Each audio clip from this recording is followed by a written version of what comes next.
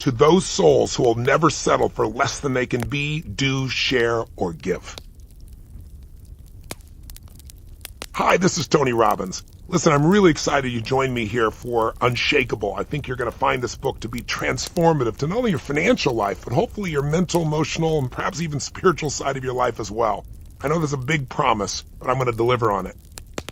I have the privilege of reading the first and last chapters myself, so you'll be hearing my voice, and then after that you'll hear the professional reader Jeremy Bobb. Waste no more time arguing about what a good man should be. Be one. Marcus Aurelius. Money is only a tool. It will take you wherever you wish, but it will not replace you as the driver. Ayn Rand. Introduction by Steve Forbes, publisher of Forbes magazine and CEO of Forbes Incorporated. This short, wisdom-rich, and crisply written audiobook couldn't be more timely. Even better, its insights and recommendations are timeless. Investors, and more important, those who currently are not investing, should listen to it and take what it says to heart. Never have we had such a long bull market that has been accompanied from the beginning by such caution and outright pessimism about the durability of the rise. The stock market never goes in a straight line, up or down, and every dip it has taken since 2009 has been met with wails of woe that we are in for another horrific slide. A result of this aversion to investing is that tens of millions of people who should be in the market, particularly millennials, are not. Tony Robbins aptly points out that regarding the accumulation of assets, especially for retirement, they are making a very costly long-term mistake by staying on the sidelines. What helps make this volume so credible is that the author is upfront in dealing with the pervasive anxieties about our economic future, worries that made the 2016 election cycle so stunning. He acknowledges that yes, eventually we will experience a real bear market, but the possibility of such an event is no reason for individuals to stay away and simply sit on their hands. Big downturns in the market happen periodically, but the long-term trend of stocks has always been upward. By taking to heart the truth that emotions are enemy number one when it comes to investing, individuals can devise strategies that will enable them to outperform the market and most professional managers. Robbins carefully and thoughtfully shows how you can be the master of your investment fate instead of sitting fearfully on the sidelines or getting whipsawed by reacting to market volatility in panicky, damaging ways. What should you do when stocks plummet? How can you find opportunity when everyone else sees disaster? He provides sensible rules that will keep you from making costly mistakes, and even better, explains what actions to take, such as recalibrating your allocation of assets, that can lay the foundation for fulsome future returns. Enemy number 2 is fees. Expenses come not only from advertised costs, but also from a variety of hidden charges. Thanks to compounding, these outlays over time can literally reduce your nest egg by hundreds of thousands of dollars. Remember that each dollar in expenses means one less dollar that can grow in coming years. This is why you should take a careful look at your 401k to discover what exactions might be eating away at it, like termites do with a house. Even index funds can hit you with unnecessary charges. As for a popular investment instrument, annuities, their charges can do to your money what Godzilla did to cities. An informed investor will be a far richer investor. A lot of regulatory changes are taking place in the world of managing money, most notably from the U.S. Department of Labor, DOL. This audiobook helpfully walks you through these. Finally, Robbins makes the point that wealth creation is not an end in and of itself, but is a crucial aspect of achieving a purposeful life, a truth too often ignored. My grandfather, B.C. Forbes, who founded our company just about a century ago, observed in the first issue of the magazine that bears his name that the purpose of business is to produce happiness, not to pile up money. We can hope only that more people, especially the younger ones just starting their working careers, will take Robbins' investment message to heart. Get in. He's right. Millennials are making the same mistake a previous generation made decades ago, a generation that was scarred by the catastrophe of the Great Depression. Those folks' fear of stocks was all too understandable. From 1929 to 1932, the Dow Jones Industrial Average went down what today would be the equivalent of 17,000 points. That's a plunge of almost 90%. The 1930s was plagued by high unemployment. Then came World War II. No wonder most Americans vowed never to go near a stock. Yet after World War II, the United States entered a great period of prosperity. Stock prices went up many-fold. Sadly, all too many people stayed out or over-invested in seemingly safe bonds. They could hardly know that the debt market was starting what turned out to be a 35-year bear market. Investors lost staggering sums to the inflation that pummeled the bond's principal. These people missed out on a fantastic opportunity to enrich their lives. So never forget about these two ferocious foes of stock market success: fear and fees. Will this sage book make Tony Robbins rich? No. All the proceeds are going to Feeding America, which provides free meals to those who need them. In this, Robbins exemplifies a basic truth that is often ignored. Commerce and philanthropy are not polar opposites. They are two sides of the same coin.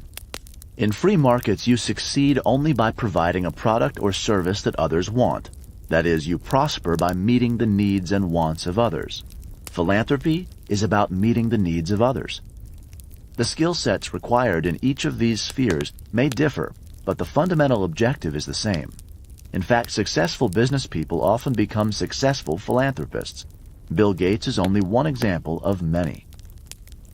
Tony Robbins demonstrates that by creating resources, by producing something, you gain the means to help others. His book will be your invaluable guide to enabling you to do the same, and on a scale you may never have thought possible. Forward, by John C. Bogle, founder of Vanguard, which has more than $3 trillion in assets under management. As 2016 began, I started my Saturday morning reading the New York Times while eating breakfast. After scanning the front page and pulling out the crossword puzzle for later, I turned my attention to the business section. Displayed prominently at the top of section B1 was Ron Lieber's Your Money column, which featured essential money management strategies written on index cards by 6 personal finance experts. Ron's point was to show that effective money management does not need to be complicated, with the key points of managing your money fitting on a single index card. 5 out of the 6 index cards addressed the topic of how to invest your savings, and each gave the same simple advice: invest in index funds. That message is getting through to investors. In 1975, I created the world's first index mutual fund, and I've been singing its praises ever since. In those early days, I was a lone voice without much of an audience. Today, an enormous choir has developed to help me spread the word. Investors are hearing our voices loud and clear and are voting with their feet, in other words, their dollars. Since the end of 2007, mutual fund investors have added almost $1.65 trillion to their holdings of equity index funds, while reducing their holdings of actively managed mutual funds by $750 billion. That swing of $2.4 trillion in investor preferences over the last 9 years is, I believe, unprecedented in the history of the mutual fund industry. Over the past 7 years, Tony Robbins has been on a mission to help the average investor win the game, preach the message of index funds, and tell investors to stop overpaying for underperformance. In his journey, he has spoken to some of the greatest minds in finance. Although I'm not sure I belong in that category, Tony came to my office at Vanguard to get my thoughts on investing. Let me tell you, Tony is a force of nature. After spending just a few minutes with Tony, I completely understand how he's been able to inspire millions of people all over the world. We had such a great time speaking with each other that our scheduled 45-minute interview ended up lasting 4 hours. It was one of the most wide-ranging and probing interviews I've done in my 65-year career in the mutual fund industry. Tony's energy and passion are contagious and energizing. I knew right away his book would have a huge impact on investors. But even I underestimated just how big an impact Tony would have. His first book on investing, Money, Master the Game, has sold over 1 million copies and spent 7 months at the top of the New York Times Business bestsellers list. Now he returns with Unshakeable, which is sure to add even more value to listeners. Unshakeable presents insights from some of the most important figures in the investing world, such as Warren Buffett and Yale Endowment Fund manager David Swensen. Both Warren and David have said time and again that index funds are the best way for investors to maximize their chances of investment success. This audiobook will help that message reach even more investors. Index funds are simple. Rather than try to time the market or outguess other professional money managers about the prospects of individual stocks, index funds simply buy and hold all of the stocks in a broad market index such as the S&P 500. Index funds work by paring the costs of investing to the bare bones minimum. They pay no fees to expensive money managers and have minimal trading costs as they follow the ultimate buy and hold strategy. We can't control what the markets will do, but we can control how much we pay for our investments. Index funds allow you to invest at minimal cost in a portfolio diversified to the nth degree. Think about it this way. All investors as a group own the market and therefore share the market's gross return before costs. By simply owning the entire market, index funds also earn the market's return at minimal annual cost, as low as 0.05% of the amount you invest. The rest of the market is active, with investors and money managers furiously trading back and forth with one another, trying to outperform the market. Yet they too, as a group, own the entire market and earn the market's gross return. All of that trading is enormously expensive. The fund managers demand and receive huge fees, while Wall Street takes a cut from all that frenzied trading. These and other hidden fees can easily add up to over 2% each year. So index fund investors receive the gross market return minus fees as low as 0.05% or less, while active investors as a group will receive the same gross return minus 2% or more. The gross return of the market minus the cost of investing equals the net return to investors. This cost matters hypothesis is all you need to know to understand the benefits of index investing. Over an investment lifetime, this annual difference really adds up. Most young people just starting their careers will be investing for 60 years or more. Compounded over that time frame, the high costs of investing can confiscate an astounding 70% of your lifetime returns. The cost differential substantially understates the costs incurred by so many investors, especially investors in 403(b) and 401(k) retirement plans.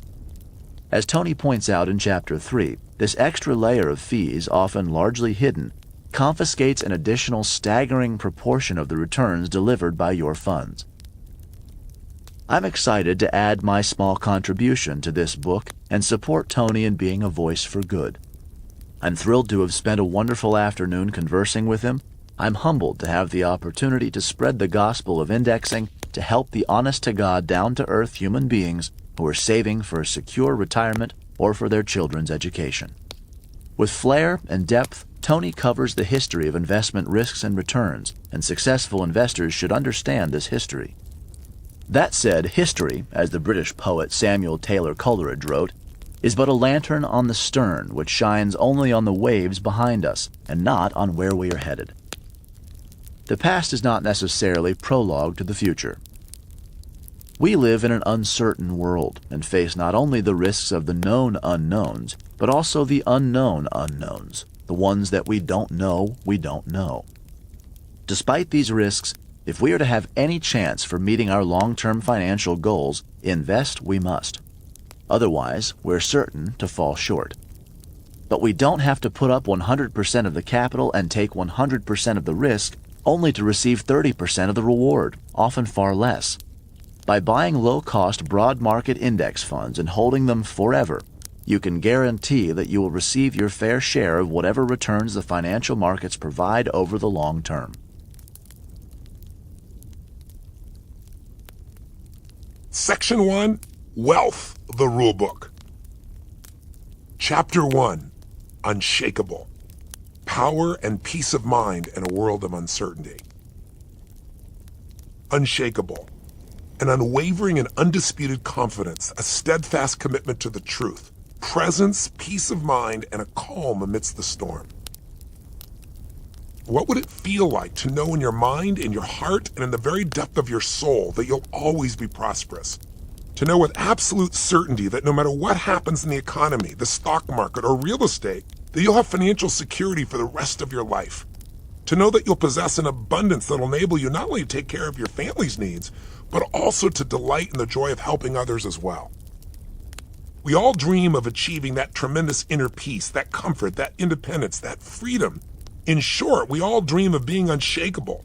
But what does it really mean to be unshakable? It's not just a matter of money, it's a state of mind.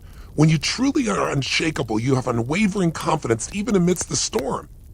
It's not that nothing upsets you. We all get hooked at times, but we just don't stay there. Nothing really rattles you for any length of time. You don't allow fear to take you over. If you're knocked off balance, you find your center quickly and you regain your inner calm. When others are afraid, you have the presence of mind to take advantage of the turmoil that's swirling all around you. This state of mind allows you to be a leader, not a follower, to be the chess player, not the chess piece, to be one of the few who do, not one of the many who merely talk. But is it even possible to become unshakable in these crazy times, or is it just a pipe dream? Do you remember how you felt in 2008 when the financial crisis savaged the global economy? Do you remember the fear, the anxiety, the uncertainty that gripped us all when the world seemed to be falling apart? The stock market collapse, maybe crushing your 401k, the property market was beaten to a pulp, maybe wrecking the value of your home or that of someone you love. Big banks fell over like toy soldiers. Millions of good, hardworking people lost their jobs. I can tell you right now, I'll never forget the suffering and the terror that I witnessed all around me.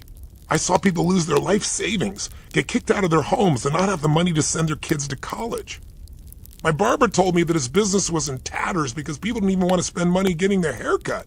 Even some of my billionaire clients called me in a panic because their cash was all tied up. The credit markets had frozen and it suddenly looked like they might be in danger of losing everything. Fear was like a virus spreading everywhere. It began to take over people's lives, infecting millions with a sense of total uncertainty.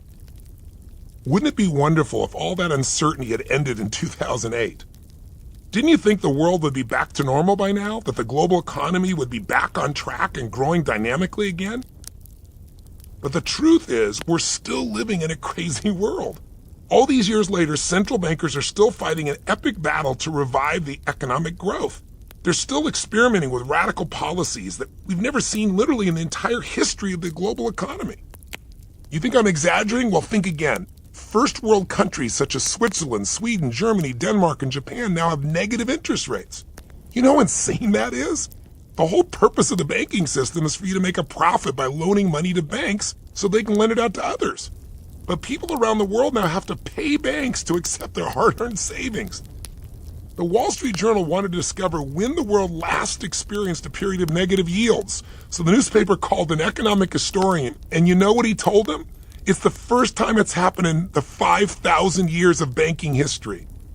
That's how far we've come from living in a normal world.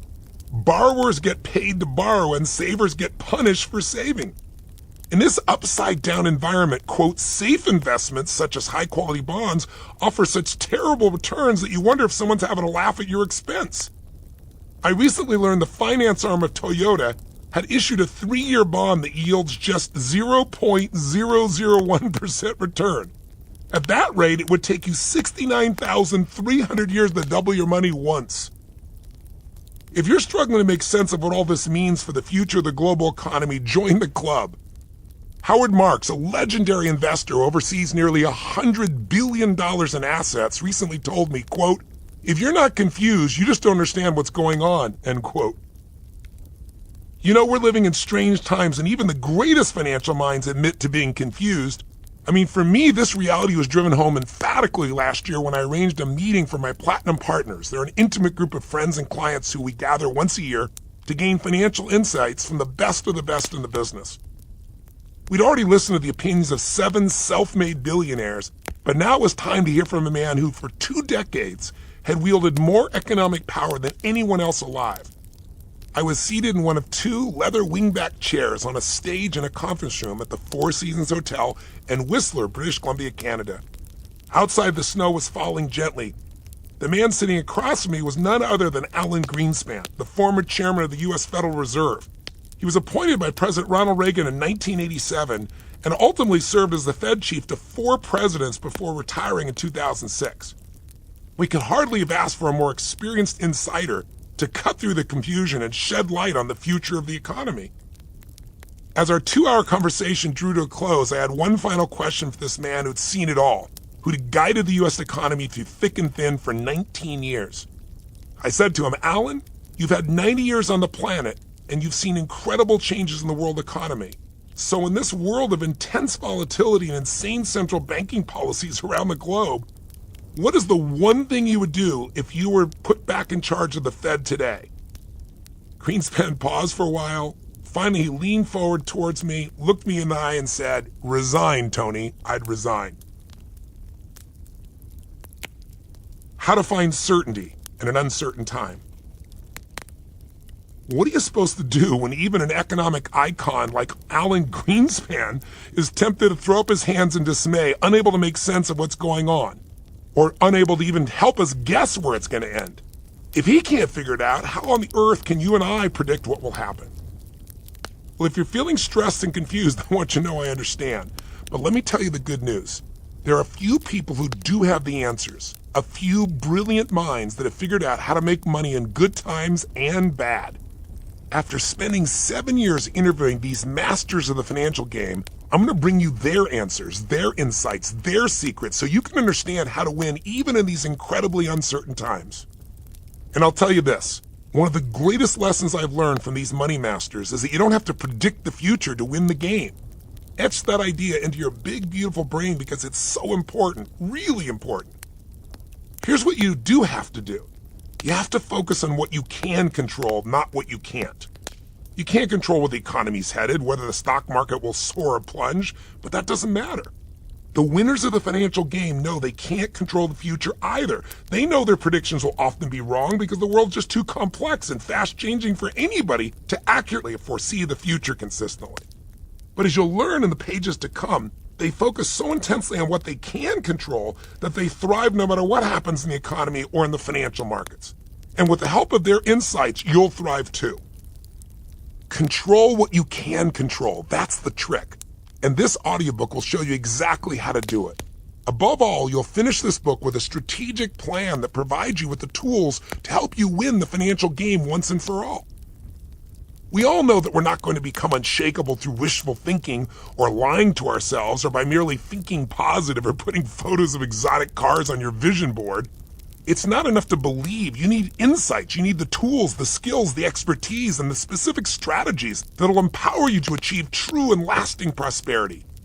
You'll need to learn the rules of the financial game, who the players are, what their agendas are, where you can get hurt, and how you can win. This knowledge can set you free. The big purpose of this small book really is to provide you with that essential knowledge. It'll give you a complete playbook for financial success so that you and your family won't ever again have to live in fear and uncertainty, but can enjoy the journey with true peace of mind. Many people just dabble in and out when it comes to their financial lives, and they pay an enormous price for it.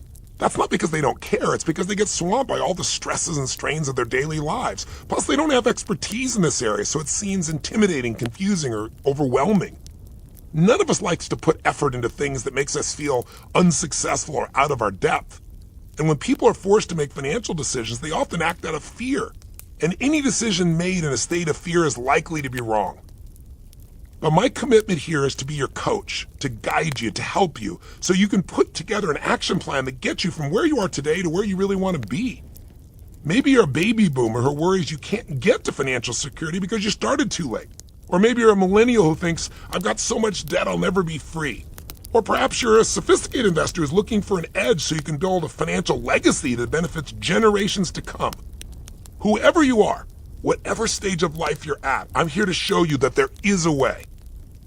If you commit to stay with me through this audiobook, I promise to provide you with the knowledge and the tools you need to get the job done. And once you absorb this information, you can put your plan in place. It'll likely take you only an hour or two each year just to keep it on target. So this is not a huge commitment once you gather this initial information. This is an area of life that requires commitment. But if you're committed to understanding and harnessing the insights in this book, the rewards can be incredible. How much stronger, how much more confident will you feel when you know the rules that govern the financial world? When you have the knowledge, that mastery, then you can make smart financial decisions based on real understanding. And after all, decisions are the ultimate power. Decisions equal destiny. The decisions you'll be equipped to make after listening to this short audiobook can bring you to a whole new level of inner peace, fulfillment, comfort, and financial freedom, a level that most humans only dream of achieving. I know this sounds like hyperbole or exaggeration, but you're going to discover it's not. This is the real thing, the real answers from the real financial masters. Meet the money masters. My life's obsession is to help people create the life of their dreams. My greatest pleasure is to show them how to rise from pain to power. I can't bear to see other people suffer because I know how it feels. I grew up dirt poor with 4 different fathers over the years, and with a mother who was an alcoholic. I often went to bed hungry, not knowing if there's going to be any food the next day. We had so little money that I bought t-shirts for 25 cents at the thrift store and went to high school in Levi cords that were about 4 inches too short for me. I grew very rapidly and we'd have money to replace the pants. So to support myself, I worked as a janitor at 2 banks in the middle of the night and then caught a bus home and slept for roughly 4 to 5 hours before dragging myself back to school each morning. Today, I'm blessed with financial success. But I can tell you right now, I'll never forget what it was like to live in that state of constant anxiety about the future.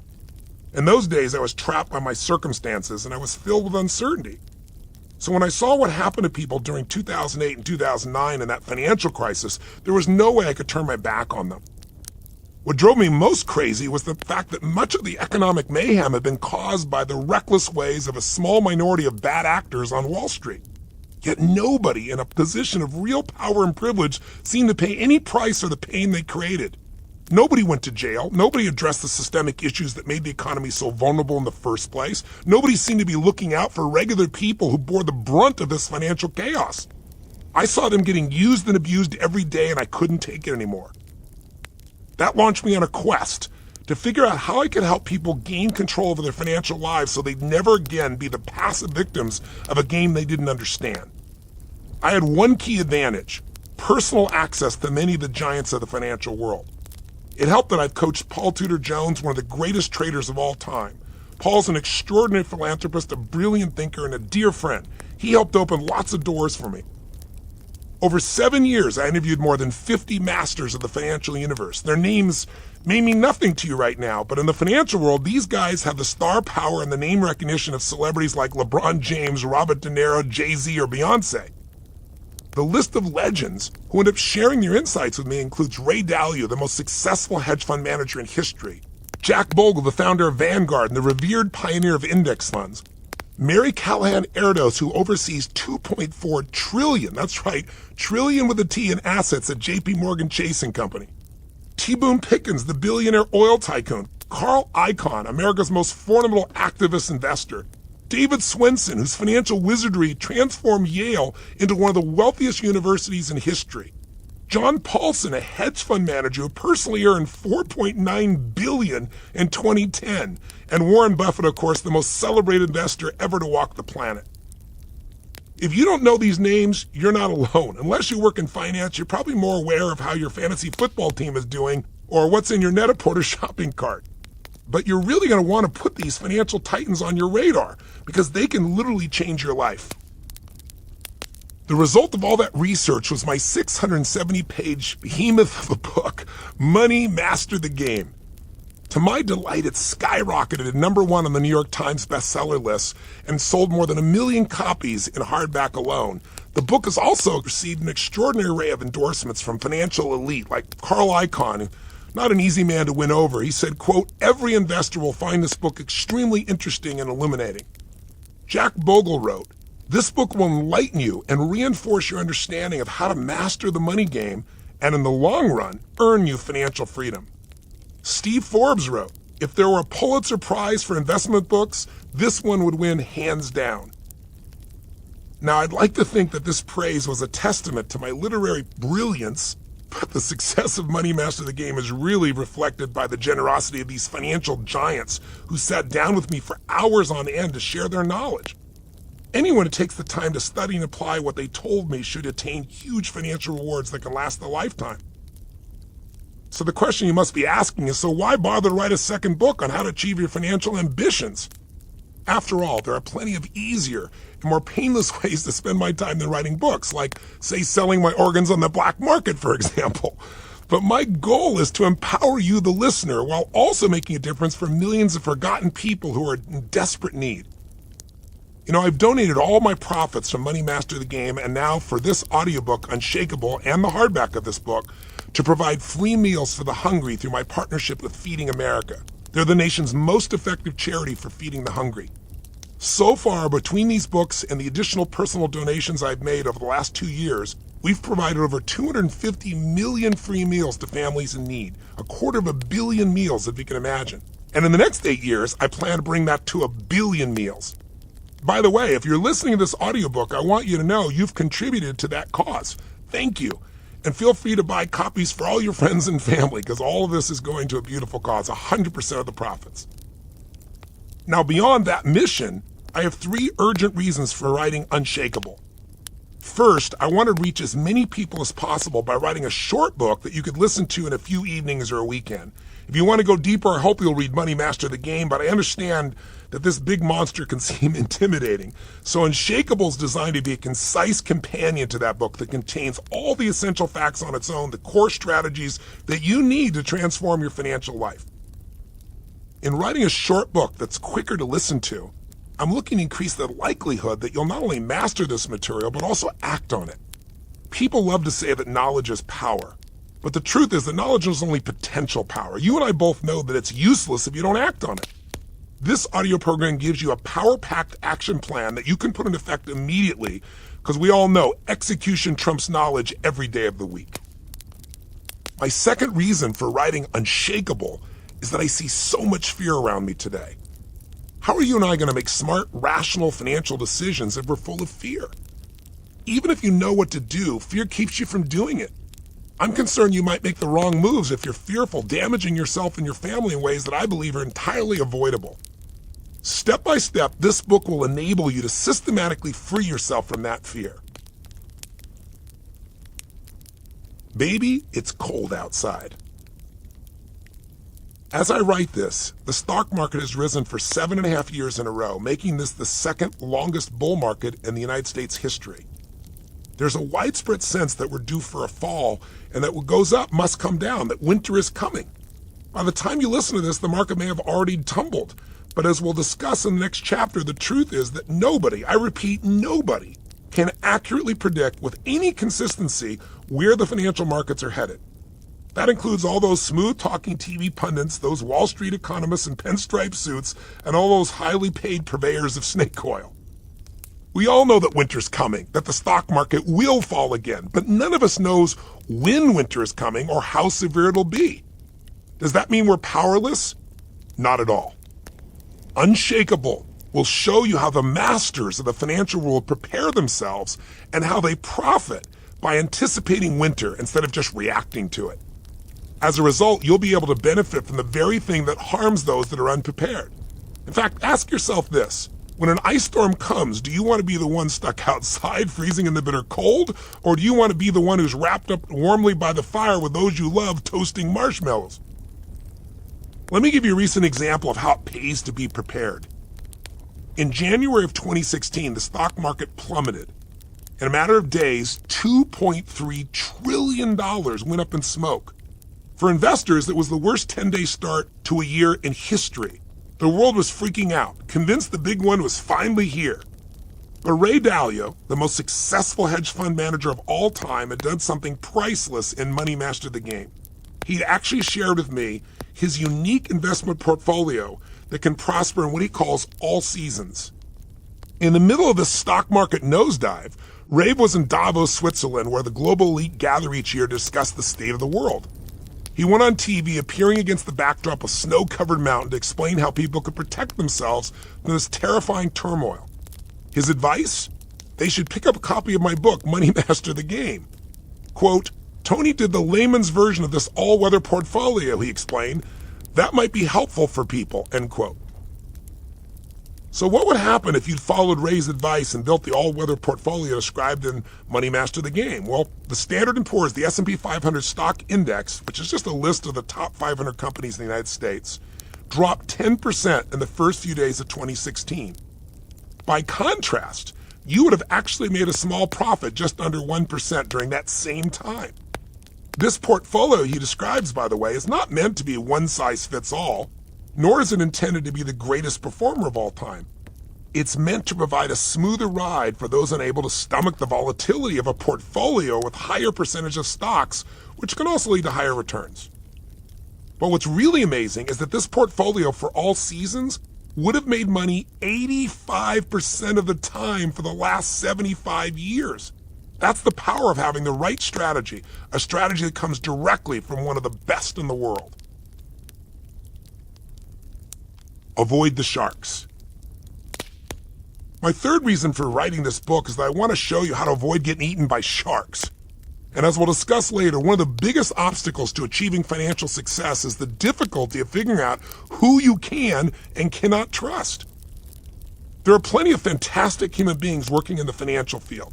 People who always remember their mom's birthday, who are kind to dogs, and who have impeccable personal hygiene. But they're not necessarily looking out for your best interests. Most people who you think are providing unbiased financial advice are actually brokers, even if they do prefer to go by other titles. They make hefty commissions by selling products, whether it's stocks, bonds, mutual funds, retirement accounts, insurance, or whatever else may pay for their next trip to the Bahamas. And as you'll soon learn, only a tiny subset of those advisors is legally required to put your best interests ahead of their own. After writing Money Master the Game, I saw once again how easy it is to get fooled by Wall Street. Peter Mallouk, a certified financial planner and an attorney who I respect immensely, reached out to me to arrange a meeting to share what he cryptically described as, quote, some crucial information. Now, if you want to know about Peter, check this out. The investment magazine Barron's rated Peter and his company, Creative Planning, the #1 independent financial advisor in America for 2013, 2014, and 2015. No one else has done that in history, 3 years in a row.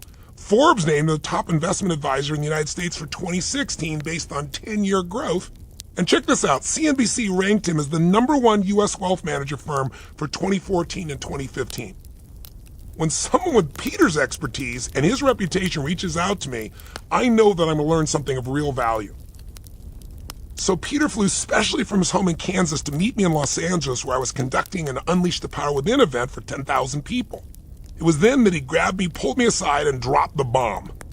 He explained how financial, quote, advisors who market themselves as straight shooters were actually exploiting a gray area in the law to sell products that benefited themselves and not their clients.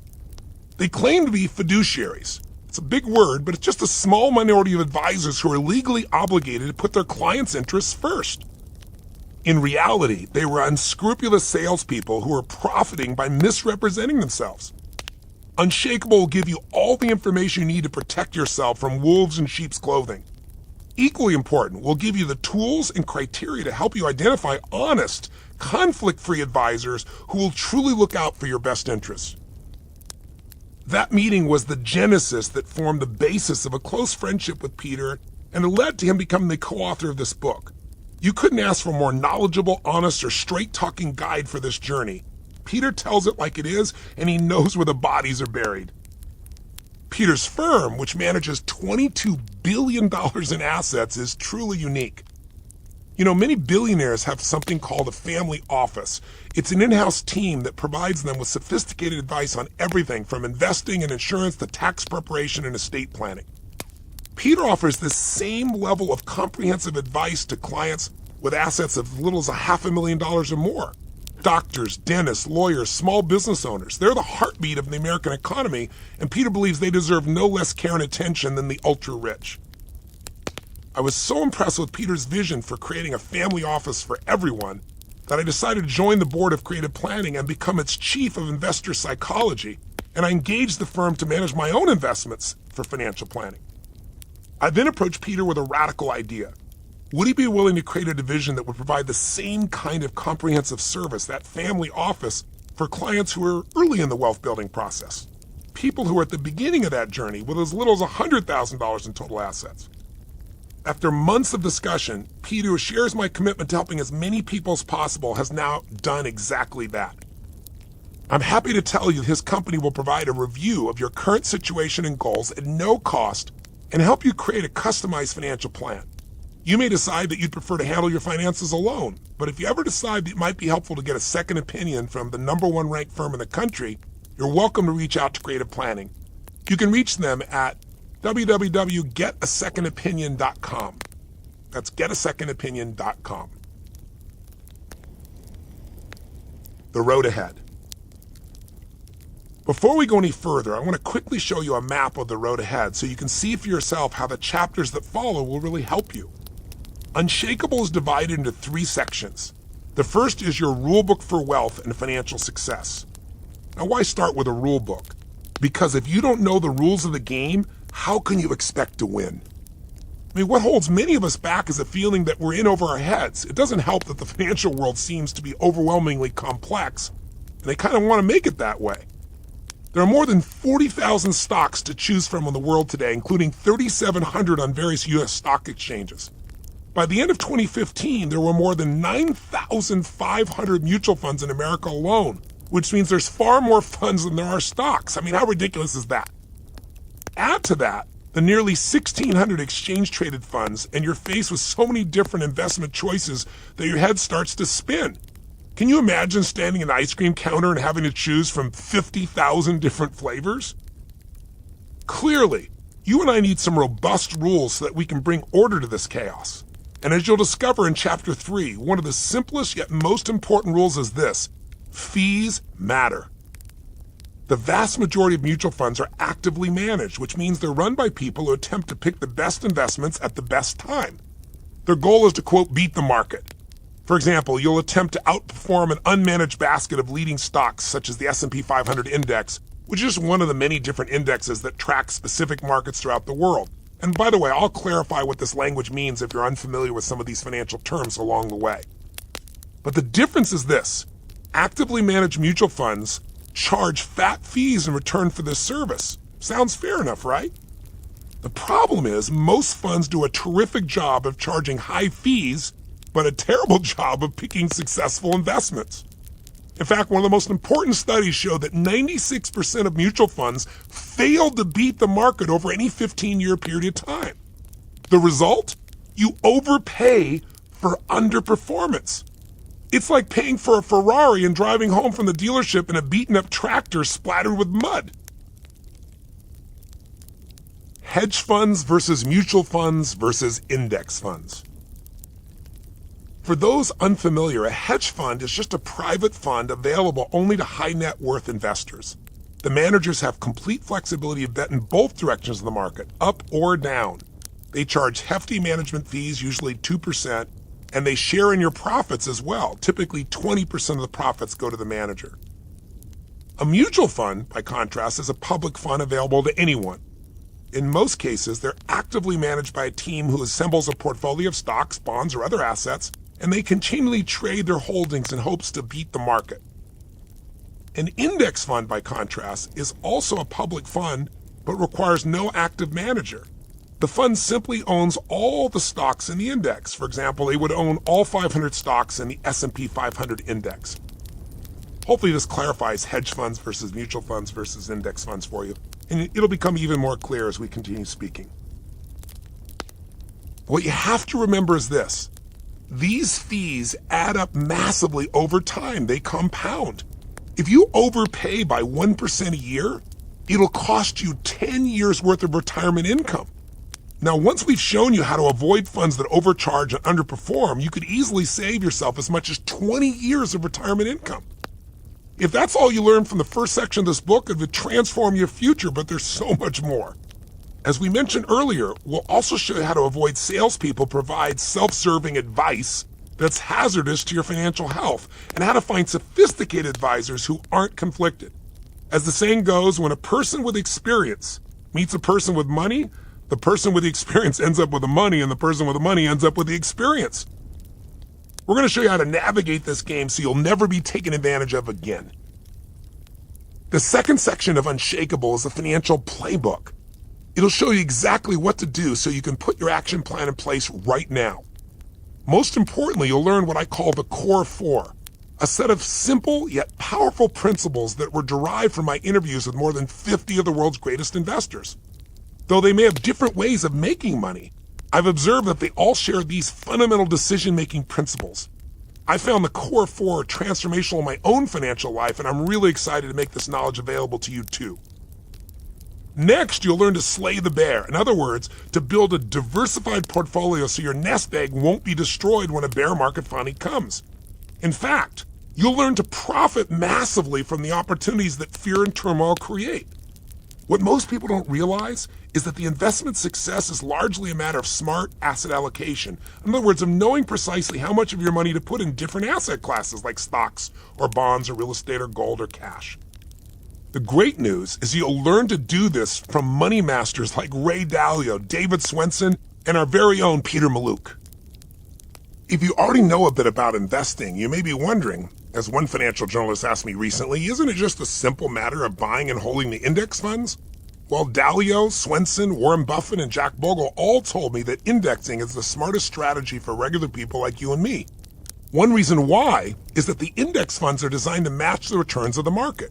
Unless you're a superstar like Warren or Ray, you're better off capturing market returns instead of trying and almost certainly failing to beat the market. Even better, index funds charge minuscule fees, saving you a fortune over the long run. I wish it was as simple as just invest in the index. As a lifelong student of human behavior, I can tell you this. Most people find it really hard to sit tight and stay in the market when everything's going haywire. Buy and hold tends to go out the window in those days. If you have nerves of steel like Buffett or Bogle, that's great. But if you want to know how the majority of people behave under stress, just check out a study by Dalbar, one of the financial industry's leading research firms.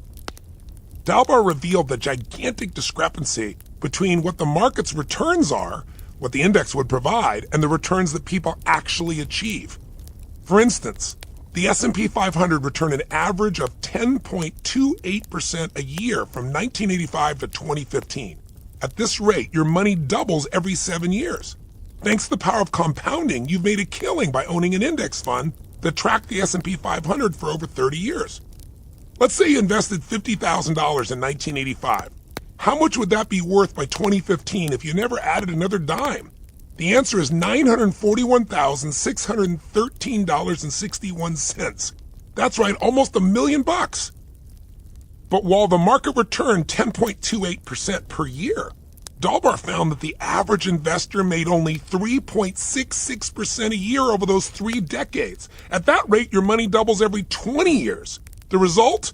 Instead of $1 million windfall, you ended up with $146,996.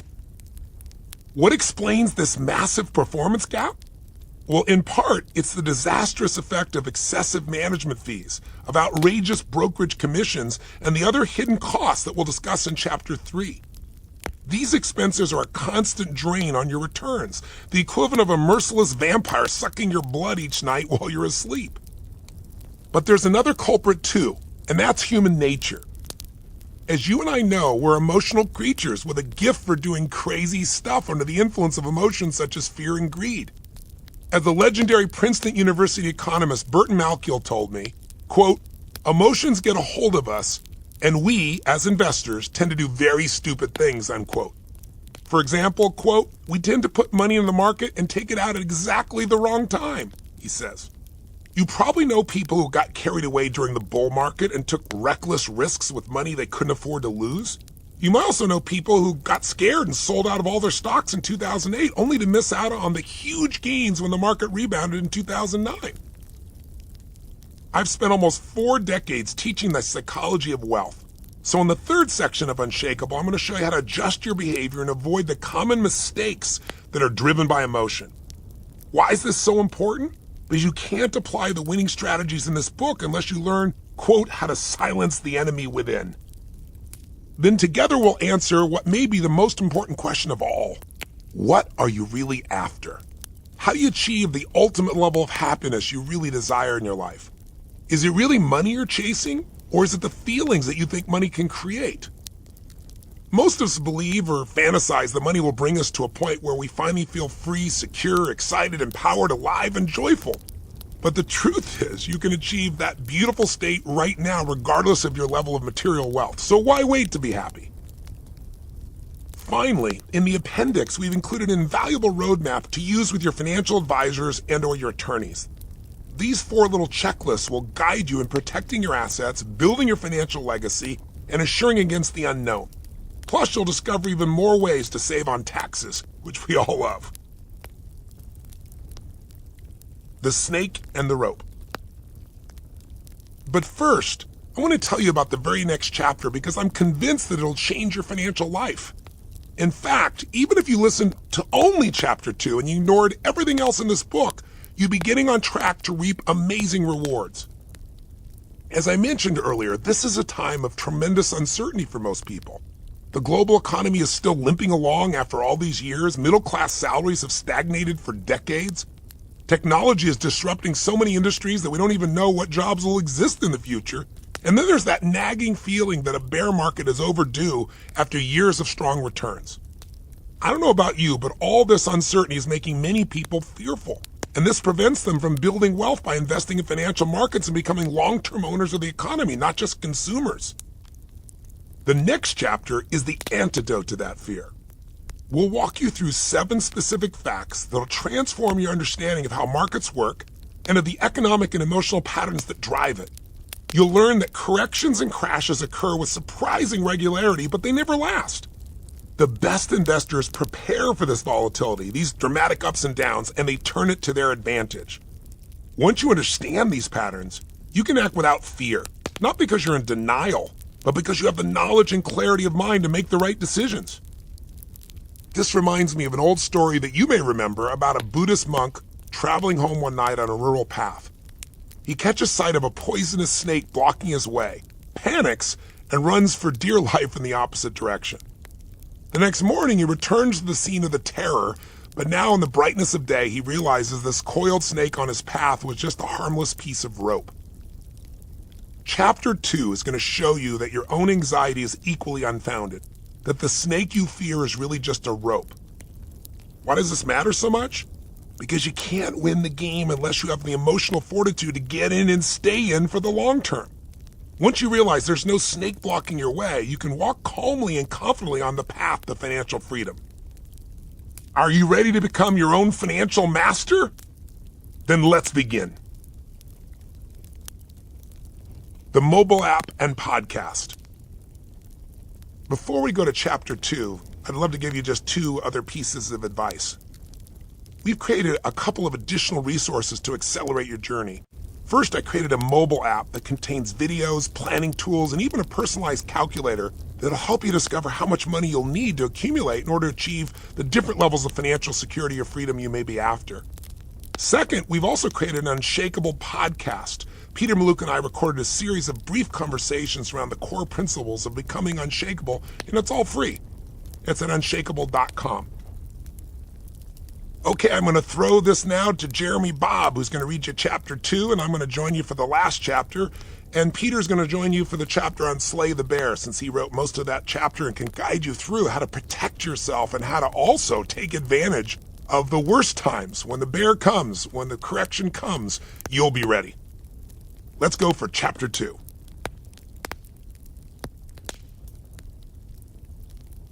Chapter 2. Winter is coming, but when? These 7 facts will free you from the fear of corrections and crashes. The key to making money in equities is not to get scared out of them. Peter Lynch, who returned 29% a year as a famed fund manager at Fidelity Investments. Power. The ability to shape and influence life's circumstances. The fuel to produce extraordinary results. Where does it come from? What makes a person powerful? What creates power in your own life? When humans lived as hunter-gatherers, we had no power. We were at the mercy of nature. We could be ripped apart by vicious predators or destroyed by brutal weather whenever we ventured into the wild to hunt or scavenge for food. And food wasn't always there. But gradually, over many thousands of years, we developed an invaluable skill, we learn to recognize and utilize patterns. Most important, we observe the patterns of the seasons, and we learn to take advantage of them by planting crops at the right time. This capability moved us from scarcity to abundance, to a way of life in which communities and eventually cities and civilizations could flourish. Our gift for pattern recognition literally changed the course of human history.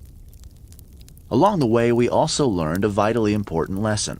We're not rewarded when we do the right thing at the wrong time. If you plant in winter, you'll get nothing but pain, no matter how hard you work. To survive and thrive, you and I have to do the right thing at the right time. Our capacity for pattern recognition is also the #1 skill that can empower us to achieve financial prosperity. Once you recognize the patterns in the financial markets, you can adapt to them, utilize them, and profit from them. This chapter will give you that power. The majority of investors fail to take full advantage of the incredible power of compounding, the multiplying power of growth times growth. Peter Mallouk. Before we get to the heart of this chapter, let's just take 2 minutes to discuss a fundamental concept that I'm sure you already know, but one that we need to utilize and maximize in order to build lasting wealth. The first pattern we need to recognize is that there's a miraculously powerful way to build wealth that's available to all of us, one that Warren Buffett has harnessed to amass a fortune that now stands at $65 billion. What's his secret? It's simple, says Buffett. My wealth has come from a combination of living in America, some lucky genes, and compound interest. I can't vouch for your genes, though I'm guessing they're pretty good. What I do know for sure is that compounding is a force that can catapult you to a life of total financial freedom. Of course, we all know about compounding, but it's worth reminding ourselves just how impactful it can be when we truly understand how to make it work for us. In fact, our ability to recognize and utilize the power of compounding is the life-changing equivalent of our ancestors' discovery that they could produce bountiful harvests by planting crops at the right time. Let's illustrate the tremendous impact of compounding with just one simple but mind-blowing example. 2 friends, Joe and Bob, decide to invest $300 a month. Joe gets started at age 19, keeps going for 8 years, and then stops adding to his pot at age 27. In all, he saved a total of $28,800. Joe's money then compounds at a rate of 10% a year, which is roughly the historic return of the U.S. stock market over the last century. By the time he retires at 65, how much does he have? The answer, $1,863,287.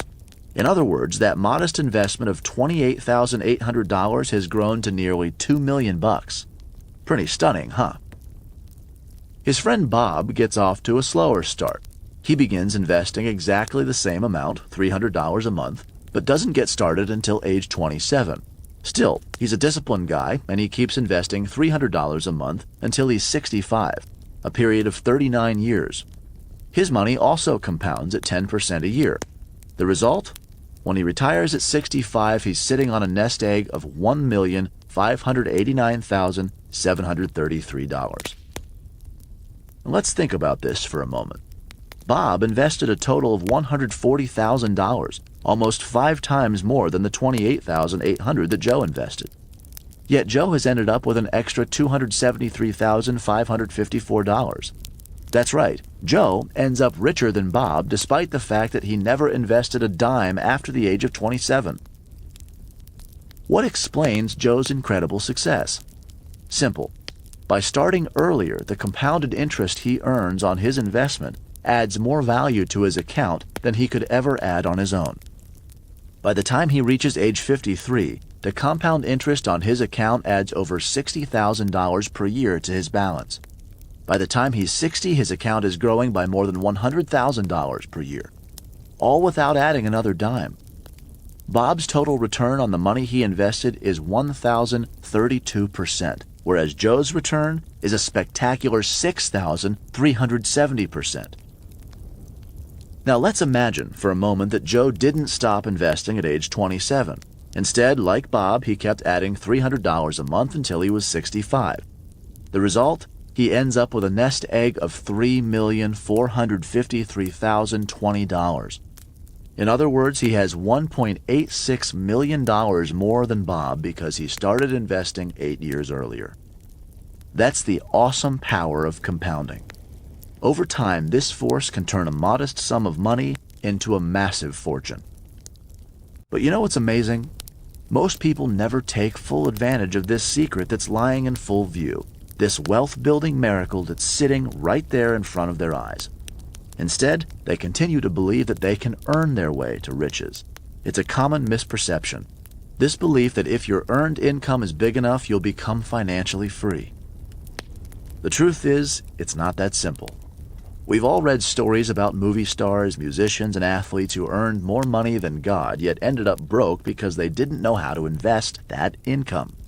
After a series of lousy investments, the rapper 50 Cent recently declared bankruptcy, despite having had a net worth estimated at $155 million.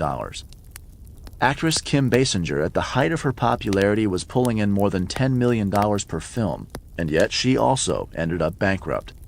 Even the king of pop, Michael Jackson, who reportedly signed a recording contract worth almost $1 billion and sold more than 750 million records, supposedly owed more than $300 million upon his death in 2009. The lesson? You're never going to earn your way to financial freedom.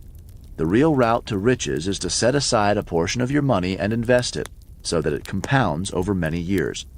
That's how you become wealthy while you sleep. That's how you make money your slave instead of being a slave to money. That's how you achieve true financial freedom. By now you're probably thinking to yourself, yeah, but how much money do I have to set aside in order to reach my financial goals? That's a great question. As mentioned, to help you answer it, we've developed a mobile app that you can use to figure out exactly what you'll need to save and invest. It's available at www.unshakeable.com. Everyone's situation is unique, so I'd recommend sitting down with a financial advisor to discuss your specific goals and how to reach them. But I want to warn you, most advisors grossly underestimate how much money you're likely to need to be financially secure, independent, or free. Some say you should have a nest egg that's 10 times what you earn currently. Others, who are a bit more realistic, say you'll need 15 times. In other words, if you're making $100,000, you'll need $1.5 million. If you're making $200,000, you'll need $3 million. You get the idea. In reality, the number you should really aim for is 20 times your income. So, if you currently earn $100,000, you'll need $2 million. It may sound like a lot, but remember that our friend Joe got there with a mere $28,000, and my bet is you'll have much more than this to invest over the coming years. You can hear about this in greater detail in Money, Master the Game, which has an entire section on this subject. As I explain there, it's easy to get overwhelmed when thinking about a huge number like this, but it's less intimidating when you start with an easier target. For example, maybe your first goal is financial security, not total independence. How would you feel if you could cover the cost of your mortgage, food, utilities, transportation, and insurance, all without ever working again? Pretty great, right? The good news is this number is usually 40% less than ultimate financial independence, where everything you need is paid for, and thus you can hit it quicker. Once you hit that target, you'll have built up so much momentum that the bigger number won't feel like such a stretch. But how are you going to get there? First, you've got to save and invest. Become an owner, not just a consumer. Pay yourself first by taking a percentage of your income and having it deducted automatically from your paycheck or bank account. This will build your freedom fund, the source of lifetime income that will allow you to never have to work again. My guess is you're already doing this, but maybe it's time to give yourself a raise. Increase what you save from 10% of your income to 15% or from 15% to 20%. For some people, 10% may seem impossible right now. Maybe you're at a stage in your life when you have student loans or major obligations to your family or a business. No matter what your situation, you have to take the first step and get underway. There's a proven method called Save More Tomorrow, which I describe in detail in Chapter 1.3 of Money, Master the Game. You start by saving just 3% and gradually raise this to 15% or 20% over time. Now that you've saved it, Where are you going to invest for maximum returns so that you reach your target faster? The single best place to compound money over many years is in the stock market. In Chapter 6, we'll discuss the importance of putting together a diversified portfolio that includes other assets. But for now, we're going to focus on the stock market. Why? Because this is incredibly fertile land. Like our ancestors, we need to plant our seeds where we can reap the greatest harvest. Where should I put my money? As you and I both know, the stock market has made millions of people rich. Over the last 200 years, despite many ups and downs, it's been the best place for the long-term investor to build wealth. But you need to understand the market's patterns. You need to understand its seasons. That's what this chapter is all about. What's the biggest financial question on all of our minds today? In my experience, we're all searching for answers to pretty much the same question. Where should I put my money? This question has become more urgent lately because all of the answers seem unappealing. In an era of compressed interest rates, you earn nothing when you keep your cash in a savings account. If you buy a high-quality bond, for example, if you lend money to the Swiss or Japanese governments, you'll earn less than nothing. There's a joke going around that traditionally safe investments like these now offer return-free risks instead of risk-free returns. What about stocks?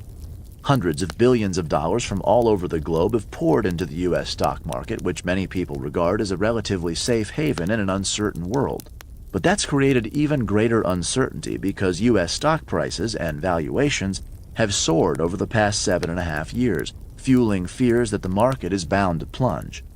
Even people who've done well in this rising market are worried that the whole thing could fold, that there's nothing propping it up except the central banks and their crazy policies. So what should you do? Prepare for a stock market meltdown by selling everything and running to the hills? Keep all of your money in cash, earning zilch, and wait till the market plummets so you can buy in at lower prices? But how long can you wait? What about all those unfortunate souls who've already waited for years, missing the entire bull market? Or should you stay in the market, sit tight, close your eyes, and assume the brace position as you prepare for impact? I told you, none of these options sound that enticing. As you know, humans have a tough time handling uncertainty. So how are we supposed to make intelligent decisions in this environment where everything seems uncertain? What can we do if we have no idea when the market will plunge, when the financial equivalent of winter will finally arrive? But I've got news for you. We do know when winter will arrive. How? Because when we look back at the stock market over an entire century, we discover this extraordinary fact. Financial winter comes on average every year. Once you start to recognize long-term patterns like this, you can utilize them. Even better, your fear of uncertainty melts away because you see that important aspects of the financial markets are much more predictable than you ever realized. So we're going to walk you through 7 facts that will show you how the markets work. You'll learn that certain patterns repeat again and again, and you'll learn to base your decisions on an understanding of those proven patterns, just like our ancestors who discovered that planting seeds in spring was a winning strategy. Of course, nothing is ever entirely certain in farming, financial markets, or life. Some winters arrive sooner, some later, some are severe, some mild. But when you stick with an effective approach over many years, your probability of success increases massively. What separates the money masters from the crowd is this ability to find a winning strategy and stick with it, so the odds are always strongly in their favor. Once you understand the 7 indisputable facts we're about to explain, you'll know how the financial seasons work. You'll know the rules of the game, the principles on which it's based. This will give you an enormous edge, since even many experienced and sophisticated investors don't know these facts. Armed with this knowledge, you can get in the game, stay in it, and win. Best of all, these facts will free you from all of the fear and anxiety that dominate most people's financial lives. That's why we call them freedom facts. And let me tell you, the ability to invest without fear is critically important. Why? Because so many people are so paralyzed by fear that they can barely bring themselves to dip their toes in the water. They're terrified that the stock market will crash and wash away all of their hard-earned savings. They're terrified that stocks will nosedive right after they invest. They're terrified that they'll get hurt because they don't know what they're doing. But as you'll soon discover, all those fears will quickly fall away once you understand the pattern of facts that we're going to reveal over the next few pages. But before we get started, let me quickly explain some investment jargon. When any market falls by at least 10% from its peak, it's called a correction, a peculiarly bland and neutral term for an experience that most people relish about as much as dental surgery. When a market falls by at least 20% from its peak, it's called a bear market. We'll begin by sharing some surprising freedom facts about corrections, then we'll turn our attention to bear markets. Finally, we'll explain the most important fact of all. The biggest danger isn't a correction or a bear market, it's being out of the market. Freedom Fact 1. On average, corrections have occurred about once a year since 1900. Have you ever listened to the pundits on CNBC or MSNBC talking about the stock market? Isn't it amazing how dramatic they can make it sound? They love talking about volatility and turmoil because fear draws you into their programming. They're constantly analyzing many crises that prognosticators predict could trigger market mayhem. The crisis in question might be unrest in the Middle East, slumping oil prices, the downgrading of U.S. debt, a fiscal cliff, a budget standoff, Brexit, a China slowdown, or whatever else they can milk for excitement. And by the way, if you don't understand these things, don't worry. Most of these experts don't either. I don't blame them for peddling drama, it's their job. But between you and me, none of this is really that exciting. A lot of it is just hyped up to stop you from reaching for your remote control. The trouble is, all this babble, all this drama, all this emotion can make it hard for us to think clearly.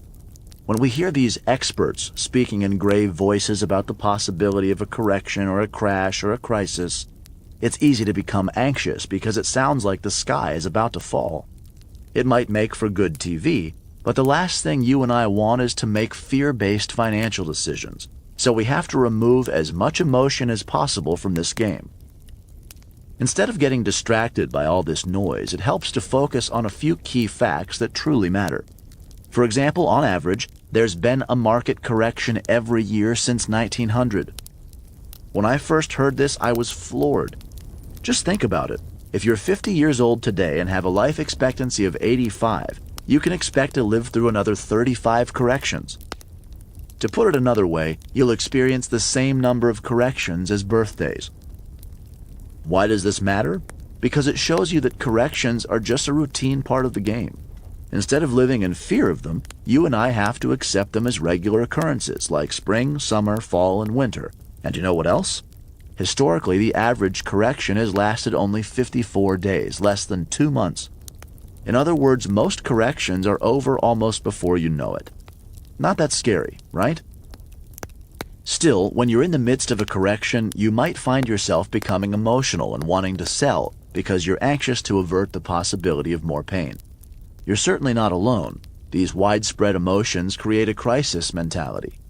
But it's important to note that in the average correction over the last 100 years, the market has fallen only 13.5%. From 1980 through the end of 2015, the average drop was 14.2%. It can feel pretty uncomfortable when your assets are taking that kind of hit, and the uncertainty leads many people to make big mistakes. But here's what you have to remember. If you hold tight, it's highly likely that the storm will soon pass. Freedom Fact 2. Less than 20% of all corrections turn into a bear market. When the market starts tumbling, especially when it's down more than 10%, many people hit their pain threshold and start to sell because they're scared that this drop could turn into a death spiral. Aren't they just being sensible and prudent? Actually, not so much. It turns out that fewer than 1 in 5 corrections escalate to the point where they become a bear market. To put it another way, 80% of corrections don't turn into bear markets. If you panic and move into cash during a correction, you may well be doing so right before the market rebounds. Once you understand that the vast majority of corrections aren't that bad, it's easier to keep calm and resist the temptation to hit the eject button at the first sign of turbulence. Freedom Fact 3. Nobody can predict consistently whether the market will rise or fall. The media perpetuates a myth that if you're smart enough, you can predict the market's moves and avoid its downdrafts. The financial industry sells the same fantasy. Economists and market strategists from big investment banks confidently predict where the S&P 500 will stand at the end of the year, as if they have a crystal ball or, equally unlikely, superior insight. Newsletter writers also love to act like Nostradamus and warn you of the coming crash, hoping you'll feel compelled to subscribe to their services so you can avoid this fate. Many of them make the same dire predictions every year until they're occasionally right, as anyone would be. After all, even a man with a broken watch can tell you the correct time twice a day. These self-proclaimed seers then use that accurate prediction to market themselves as the next great market timer. Unless you're wise to this trick, it's easy to fall for it. Some of these folks may actually believe in their own powers of prediction. Others are just slick salesmen. So take your pick. Are they idiots or liars? I couldn't possibly say, but I'll tell you this. If you're ever tempted to take them seriously, just remind yourself of this classic remark from the physicist Niels Bohr. Prediction is very difficult, especially about the future. I'm not sure how you feel about the Tooth Fairy or the Easter Bunny, but when it comes to our finances, it's best to face facts. And the fact is, nobody can consistently predict whether markets will rise or fall. It's delusional to think that you or I could successfully time the market by jumping in and out at the right moments. If you're not convinced, here's what two of the wisest masters of the financial world think of market timing and the challenge of predicting market movements. Jack Bogle, the founder of Vanguard, which has more than $3 trillion in assets under management, has said, "Sure, it would be great to get out of the stock market at the high and back in at the low, but in 65 years in the business, I not only have never met anybody that knew how to do it, I've never met anybody who had met anybody that knew how to do it." And Warren Buffett has said, "The only value of stock forecasters is to make fortune tellers look good." Still, I have to confess, it's fun to watch all these market pundits, commentators, and economists make fools of themselves by trying to pinpoint a correction. One of my favorite examples is economist Dr. Nouriel Roubini, who predicted wrongly that there'd be a significant stock market correction in 2013. Roubini, one of the best-known forecasters of our time, was nicknamed Dr. Doom because of his many prophecies of disaster. He successfully predicted the 2008 market meltdown. Unfortunately, he also warned of a recession in 2004, wrongly, 2005, wrongly, 2006, wrongly, and 2007, wrongly. In my experience, market seers like Roubini are clever and articulate, and their arguments are often compelling. But they thrive by scaring the living daylights out of you, and they've been wrong again and again and again. Sometimes they get it right, but if you listen to all of their scary warnings, you'll end up hiding under your bed, clutching a tin box containing your life savings. And let me tell you a secret. Historically, that's not been a winning strategy for long-term financial success. Freedom Fact 4. The stock market rises over time despite many short-term setbacks. The S&P 500 index experienced an average intra-year decline of 14.2% from 1980 through the end of 2015. In other words, these market drops were remarkably regular occurrences over 36 years. Once again, nothing to be scared of, just a matter of winter putting in its usual seasonal appearance. But you know what really blows my mind? The market ended up achieving a positive return in 27 of those 36 years. That's 75% of the time. Happy endings. Despite a 14.2% average drop within each year, the U.S. market ended up with a positive return in 27 of the last 36 years. Why is this so important? Because it reminds us that the market generally rises over the long run, even though we hit a huge number of potholes along the way. You know as well as I do that the world had its fair share of problems over those 36 years, including 2 Gulf Wars, 9/11, the conflicts in Iraq and Afghanistan, and the worst financial crisis since the Great Depression. Even so, the market ultimately rose in all but 9 of those years. What does this mean in practical terms? It means that you and I should always remember that the long-term trajectory is likely to be good, even when the short-term news is dismal and the market is getting smacked. We don't need to get bogged down in economic theory here, but it's worth mentioning that the U.S. stock market typically rises over time because the economy expands as American companies become more profitable, as American workers become more efficient and productive, as the population grows, and as technology drives new innovation. I'm not saying that every company or every individual stock will do well over time. As you and I both know, the business world is a Darwinian jungle. Some companies will die and some stocks will fall to zero, but one big advantage of owning an index fund that tracks a basket of stocks such as the S&P 500 is that the weaker companies intermittently get culled and replaced by stronger ones. It's survival of the fittest in action. The great thing is that you benefit from these upgrades in the quality of the companies in the index. How? Well, as a shareholder of an index fund, you own part of the future cash flows of the companies in that index. This means that the American economy is making you money even while you sleep.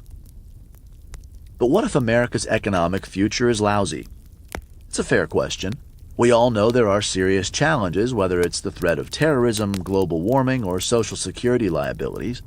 Even so, this is an incredibly dynamic and resilient economy with some powerful trends driving its future growth. In his 2015 annual report, Warren Buffett addressed this subject at length, explaining how population growth and extraordinary gains in productivity will create an enormous increase in wealth for the next generation of Americans. This all-powerful trend is certain to continue. America's economic magic remains alive and well, he wrote. For 240 years, it's been a terrible mistake to bet against America, and now is no time to start. Freedom Fact 5. Historically, bear markets have happened every 3 to 5 years. I hope you're starting to see why it's a good idea to be a long-term investor in the stock market and not merely a short-term trader. And I hope it's now equally obvious that you don't need to live in fear of corrections. Just to recap for a moment, you know now that corrections happen regularly, that nobody can predict when they'll happen, and that the market usually rebounds quickly, resuming its general upward trajectory. Any fear you once felt should turn to power. Believe me, these facts hit me like a revelation. Once I understood them, all of my concerns about corrections melted away. Here was factual proof that the snake was nothing but an inert rope. But what about bear markets? Shouldn't we be terrified of them? Actually, no. Here again, we need to understand a few key facts so we can act on the basis of knowledge, not emotion.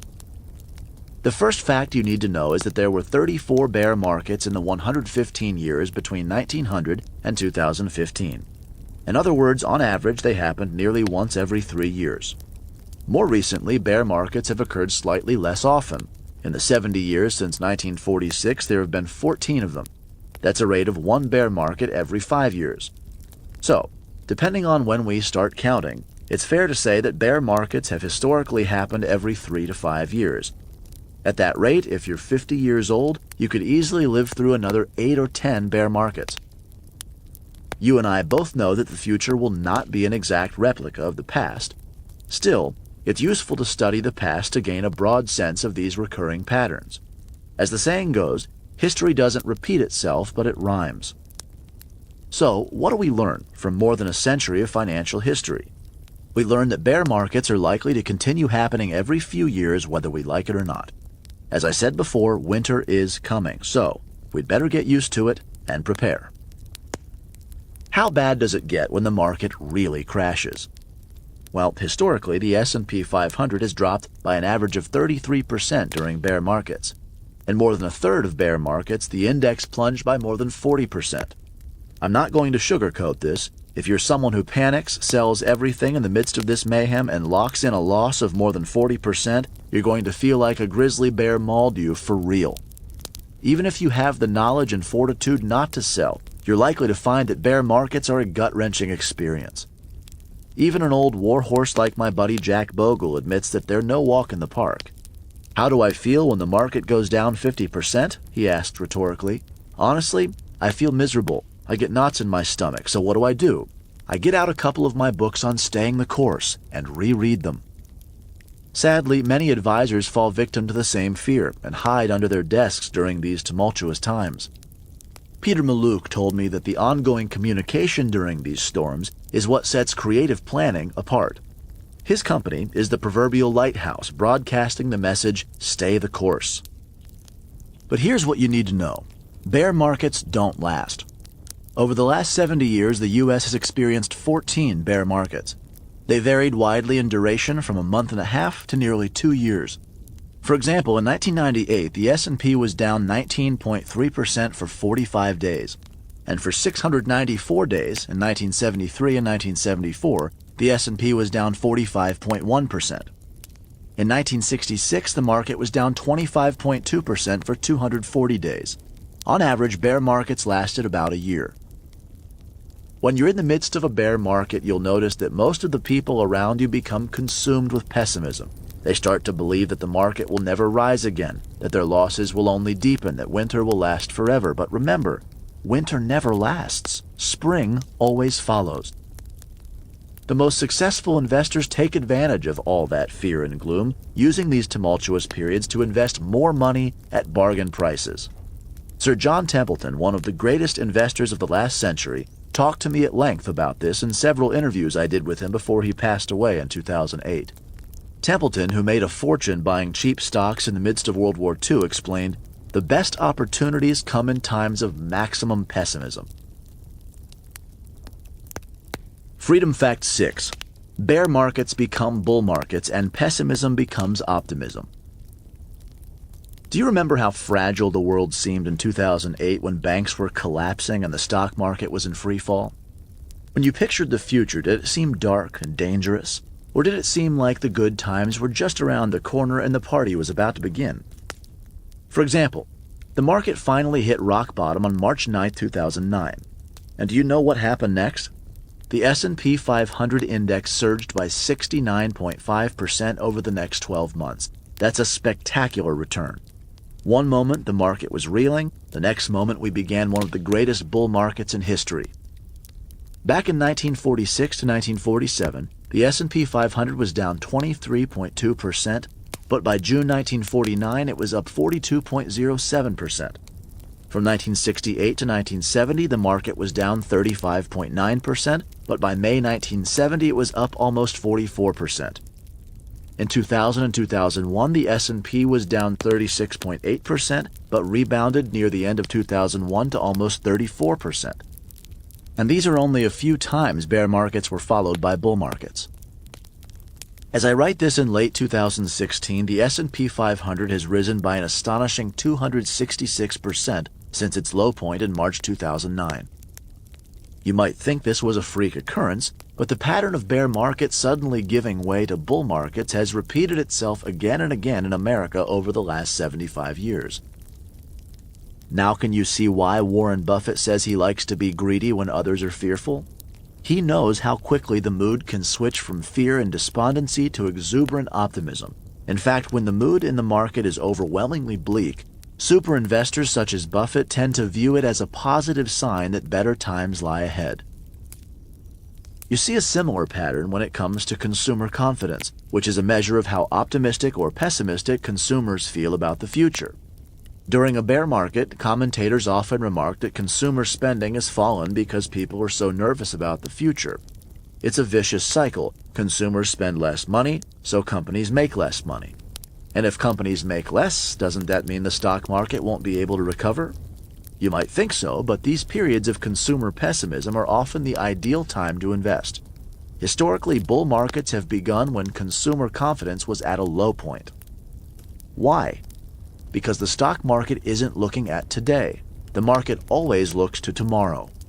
What matters most isn't where the economy is right now, but where it's headed. And when everything seems terrible, the pendulum eventually swings in the other direction.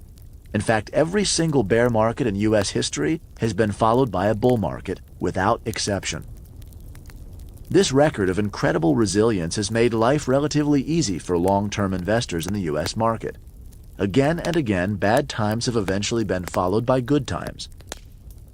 But what about other countries? Have they seen a similar pattern of bear markets being followed by bull markets? Broadly speaking, yes. But Japan has had a much tougher experience. Remember the 1980s when Japanese companies seemed poised to rule the world? Japan's stock index, the Nikkei 225, rose six-fold during those years of giddy optimism, hitting a high of 38,957 in 1989. Then the market got blown to bits. By March 2009, the Nikkei had sunk to a low of 7,055. That's an 82% loss over 20 years. In recent years, though, it has staged a strong comeback, recovering to a high of 17,079. Even so, the Japanese market is still way below its peak after nearly 3 decades. As we'll discuss later, you can protect yourself against this sort of disaster by building a portfolio that's broadly diversified globally and also among different types of assets. The stock market is a device for transferring money from the impatient to the patient. Warren Buffett. Did you ever listen to the news and hear the announcer mention that the stock market just hit an all-time high? Maybe you got that queasy feeling that we were flying too close to the sun, that gravity was about to do its thing, that the market would inevitably fall back to Earth. As I wrote these words, the S&P 500 stood just a few points below its all-time high. In recent weeks, it hit new highs on multiple occasions, and as you know, this bull market is more than 7 years old, so the possibility that we may be due for a fall has probably been on your mind as well as mine. It certainly makes sense not to take carefree risks when stocks have soared for years. If there's one lesson from Japan's experience, it's that we humans have a natural tendency to get carried away and lose sight of danger when stock prices have been surging. But the fact that a market is close to its all-time high doesn't necessarily mean that there's trouble ahead. As we discussed earlier, the U.S. market has a general upward bias. It rises over the long term because the economy continues to grow. In fact, the U.S. market hits an all-time high on approximately 5% of all trading days. On average, that's once a month. Remember, real life is not an absolute average. You tend to have streaks of up days and also down days, but it's good to know the average. Thanks to inflation, the price of almost everything is at an all-time high almost all the time. If you don't believe me, check the price of your Big Mac, your cafe latte, your candy bar, your Thanksgiving turkey, or your new car. Chances are they're all priced at an all-time high too. Freedom Fact 7. The greatest danger is being out of the market. I hope you agree with me by now that it's not possible to jump in and out of the market successfully. It's just too difficult for regular mortals like you and me to predict the market's movements. As Jack Bogle once said, the idea that a bell rings to signal when investors should get into or out of the stock market is simply not credible. Even so, the fact that the market is hovering close to an all-time high might tempt you to play it safe by waiting on the sidelines in cash until stock prices have fallen. You miss 100% of the shots you don't take. Hockey Hall of Famer Wayne Gretzky. The trouble is, sitting on the sidelines even for short periods of time may be the costliest mistake of all. I know this sounds counterintuitive, but it has a devastating impact on your returns when you miss even a few of the market's best trading days. From 1996 through 2015, the S&P 500 returned an average of 8.2% a year. But if you missed out on the top 10 trading days during those 20 years, your returns dwindled to just 4.5% a year. Can you believe it? Your returns would have been cut almost in half just by missing the 10 best trading days in 20 years. It gets worse. If you missed out on the top 20 trading days, your returns dropped from 8.2% a year to a paltry 2.1%. And if you missed out on the top 30 trading days, your returns vanished into thin air, falling all the way to zero. Meanwhile, a study by J.P. Morgan found that 6 of the 10 best days in the market over the last 20 years occurred within 2 weeks of the 10 worst days. The moral? If you got spooked and sold at the wrong time, you missed out on the fabulous days that followed, which is when patient investors made almost all of their profits. In other words, market turmoil isn't something to fear. It's the greatest opportunity for you to leapfrog to financial freedom. You can't win by sitting on the bench. You have to be in the game. To put it another way, fear isn't rewarded. Courage is. The message is clear. The greatest danger to your financial health isn't a market crash. It's being out of the market. In fact, one of the most fundamental rules for achieving long-term financial success is that you need to get in the market and stay in it, so you can capture all of its gains. Jack Bogle puts it perfectly. Don't do something, just stand there. Hell is truth seen too late. Thomas Hobbes, 17th century British philosopher. But what if you get into the market at exactly the wrong time? What if you get unlucky and you're hit immediately by a correction or a crash?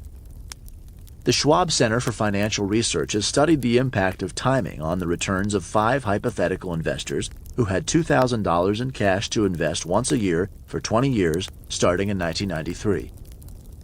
The most successful of these 5 investors, let's call her Ms. Perfect, invested her money on the best possible day each year, the day when the market hit its exact low point for that year. This mythical investor who perfectly timed the market for 20 years running ended up with $87,004. The investor with the worst timing, let's call him Mr. Hapless, invested all of his money on the worst possible day each year, the day when the market hit its exact high point for that year. The result? He ended up with $72,487. What's striking is that even after this 20-year run of spectacularly bad luck, Mr. Hapless still made a substantial profit. The lesson? If you stay in the market long enough, compounding works its magic and you end up with a healthy return, even if your timing was hopelessly unlucky. And you know what? The worst performing investor wasn't the unlucky one, but the one who stayed on the bench, the one in cash. He ended up with only $51,291. Free at last. In this chapter, you've learned 7 facts that show you how the market works. Based on more than a century of financial history, you now understand that corrections, bear markets, and recoveries follow similar patterns again and again. Now that you have the power to recognize these long-term patterns, you will also have the power to utilize them. Later in this audiobook, we'll explain in depth the specific strategies you can use to take advantage of these seasonal patterns. For example, we'll show you what to look for when creating your ideal asset allocation strategy so you can minimize your losses in a bear market and maximize your gains when the market rebounds. But for now, you should have a big smile on your face. You know the facts, you know the rules of the game, you know that corrections and bears are to be expected, and you'll soon learn how to take advantage of them. You're one step closer to being truly unshakable. Best of all, you're taking control of your financial life. You're taking responsibility because you know what? Most people never take responsibility. They prefer to blame the market for whatever happens to them. But the market never took a dime from anyone. If you lose money in the market, it's because of a decision you made. If you make money in the market, it's because of a decision you made. The market is going to do whatever it's going to do, but you determine whether you'll win or lose. You're in charge. This chapter has taught you that financial winter is always followed by spring, a lesson that will allow you to proceed without fear, or at the very least, a lot less of it. Knowledge brings understanding, and understanding brings resolve. You won't be the person who pulls your money out of stocks when the market is getting slammed. You'll be the person who stays in the game for the long haul, planting the right seeds, nurturing them patiently, and then reaping the harvest. But in the next chapter, you'll discover that there's one thing that it's actually healthy to fear: financial firms that charge clients like you and me outrageous fees for lousy performance. As you'll see, there's no more powerful way to take control of your finances than to cut out these excessive and often hidden fees. How will you benefit? You'll save at least 10 years of income. How's that for taking charge? Keep listening, and let's expose those hidden fees and half-truths.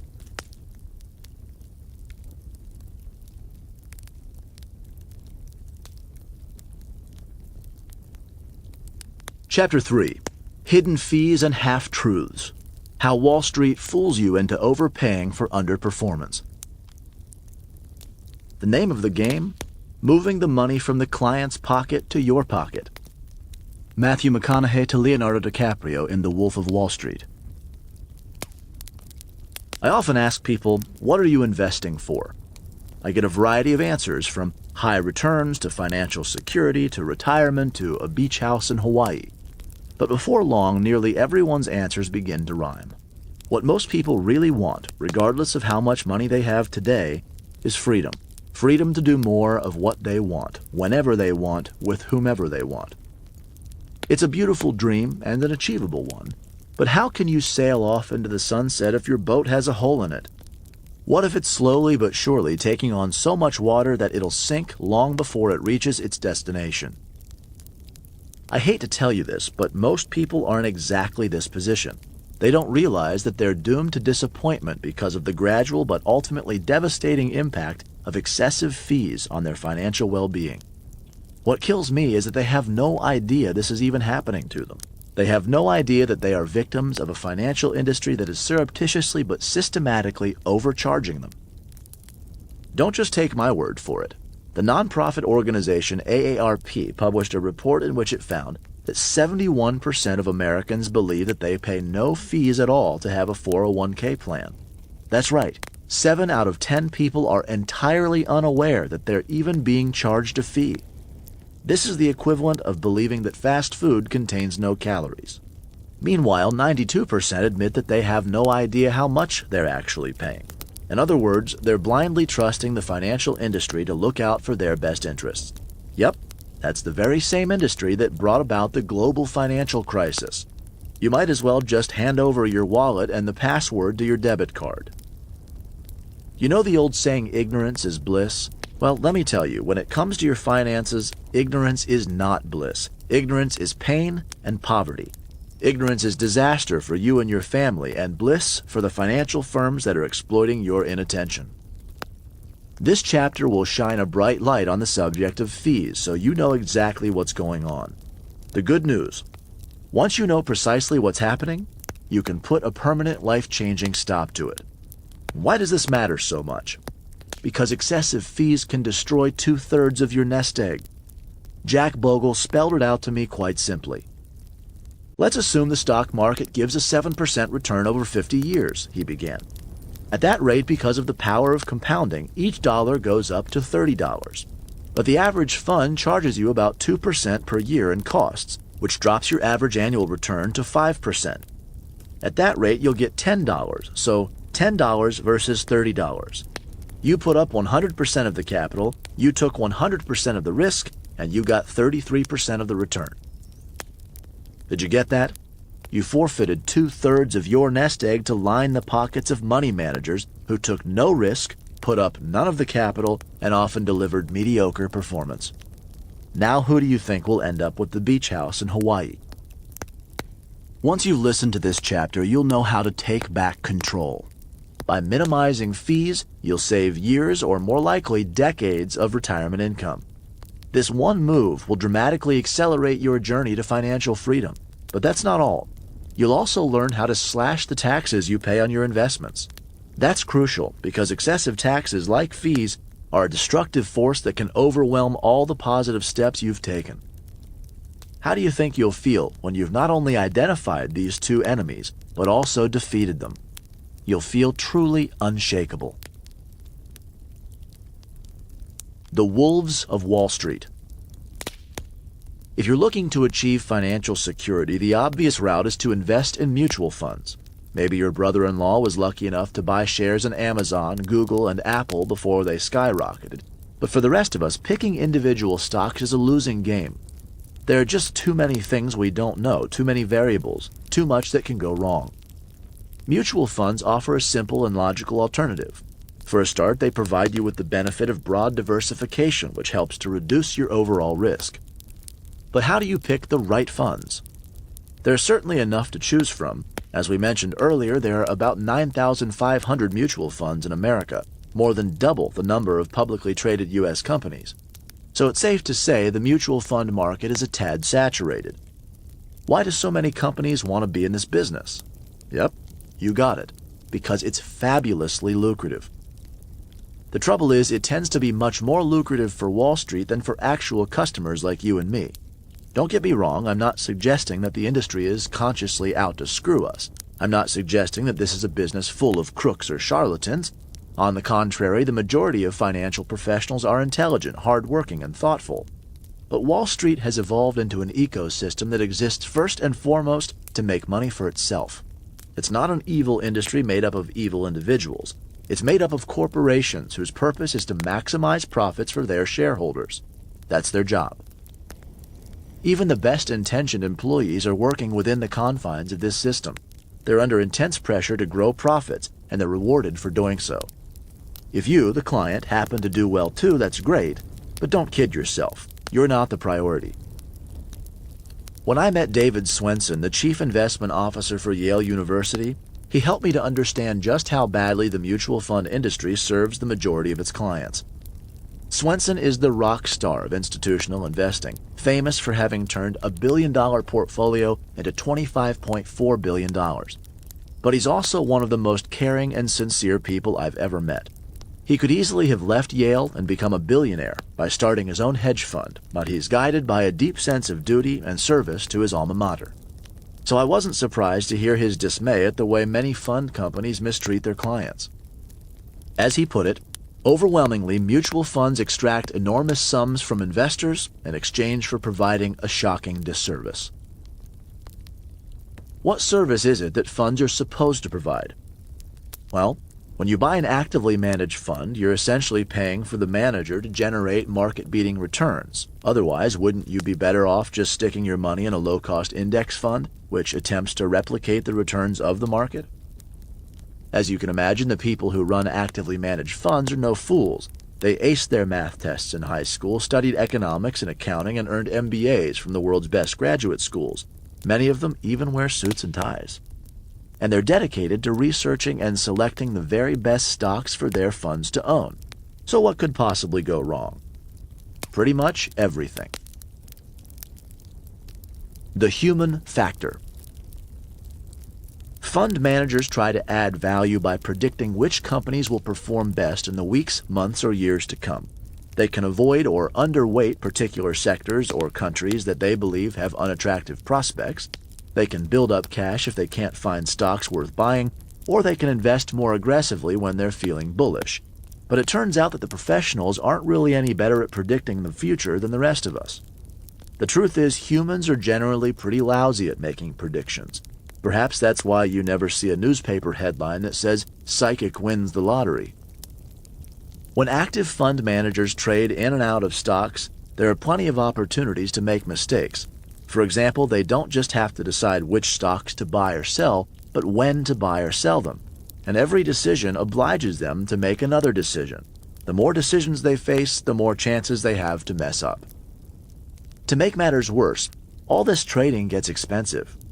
Every time a fund trades in or out of a stock, a brokerage firm charges a commission to execute the transaction. It's a bit like gambling at a casino. The house gets paid no matter what. So the house always wins in the end. In this case, the house is a brokerage firm like the Swiss financial company UBS or Merrill Lynch, the wealth management division of Bank of America, that charges a toll every time the fund manager makes a move. Over time, those tolls add up. As it happens, I'm working on this chapter while staying at a hotel in Las Vegas run by my buddy Steve Wynn, who became a billionaire by creating some of the world's most popular casinos. As Steve will tell you, it's much better to be the one who collects the tolls than the one who pays them. Like poker, investing is a zero-sum game. There are only so many chips on the table, so when people trade a stock, one must win and one must lose. If the stock goes up after you buy it, you win. But you've got to win by a big enough margin to cover those transaction costs. And wait, it gets worse. If your stock goes up, you'll also have to pay taxes on your profits when you sell the stock. For investors in an actively managed fund, this combination of hefty transaction costs and taxes is a silent killer, quietly eating away at the fund's returns. To add value after taxes and fees, the fund manager has to win by a really big margin. And as you'll soon see, that ain't easy. Do your eyes glaze over when we start talking about taxes? I know. This isn't the sexiest topic, but it should be.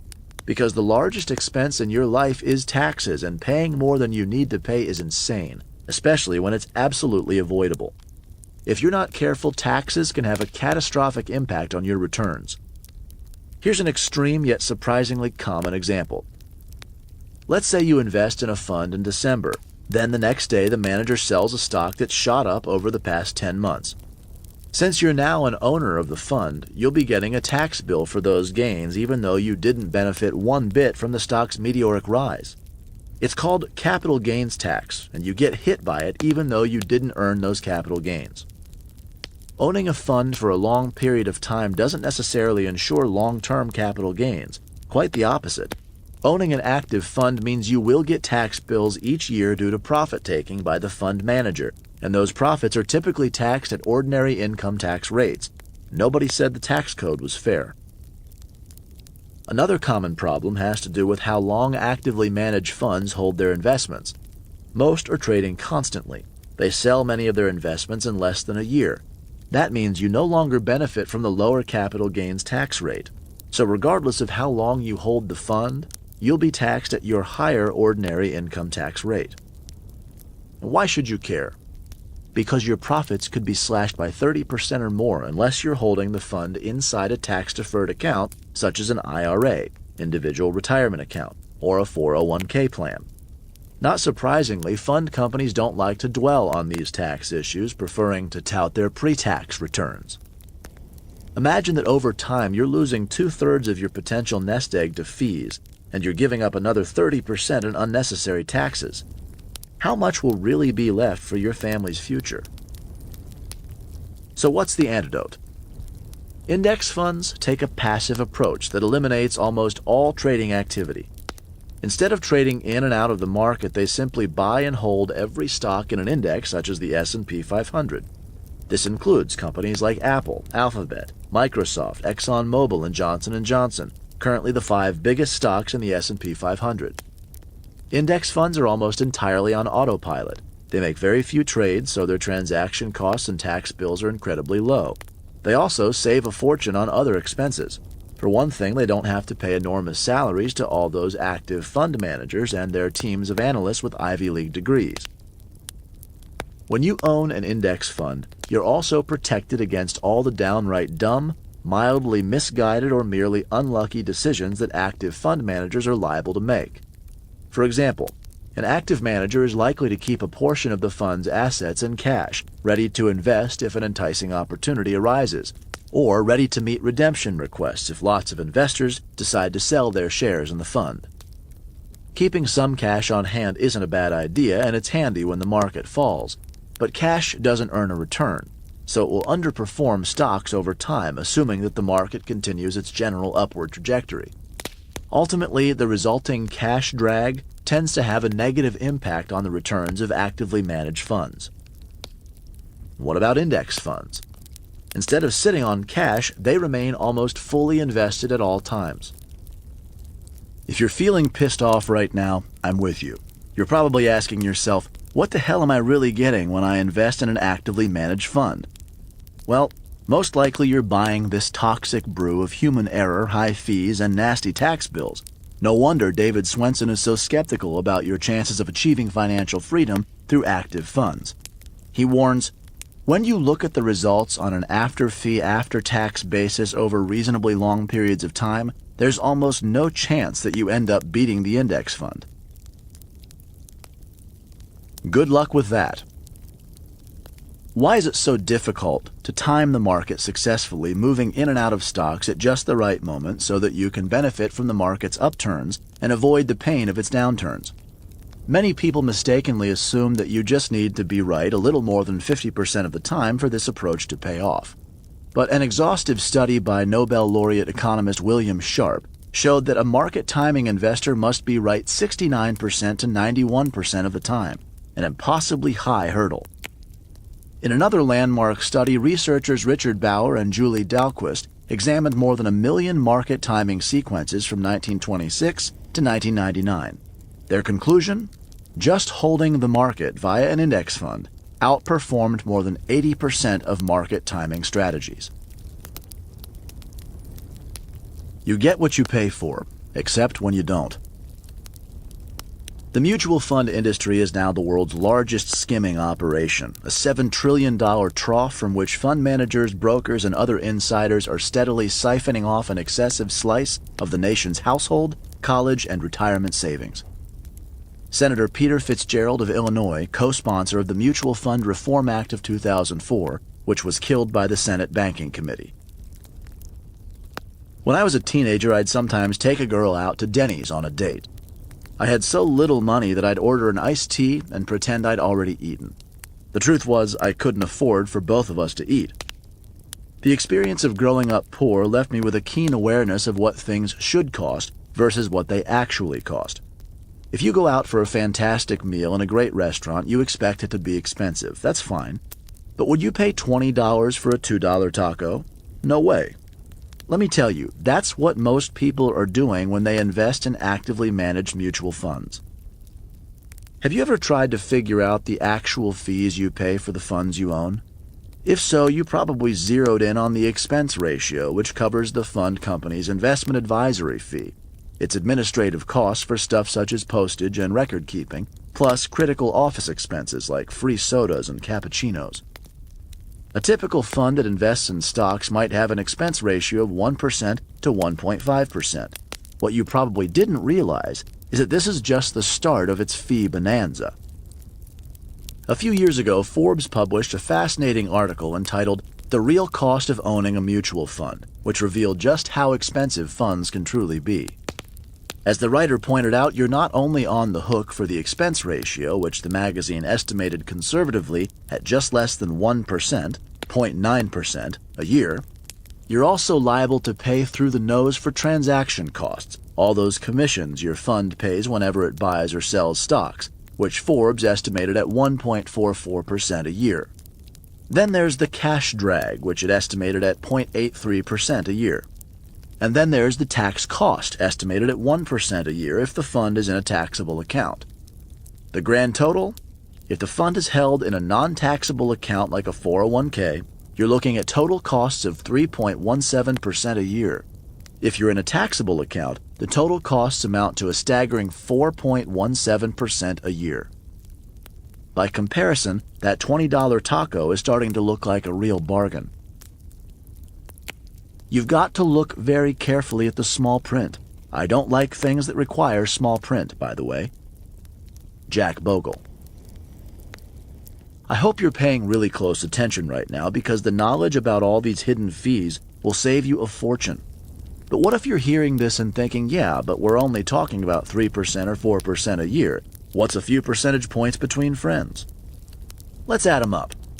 In a non-taxable account, the expense ratio is 0.9%. Transaction costs are 1.44% with a cash drag of 0.84%, bringing total costs to 3.17%.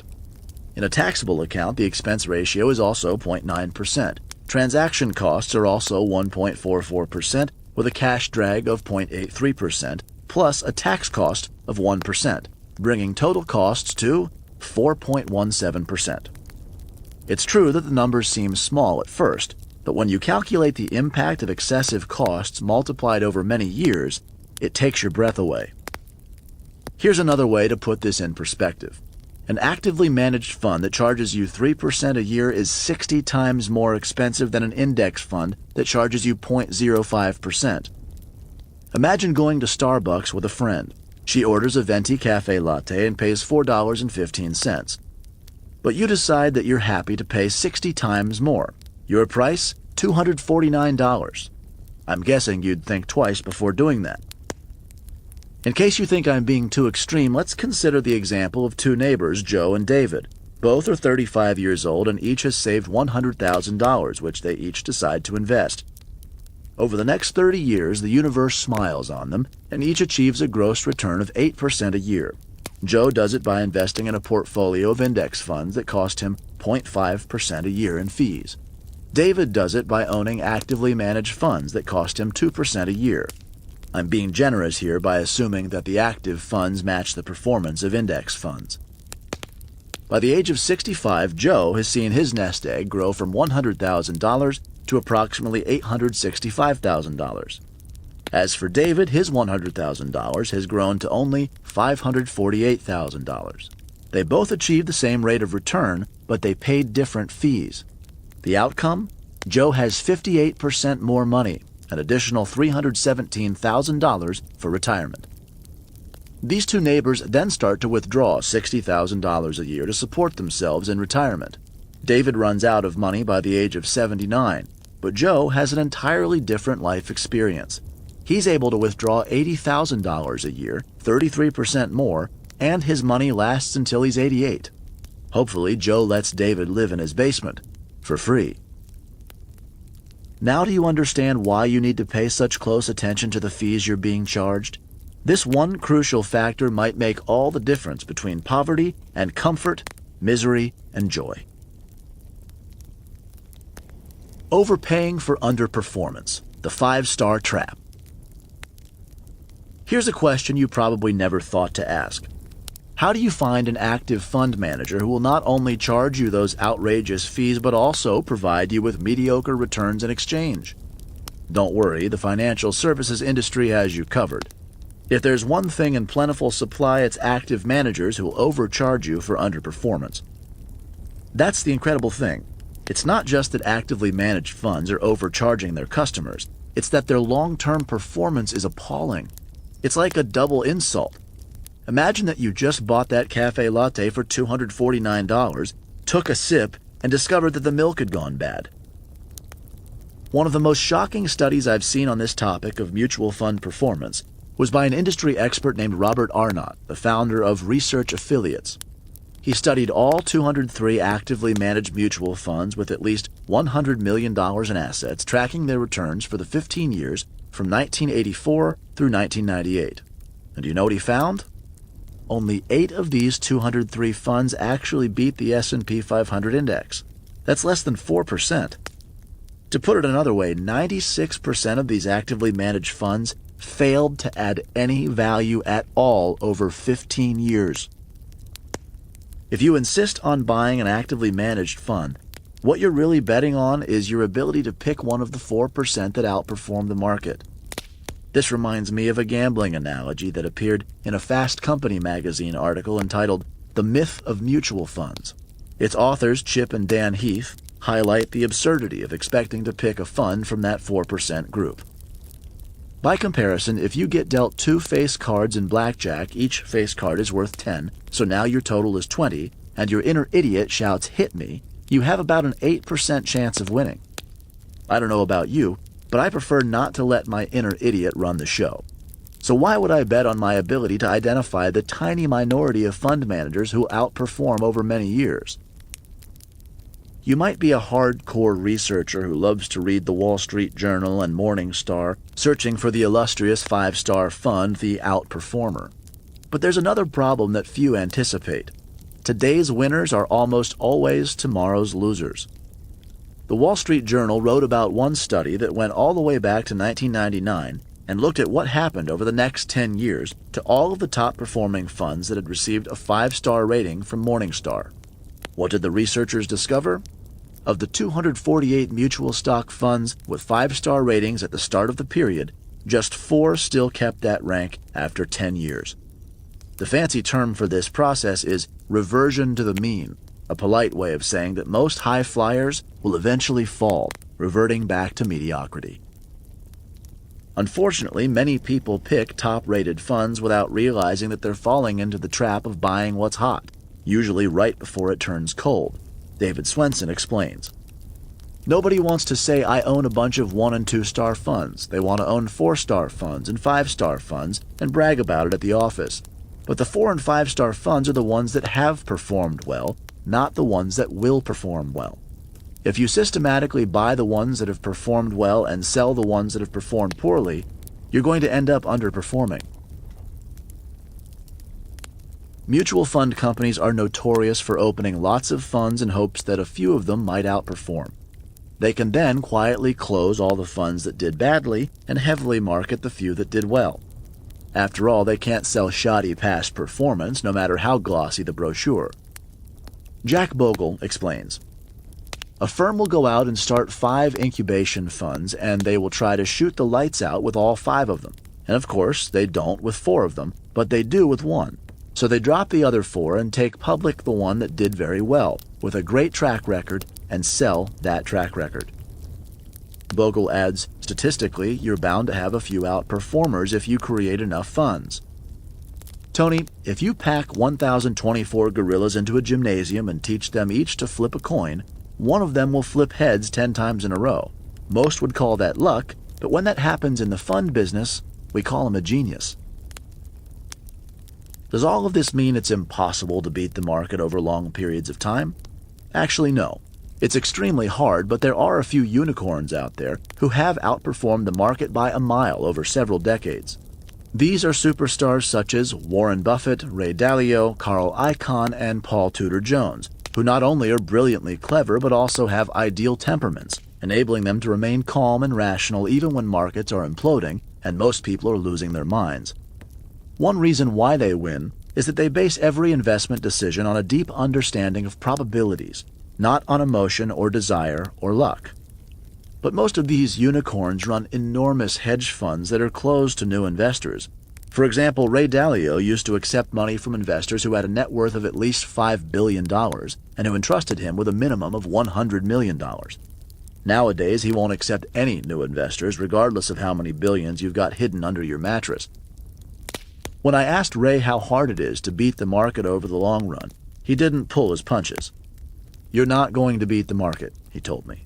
"Competing in the markets is more difficult than winning in the Olympics. There are more people who are trying to do it and much bigger rewards if you succeed. Like competing in the Olympics, only an infinitesimal percentage succeed, but unlike winning in the Olympics, most people think they can do it. Before you try to beat the market, recognize that your likelihood of being successful is extremely small, and ask yourself if you spent the time to train and prepare to be one of the few who actually wins.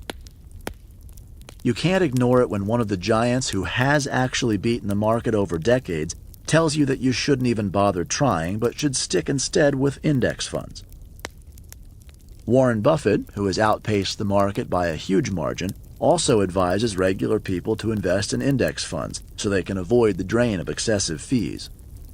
To prove his point that almost all active managers underperform index funds over the long run, he made a $1 million bet in 2008 with a New York-based firm called Protégé Partners. He challenged Protégé to select 5 top hedge fund managers who could collectively beat the S&P 500 over a 10-year period. So what happened? After 8 years, Fortune reported that these hedge funds were up only 21.87% versus 65.67% for the S&P 500. The race isn't over yet, but as it stands, these active managers look like contestants in a 3-legged race trying to catch Usain Bolt, the world's fastest man. Meanwhile, Buffett says he's left instructions that after his death, the money he leaves in trust for his wife should be invested in low-cost index funds. His explanation? "I believe the trust's long-term results from this policy will be superior to those attained by most investors, whether pension funds, institutions, or individuals who employ high-fee managers."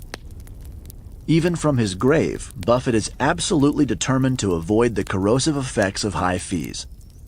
Brilliant guidance from the Oracle of Omaha himself.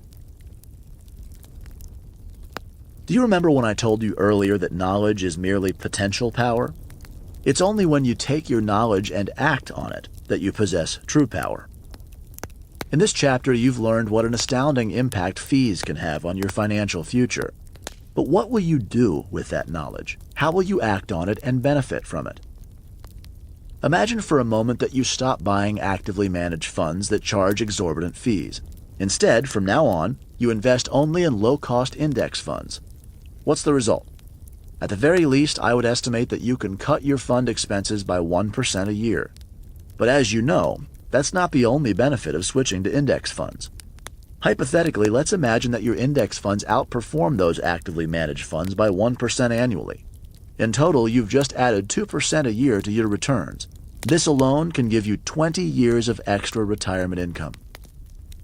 Now do you see how much power you possess to take charge of your financial future? Take that power and use it to dramatically drive down your costs. This will help you immeasurably to become unshakable. Meanwhile, let's take a breath. Then let's step into another area where you can save yourself a fortune, your 401k. Keep listening. We're about to embark on a mission to rescue your retirement account. Chapter 4. Rescuing Our Retirement Plans, What Your 401k Provider Doesn't Want You to Know. The 401k plan was a beautiful invention. Created in 1984, it gave regular people like you and me a chance to build wealth by making tax-deductible contributions to a retirement account directly from our paychecks. What a great concept. You and I were given this opportunity to own a piece of the American dream, to invest in our own futures, to take full responsibility for achieving our own financial freedom. Now, nearly 90 million Americans participate in 401k plans. To put that in perspective, only 75 million Americans own a home. With more than $6 trillion currently invested in 401ks, this is the single most important vehicle for the financial security of the U.S. population. But you know what happened? Somewhere along the line, the dream got derailed. With trillions of dollars up for grabs, financial firms dreamed up countless ways to dip all of their fingers, thumbs, and toes into the pie.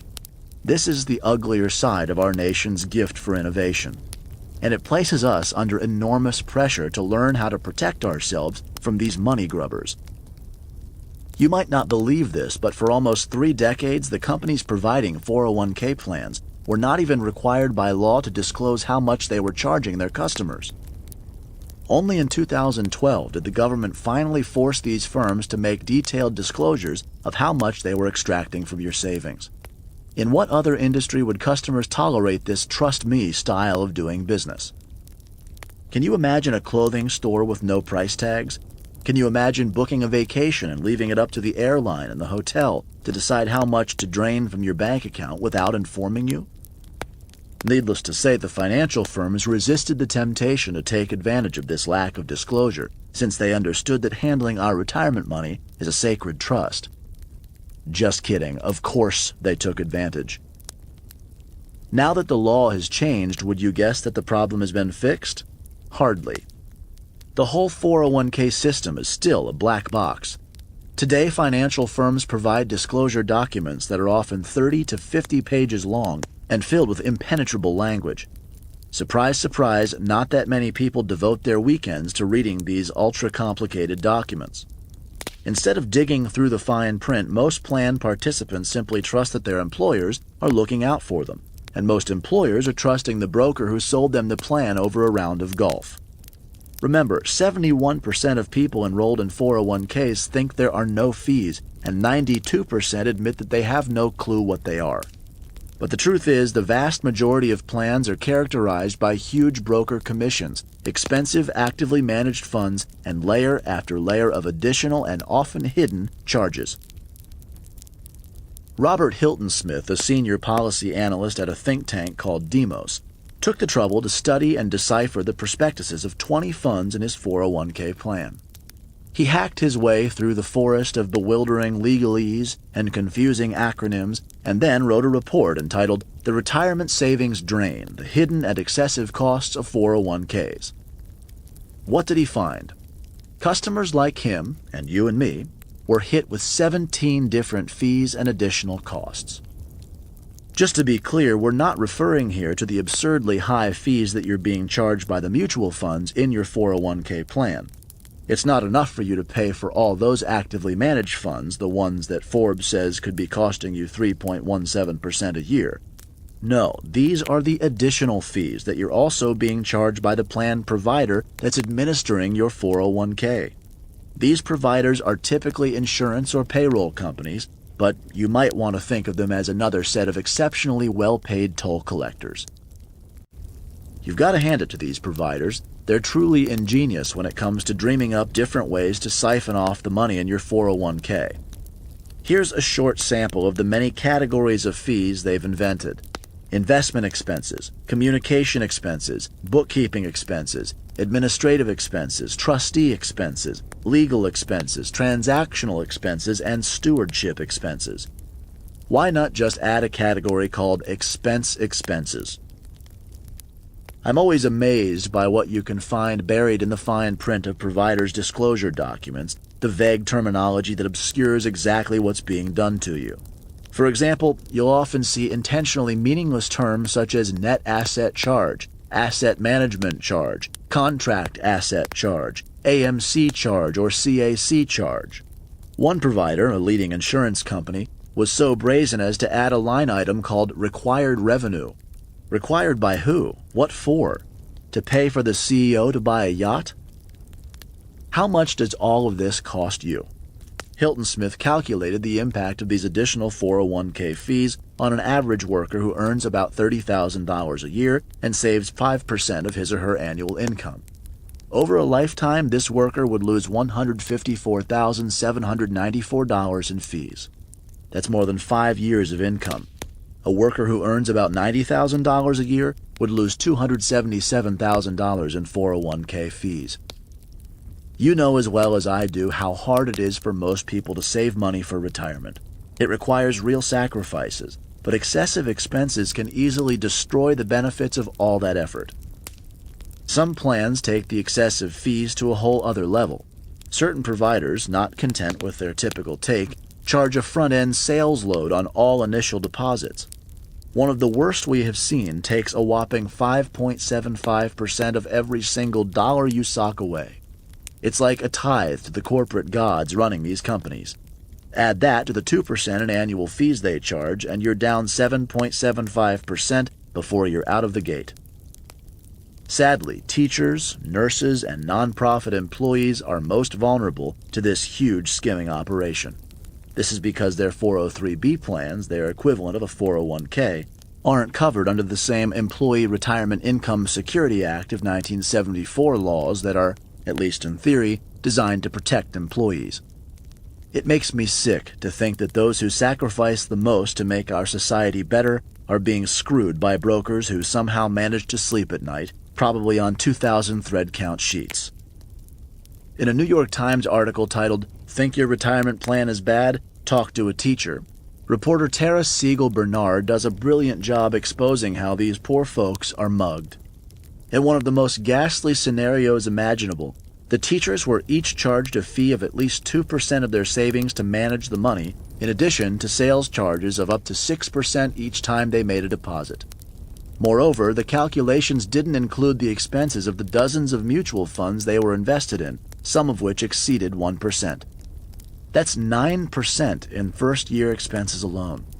That's not a hole in your boat. That's the whole back of the boat ripped off and dragging in the water. This is why it's so important to be aware of how the financial industry stacks the odds against you.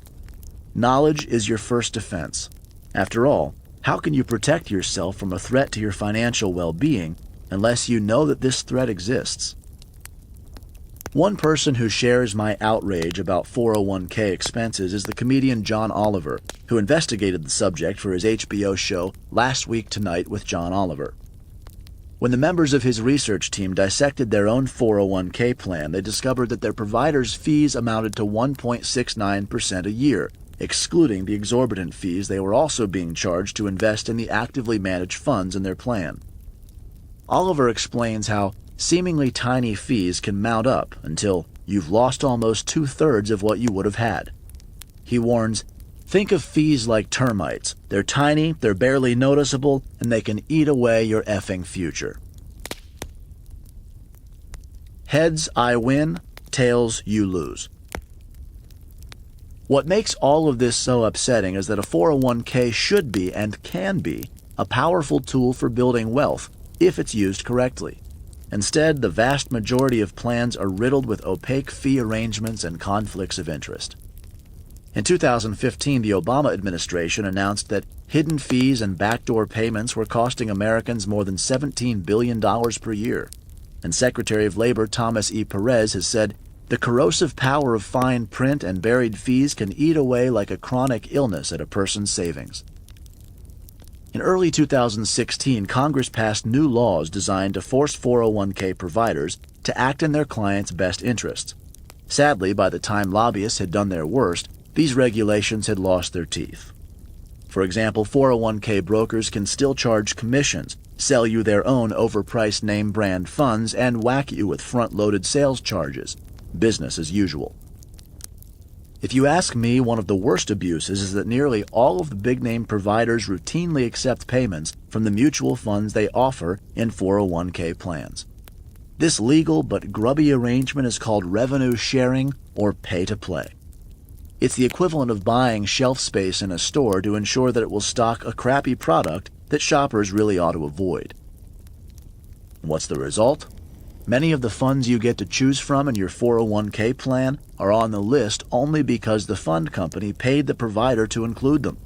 These funds tend to be actively managed, so they're expensive, and they're rarely the best performers.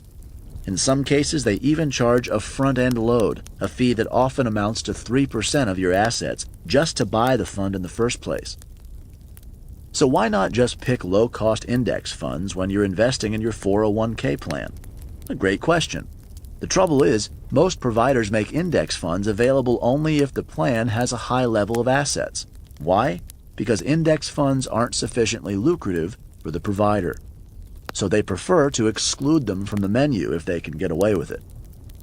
If you work for a smaller company, chances are that you'll be forced to invest in funds with higher fees. In fact, 93% of 401k plans have less than $5 million in total plan assets. These are small and mid-sized companies that don't have the buying power to demand better investment options for their employees, yet it's entirely unfair to penalize people for working at smaller companies. Some 401k providers do offer index funds to smaller plans, but they typically charge a significant markup. One major insurance company is offering an S&P 500 index fund for 1.68% annually, when the actual cost is just 0.05%. That's a 3,260% markup. Think of it this way. Your friend buys a Honda Accord for the regular retail price of $22,000, but you're forced to pay a 3,260% markup. Your cost for the exact same car? $717,200. Welcome to the world of high finance. Another well-known insurance company charges a 3% sales load to buy a Vanguard index fund and then charges 0.65% a year in fees for the fund, a steal at a mere 1,300% markup. This is the white-collar equivalent of ruthless mobsters coming round to your small business and hitting you up for protection money. The only justification is that you have money and they want it. Meanwhile, some providers will allow you to open your own self-directed 401k account if you want access to low-cost index funds or want to manage your own investments. Sounds like a good option, right? One friend of mine thought so. He opened a self-directed account, bought some index funds, and congratulated himself on bypassing all the ridiculously expensive funds in his plan. Then he found out that the provider was charging him an additional 1.9% a year for the privilege of using a self-directed account. In other words, heads you lose, tails I win. These tricks of the trade are at last coming back to haunt many 401k providers. As I write this, at least 10 major providers have been sued by their employees for charging excessive fees in their own 401k plans. One of the biggest 401k providers settled 2 class action lawsuits for $12 million after accusations by its own employees that its 401k fees were too high. Imagine going to a restaurant and discovering that the waiters and kitchen staff refuse to eat the chef's food. When the insiders don't like what their company is selling, should you and I just smile politely and accept that it's good enough for the likes of us? One reason why I feel so passionate about this is that I've experienced firsthand how easy it is to get exploited by unscrupulous 401k providers.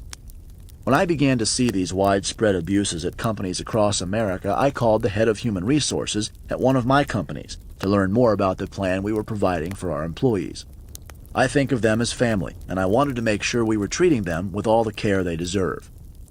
To my horror, I discovered that our name brand 401k plan, administered by a major insurance company, was loaded with expensive mutual funds, excessive administrative expenses, and fat commissions that we paid to the broker who sold us the plan. It turned out that the total expenses in our 401k plan amounted to 2.17% a year. Over time, these fees would erode much of the money that our employees were saving scrupulously for their future. I was beside myself. So I began to look around for a solution. After much investigation, I was introduced by a friend to Tom Zagainer, CEO of a company called America's Best 401k, ABK. As you'd imagine, I was more than a little skeptical.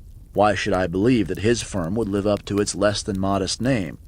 But it didn't take long to realize that he's a truth-teller who's determined to challenge his industry's unseemly practices. As Tom told me, the 401k business is the largest dark pool of assets where nobody really knows how or whose hands are getting greased. By contrast, ABK is entirely transparent. For example, he has no interest in the sordid pay-to-play game. Instead of accepting kickbacks from mutual fund companies that want him to sell their overpriced funds, he offers only inexpensive index funds from firms such as Vanguard and Dimensional Fund Advisors. Tom's company charges one fee with no markups or hidden costs. It's a fully bundled solution that eliminates brokers, commissions, and high-paid middlemen. I'm delighted to tell you that I quickly and easily moved my company's old plan into a new plan administered by America's Best 401k. The total cost for our new 401k plan, including investment expenses, investment management services, and record-keeping fees, add up to a grand total of just 0.65% a year. That's a savings of about 70% in our annual expenses. Over the years, this should put as much as $5 million back into the pockets of my employees. And Tom charges nothing for companies to make the switch. I was so impressed that I referred many other friends to ABK. To my delight, they were all thrilled, and no wonder. Tom's firm saves his average client more than 57% in fees. I got excited and decided to partner with Tom on his mission to rescue the retirement plans of millions of people. It's time to break the ruthless chokehold this industry has on our family's financial futures. Whether you are a business owner or an employee, you can see how your company's 401k plan stacks up by using his free online fee checker tool at www.showmethefees.com. It will analyze your plan and calculate within seconds how much you're being charged in fees. Business owners can go one step further and provide a copy of their fee disclosure for a more detailed look under the hood. Most important, this quick process can also show you how much you can save over time by switching to a better plan. I won't be surprised if you save yourself hundreds of thousands of dollars over the years. I was chatting about this with my dentist and friend, Dr. Craig Spodak. He has more than 40 employees, and he wanted to make sure they weren't being ripped off. I don't want to name specific names here because these problems are systemic, not just limited to a handful of companies. But when Craig told me the name of the infamous company that provided his 401k plan, I couldn't help but cringe. My diagnosis was immediate. His dentistry practice would need to undergo an urgent extraction. Otherwise, the pain would only get worse.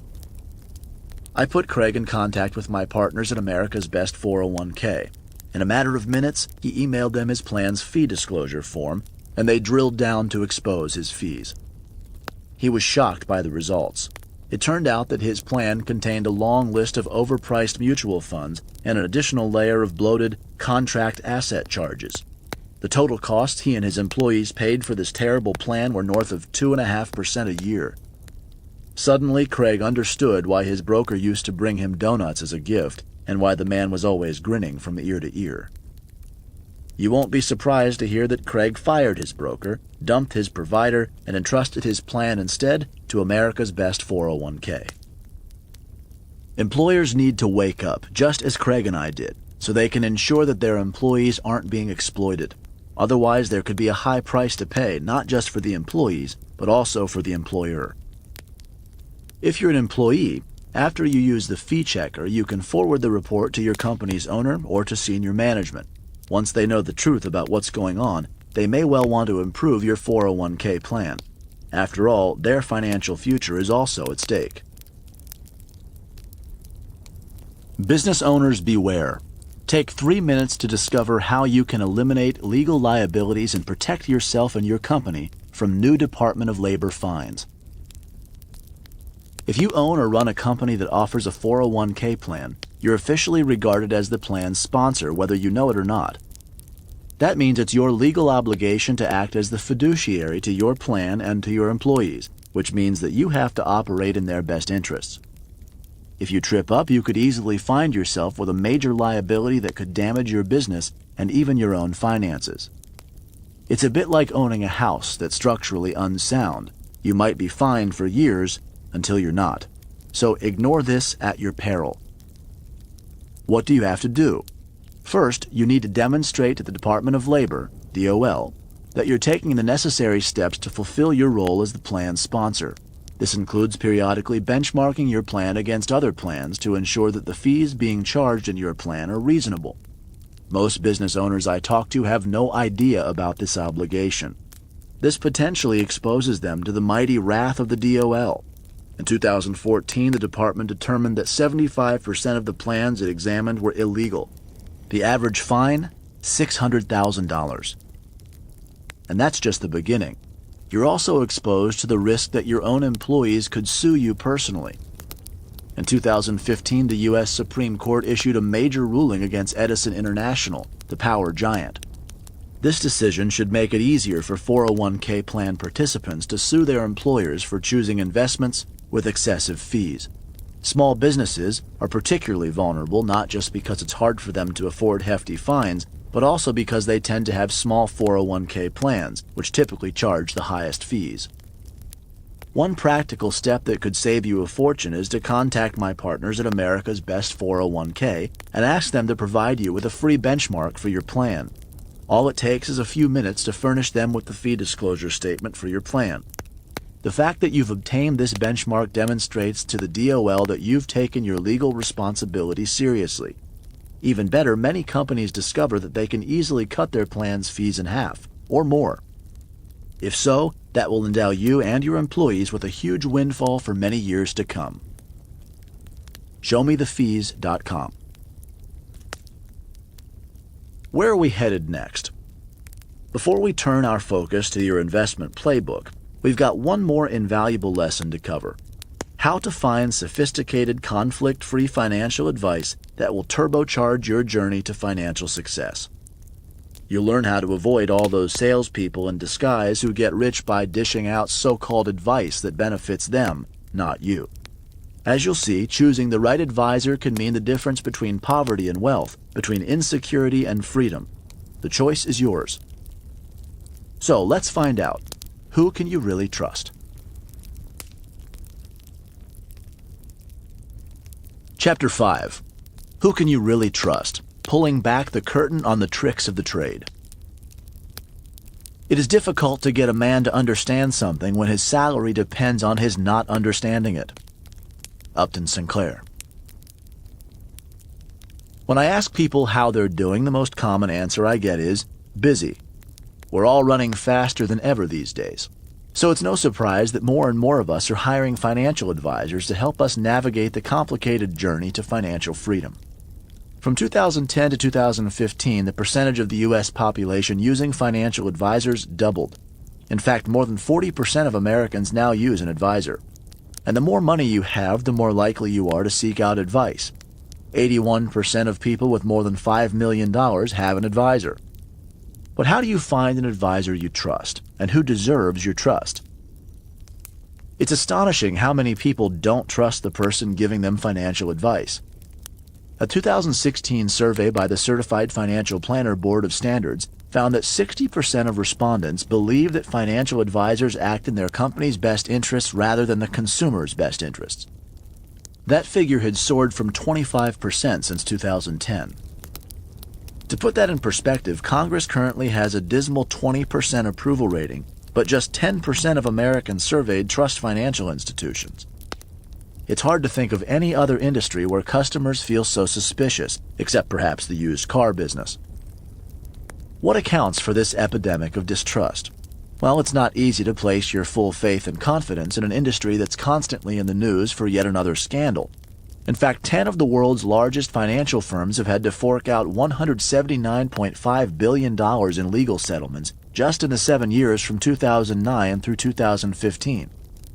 Bank of America had 34 settlements and paid $77.09 billion. J.P. Morgan Chase had 26 settlements and paid $40.12 billion. Citigroup had 18 settlements and paid $18.39 billion.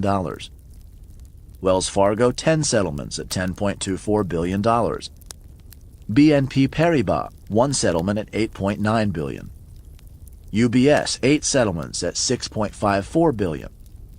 Deutsche Bank 4 settlements at $5.53 billion. Morgan Stanley 7 settlements at $4.78 billion. Barclays also 7 settlements at $4.23 billion. And finally, Credit Suisse 4 settlements at $3.74 billion. Some of the stories behind these settlements are so outrageous that they make you shake your head and wonder. Here's a sample of 4 typical newspaper headlines just from the last few months. Bank of America to pay $415 million to settle SEC probe. The Wall Street Journal reports that the bank's Merrill Lynch brokerage unit misused customer cash and securities to generate profits for itself, putting at risk up to $58 billion in client assets. Citigroup fined in rate-rigging inquiry but avoids criminal charges. The New York Times reports that the bank was fined $425 million for manipulating benchmark interest rates from 2007 to 2012. Citigroup's motive? To benefit its own trading positions at the expense of its trading partners and clients. Ex-Barclays employees guilty of LIBOR rigging. USA Today reports that 3 former Barclays employees conspired to manipulate a global financial benchmark used to set rates on trillions of dollars of mortgages and other loans. Did you get that? That's trillions with a T. Wells Fargo fined $185 million for fraudulently opening accounts. The New York Times reports that employees of the bank opened roughly 1.5 million bank accounts and applied for 565,000 credit cards without customer consent. The bank fired at least 5,300 employees involved in this scandal. How can you place your financial future in the hands of people who work in an industry with this demonstrated record of putting its own interests above those of its clients? How can you expect them not to deceive, exploit, and abuse you? After all, these companies aren't fringe operators with fly-by-night reputations. These are or were some of the most respected and most blue-chip behemoths in this business. For example, Wells Fargo had long been celebrated as one of the best-run banks in the world, yet its CEO was forced to resign in shame over his firm's opening of fake bank accounts, forfeiting $41 million in stock options that he'd received as a reward for his performance. Now, let me be absolutely clear. I'm not criticizing any individuals who work in this field or for these specific firms. I'd be surprised if the CEO of Wells Fargo truly knew about this widespread wrongdoing within his massive company, which has more than 250,000 employees. Policing companies this enormous has become an almost impossible challenge for some.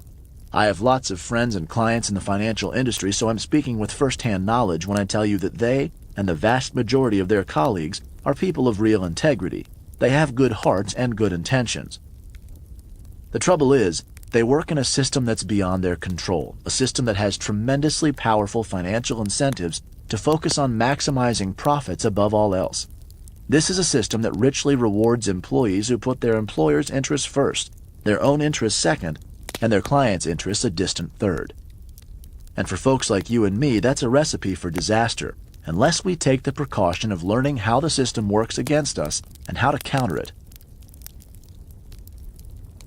You can trust me to take advantage of you.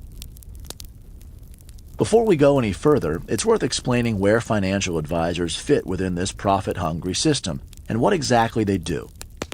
They operate in a realm where nothing is quite what it seems to be, so it's fitting that they go by many different names, which often seem downright misleading.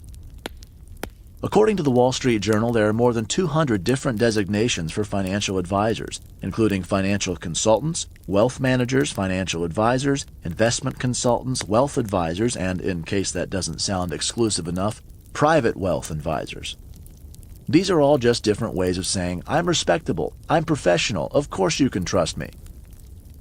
Regardless of the title, what you really need to know is that 90% of the roughly 310,000 financial advisors in America are actually just brokers. In other words, they're paid to sell financial products to customers like you and me in return for a fee. Why does this matter? Because brokers have a vested interest in hawking expensive products, which might include actively managed mutual funds, whole life insurance policies, variable annuities, and wrap accounts. These products typically pay them a one-time sales commission or, even better for them, ongoing annual fees. A broker at a major firm might be required to produce at least $500,000 a year in sales. So it doesn't matter how fancy the title sounds, these are salespeople under intense pressure to generate revenues. If calling themselves a financial consultant or a private wealth advisor helps them reach their aggressive sales targets, so be it. If calling themselves a wizard, a pixie, or an elf helped more, that'd be just fine too. Does this mean they're dishonest? Not at all. But it does mean they're working for the house, and remember, the house always wins. There's a good chance your broker is a sincere person with high integrity, but he's selling what he's been trained to sell, and you should always assume that whatever he's selling will benefit the house first. Sophisticated customers know this is standard operating procedure. One survey found that 42% of ultra-wealthy clients think their advisor is more concerned with selling products than with helping them. Warren Buffett jokes that you never want to ask a barber whether you need a haircut. Well, brokers are the barbers of the financial world. They're trained and incentivized to sell, regardless of whether you need what they're selling. That's not a criticism, it's just a fact. I also want to make it clear that I'm not out to criticize or demonize the financial firms that employ these brokers. Have these companies done their fair share of stupid, unethical, and illegal things? You bet. But they're not evil or malicious. They never set out to sabotage the global economic system. These companies simply do what they're incentivized to do, which is to meet shareholders' needs. And what do shareholders need? Bigger profits. And what creates bigger profits? More fees. If there's a legally gray area that these companies can exploit to generate those additional fees, they're likely to do it because that's what they're incentivized to do. You might expect all those enormous legal settlements to act as a deterrent, encouraging these companies to improve their behavior. But these penalties are paltry for such colossal businesses. Bank of America had to shell out $415 million in fines for misusing its customers' assets. Big deal. In one 3-month period in 2015, the bank earned a profit of $5.3 billion. That's in just 12 weeks. For companies this rich, those pesky fines are just a routine cost of doing business, the equivalent of you or me getting a parking ticket. Instead of changing their ways, these companies focus much of their effort on burnishing their brands through slick ad campaigns featuring dreamy images of sailboats and romantic walks on the beach. Why am I telling you this? Because we're conditioned to trust brands. We need to break free from this conditioning and look with more critical eyes at the reality, not the illusion.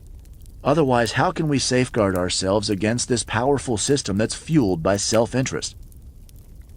It makes me angry and sad that the financial system is so broken. But anger and sadness won't protect you from getting ripped off. What will protect you is knowing how the system can work against you. If you don't understand the incentives of your advisor, you're liable to discover that you've done wonders for his financial future while potentially wrecking your own. In this chapter, you will learn how to navigate the minefield. You'll learn to distinguish between 3 different types of advisors so you can sidestep the salespeople and choose a fiduciary who is required by law to act in your best interests. We'll also give you the criteria to judge whether a particular advisor is right or wrong for you based on fact, not on how likable he or she is. After all, it's easy to be persuaded by people you like, especially when they are sincere.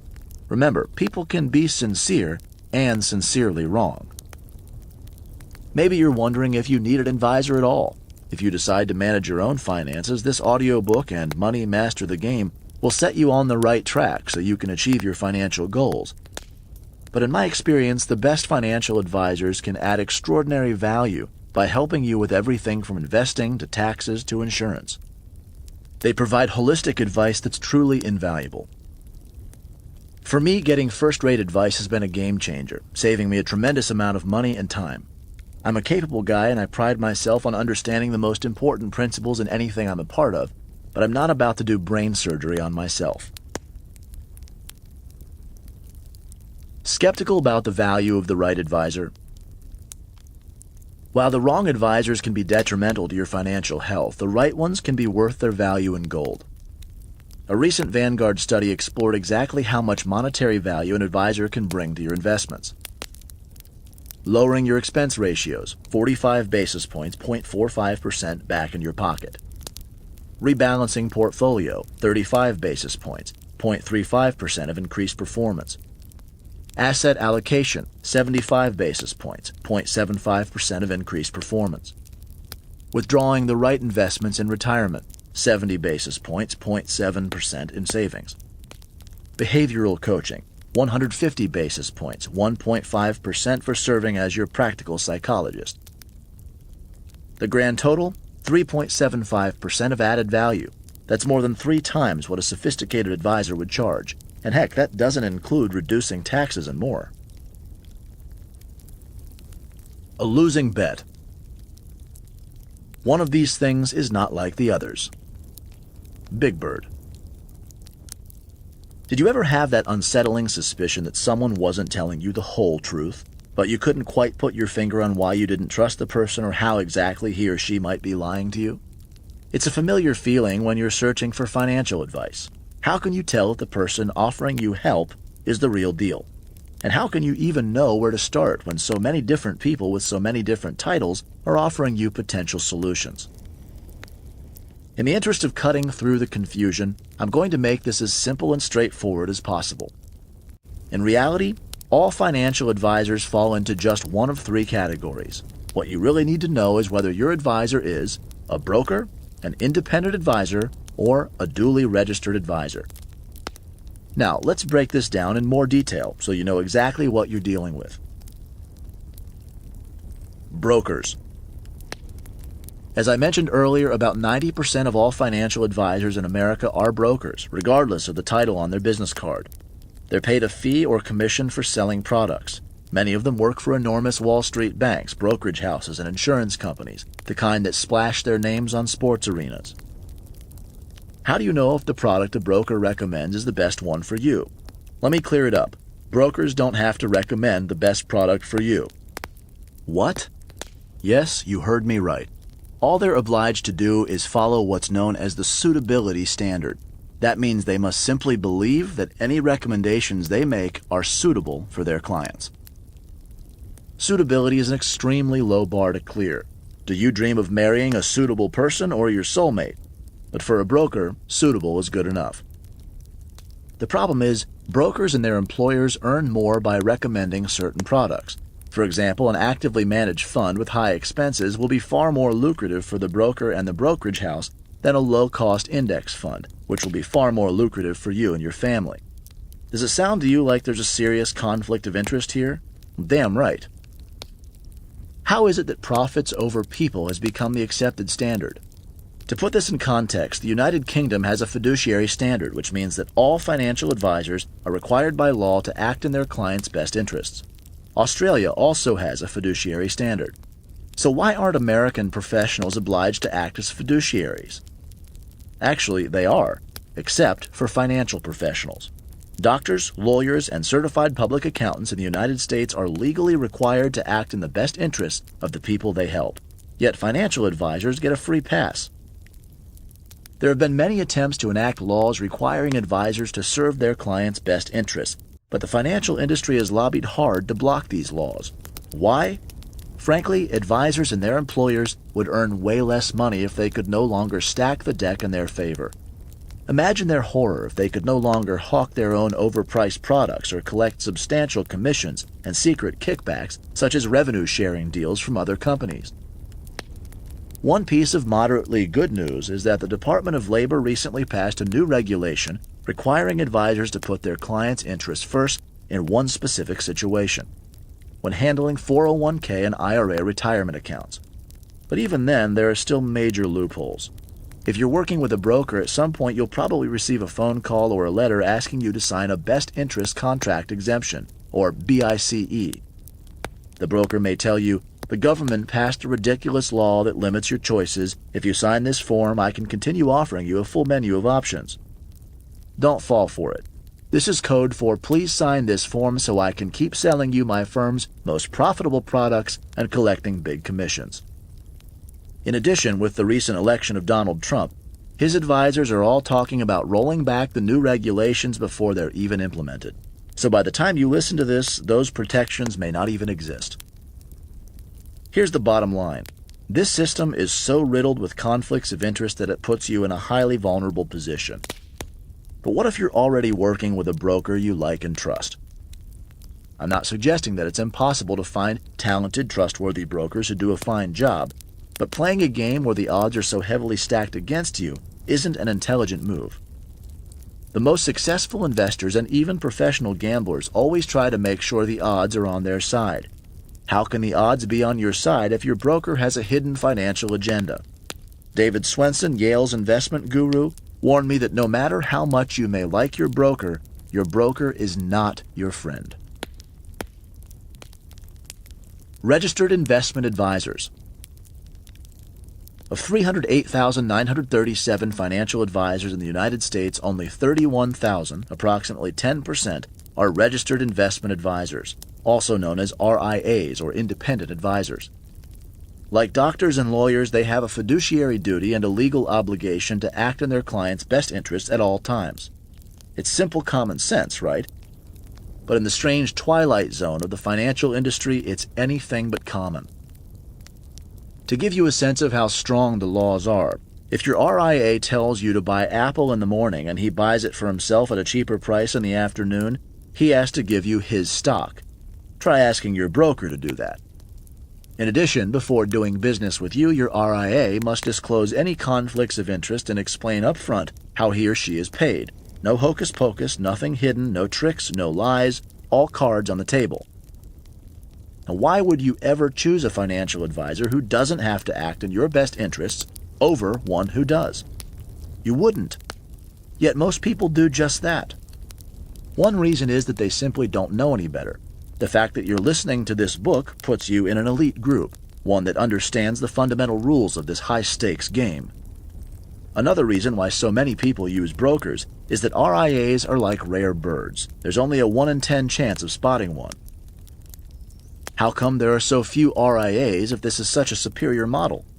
The most obvious reason is that brokers tend to earn a lot more money. All those fat fees from selling financial products can be extremely lucrative. By contrast, RIAs don't accept sales commissions. Instead, they typically charge a flat fee for financial advice or a percentage of their clients' assets under management. It's a cleaner model that removes awkward conflicts of interest. Duly registered advisors. When I first learned about the difference between brokers and RIAs, everything seemed so clear and simple to me. You undoubtedly want someone who will act in your best interests, right? So it seemed obvious to insist on working with an independent advisor who's legally obliged to act as a fiduciary. I thought of fiduciaries as the gold standard, but then I discovered that this subject is murkier than I'd realized. Here's the problem. The vast majority of independent advisors are registered as both fiduciaries and brokers. WTF? In fact, as many as 26,000 out of 31,000 RIAs operate in this gray area where they have one foot in both camps. That's right, only 5,000 of the nation's 310,000 financial advisors are pure fiduciaries. That's a measly 1.6%. Now you know why it's so hard to get unconflicted and transparent advice. When I wrote Money, Master the Game, I became a champion of fiduciaries, only to discover this inconvenient truth about dual registration, first brought to me by Peter Mallouk. It infuriated me to learn how these dual registrants actually operate.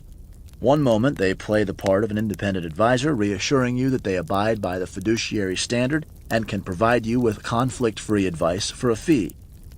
A second later, they switch hats and act as a broker, earning commissions by selling you products. When they're playing this broker role, they no longer have to abide by the fiduciary standard. In other words, they're sometimes obliged to serve your best interests and sometimes not. How warped is that? How are you supposed to tell which hat they're wearing at any given moment? Believe me, it's not easy. I've had the experience of asking an advisor if he was a fiduciary and having him look me in the eye and assure me that he was. He talked to me about how untrustworthy brokers are and how much better it is to be a fiduciary. He told me that our interests were perfectly aligned. Then I discovered that he was also acting as a broker since he was duly registered, and it turned out that he made all sorts of side deals that earned him loads of commissions. Here was a person I thought I could recommend as a fiduciary, and he lied to my face. Still, he hadn't broken any laws. I was furious when I realized how easy it is to get misled. Ironically, most dual registrants were originally brokers who gave up corner offices and sizable incomes to make the leap to becoming RIAs. They wanted complete independence to be able to provide their clients with the full range of investment options, not just the carefully crafted menu of products that their previous employer imposed. They wanted to wear the white hat and not the black hat, and so they took the risk and made the jump to RIA, only to discover the sad truth that it's financially really hard to be a pure fiduciary. These duly registered advisors have good intentions, but they get caught between two worlds, trying to be honorable while also having to make compromises. It's not the fault of the individuals. It's that the industry is structured so that selling products is the easiest way to make good money and pay the bills. A little respect. I'm about to give you all of my money, and all I'm asking in return, honey, is for a little respect. Aretha Franklin, respect. By now you've learned some key facts that will save you a lot of suffering and sorrow. You know that 90% of financial advisors are really just brokers in disguise. You know that they don't have to put your interests first. You know that they're under tremendous pressure to peddle overpriced products. You know that the odds of finding good advice improve dramatically if you steer clear of all brokers, however unfair that seems, and work instead with independent advisors who have a fiduciary duty to put your interests first. You know that all fiduciaries are not created equal, since some can suddenly mutate into brokers. So now you know what to avoid. We've eliminated about 98% of all the advisors out there on the grounds that they're either brokers or duly registered hybrids. What are you left with? Thousands of independent advisors who are legally obligated to act as fiduciaries. It shouldn't be too difficult to find one who meets your needs. But you still have to tread carefully. Why? Because conflicts of interest can arise even when you're working with an independent advisor, typically involving clever but legal schemes to make additional money off you while you're looking the other way. Here are 3 tricks of the trade you should watch out for. The poison of proprietary funds. Brokers routinely sell proprietary funds created by their own firm. It's a not-so-subtle strategy for keeping fees in the family, a common money-making scheme that depends on clients being naive enough not to ask whether another firm might offer better or cheaper funds. It's just the kind of self-serving behavior that should make you wary of working with brokers. But I'm sorry to tell you that many independent advisors have also figured out furtive ways to use this ruse. Here's how it typically works. The advisory firm has 2 arms, one of which is a registered investment advisor that offers independent advice. So far, so good. But the firm's second arm is a sister company that owns and operates a bunch of proprietary mutual funds. The RIA pretends to offer impartial advice, but actually recommends that you buy the overpriced funds sold by its sister company. As Saturday Night Live's church lady would say, how convenient. The great thing is that all the profits stay in-house, which is better for everyone. Oh, except for the client. The poor client, we might as well call him the mark, pays the advisor twice for independent advice on which investments to own and for the parent company's own mediocre funds. Most clients aren't even aware that they're buying funds owned by the same firm. That's because the fund arm and the advisory arm typically operate under different brand names. It's like watching a master pickpocket at work. The trickery is so sly and cynical that you almost have to admire it. An additional fee for doing nothing. Here's another scheme that's becoming increasingly common. You pay an advisor a fee to manage your money, let's say 1% of your assets. The advisor then recommends a model portfolio. He may even give it a fancy name like the XYZ Portfolio Series, which has its own additional fee, let's say 0.25% of your assets. This fee is over and above the cost of the underlying investments in your portfolio. But nothing additional is being done for you. The model portfolio consists of various investments the advisor has assembled, which is what you paid him to do in the first place. It's like buying $100 worth of groceries and getting slapped with a $25 fee for the right to carry them out of the store in a paper bag. If an advisor charges a money management fee for selecting investments, that should be it. End of story. Why should they be able to add another fee for pooling those investments together? I'll tell you why. Because they can. Because you might not notice. I can't accept a commission, so let's just call it a consulting fee. Some independent advisors make private deals with investment firms that enable the advisor to earn commissions without you knowing it. Here's how it works. Your advisor recommends the funds of a specific mutual fund company. The advisor can't do anything so tawdry as receiving a backdoor commission from the fund company in return for recommending its products. This presents a terrible conundrum for the advisor. What to do? Easy. Call this payoff something else. So the ingenious advisor approaches the fund company and asks instead for a consulting fee. The fund company gladly pays this fee, and everyone lives happily ever after, except for you, the client, who just got duped into thinking that you were actually getting independent advice. What's the moral? If it walks like a duck and talks like a duck, it's probably a duck. Or a broker. How to find the best advisor for your needs. Competence is such a rare breed in these woods that I appreciate it when I see it. Frank Underwood, House of Cards. I hope it's clear by now that your best bet is to hire an independent advisor who's a true fiduciary. But how do you select a specific advisor who makes sense for you? Not all fiduciaries are created equal. It's not enough to find someone who's legally obliged to put your interests first. You also need someone who is financially sophisticated and highly skilled. In other words, your fiduciary should fit in the top right corner of the quadrant. High fiduciary with high sophistication. That's the diametric opposite of the lower left corner, which is a salesperson with low sophistication. How can you tell if a particular fiduciary has the right skills and experience for you? When you're selecting and vetting them, you can apply the following 5 criteria. 1. First, check out the advisor's credentials. You need to make sure that the person or someone on her team has the right qualifications for the job you need done.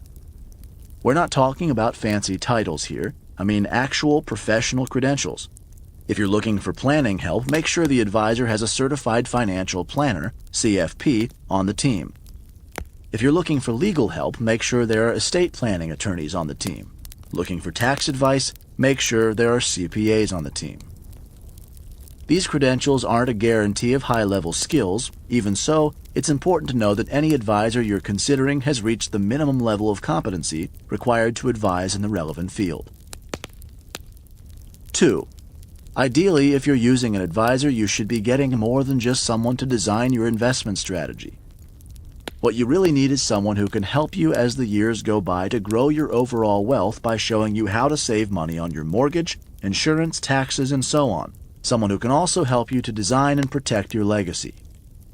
That might sound unnecessary right now, but it's important to have this breadth of expertise since taxes alone can make a difference of 30% to 50% in what you retain from your investments today. I find it ironic when I see ads for wealth management and all they're doing is designing a portfolio. It's best to start with a person you're going to grow with through time. So make sure he has the resources to grow with you, even if you're starting small. Also keep in mind, size does matter. You don't want to end up with a sincere but inexperienced advisor who manages only a relatively tiny sum for a few dozen clients. 3. Next, you want to make sure your advisor has experience in working with people just like you. Does she have the track record to prove she's performed well for clients in your position, with your needs? For example, if your main focus is on building wealth so you can retire, you want a real expert in retirement planning. Yet, in an anonymous survey, the Journal of Financial Planning found that 46% of advisors had no retirement plan of their own. I can't believe they admitted this. Can you imagine hiring a personal trainer who hasn't exercised in decades, or a nutritionist who's pounding down Twinkies while telling you to eat vegetables? 4. It's also important to make sure that you and your advisor are aligned philosophically. For example, does he believe he can beat the market over the long run by picking individual stocks or actively managed funds?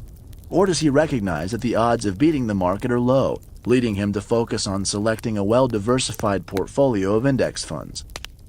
Some advisors might meet your need for a true fiduciary but still fall short because they're determined to pick stocks. Personally, I'd run a mile from any advisor who claims to beat the market regularly. Maybe it's true, but I doubt it. More likely he's too optimistic or is lying to himself. 5. Finally, it's important to find an advisor you can relate to on a personal level. A good advisor will be a partner and ally for many years, guiding you on a long-distance financial journey. Sure, it's a professional relationship, but isn't money also a deeply personal subject for you just as it is for me? It's tied up with our hopes and dreams, our desire to take care of the next generation, to have a charitable impact, to live an extraordinary life on your own terms. It helps if you can have these conversations with an advisor you connect with, trust, and like. The Grand Prize. Much of this chapter is focused on the many obstacles we need to overcome in our quest for great financial advice, the conflicts of interest, the dissembling and deceit, the cynical and self-serving behavior. Isn't it extraordinary that it's so hard to find client-focused advisors with high-level skills who actually provide the service they claim to provide? No wonder so many people lose heart and decide to handle their finances on their own. But let me tell you, there's a huge prize when you reach the finish line of this crazy obstacle course and find a truly great advisor. For many people, nothing has a more positive impact on their financial future than partnering with an intelligent guide who knows the territory and can show them proven ways to win in any environment. A world-class advisor will help you immeasurably from start to finish, defining your goals, keeping you on a steady path toward them, in particular by helping you to weather market volatility and massively increasing the probability that you'll actually achieve those goals. Creative Planning, the registered investment advisory firm run by my co-author Peter Mallouk, provides conflict-free investment advice that is also remarkably comprehensive. He's structured the company so that clients are advised by their own team, which includes experts on investing, mortgages, insurance, taxes, and even estate planning. The cost? Less than 1% annually, on average, for this entire team of experts. This might sound like a service built exclusively for high-net-worth individuals, but Peter and his team don't just service the ultra-wealthy. At my request, he's created a special division to help clients who are early in their financial journey and have a minimum of $100,000 in assets. I want to emphasize that I'm not pushing you to use creative planning, even though I'm a board member and chief of investor psychology. If you have someone else who can do a terrific job for you, I'm truly delighted. But I know how daunting it can be even to start the process of searching for great advice and figuring out who to trust. If you want a shortcut, you can start by asking Creative Planning for a free second opinion by visiting getasecondopinion.com. One of the firm's wealth managers can assess your situation and uncover whether or not your current advisor is operating in your best interests. If you want to go further and hire Creative Planning to serve as your fiduciary, we'd love to have you as part of the family. Let me give you one example of why this holistic approach is so powerful. Many people own real estate investments outside of their more traditional investment portfolio, but rarely are they accounted for when they're using a typical advisor. Imagine you own a number of properties. An advisor with the proper expertise will look at how to maximize your cash flow and might be able to help restructure the mortgages on those properties. The result? The ability to potentially invest in an additional property or two with no additional cash. In fact, your overall mortgage payments may be even lower than they were before. That's the benefit of truly sophisticated advice. 7 key questions to ask any advisor. One way to make sure you hire the right advisor is to ask him or her several key questions that will help you uncover any potential conflicts and concerns that you might miss otherwise. If you have an advisor already, it's equally important for you to get the answers to these questions. Here's what I'd want to know before placing my financial future in the hands of any advisor. 1. Are you a registered investment advisor? If the answer is no, this advisor is a broker. Smile sweetly and say goodbye. If the answer is yes, he or she is required by law to be a fiduciary, but you still need to figure out if this fiduciary is wearing one hat or two. 2. Are you or your firm affiliated with a broker-dealer? If the answer is yes, you're dealing with someone who can act as a broker and usually has an incentive to steer you to specific investments. One easy way to figure this out is to glance at the bottom of the advisor's website or business card and see if there's a sentence like this: securities offered through advisor's company name, member FNRA and SIPC. This refers to the Financial Industry Regulatory Authority and the Securities Investor Protection Corporation, respectively. If you see these words, it means he or she can act as a broker. If so, run. Run for your life. 3. Does your firm offer proprietary mutual funds or separately managed accounts? You want the answer to be an emphatic no. If the answer is yes, then watch your wallet like a hawk. It probably means they're looking to generate additional revenues by steering you into these products that are highly profitable for them, but probably not for you. 4. Do you or your firm receive any third-party compensation for recommending particular investments? This is the ultimate question you want answered. Why? Because you need to know that your advisor has no incentive to recommend products that will shower him or her with commissions, kickbacks, consulting fees, trips, or other goodies. 5. What's your philosophy when it comes to investing? This will help you to understand whether or not the advisor believes that he or she can beat the market by picking individual stocks or actively managed funds. Over time, that's a losing game unless the person is a total superstar like Ray Dalio or Warren Buffett. Between you and me, they're probably not.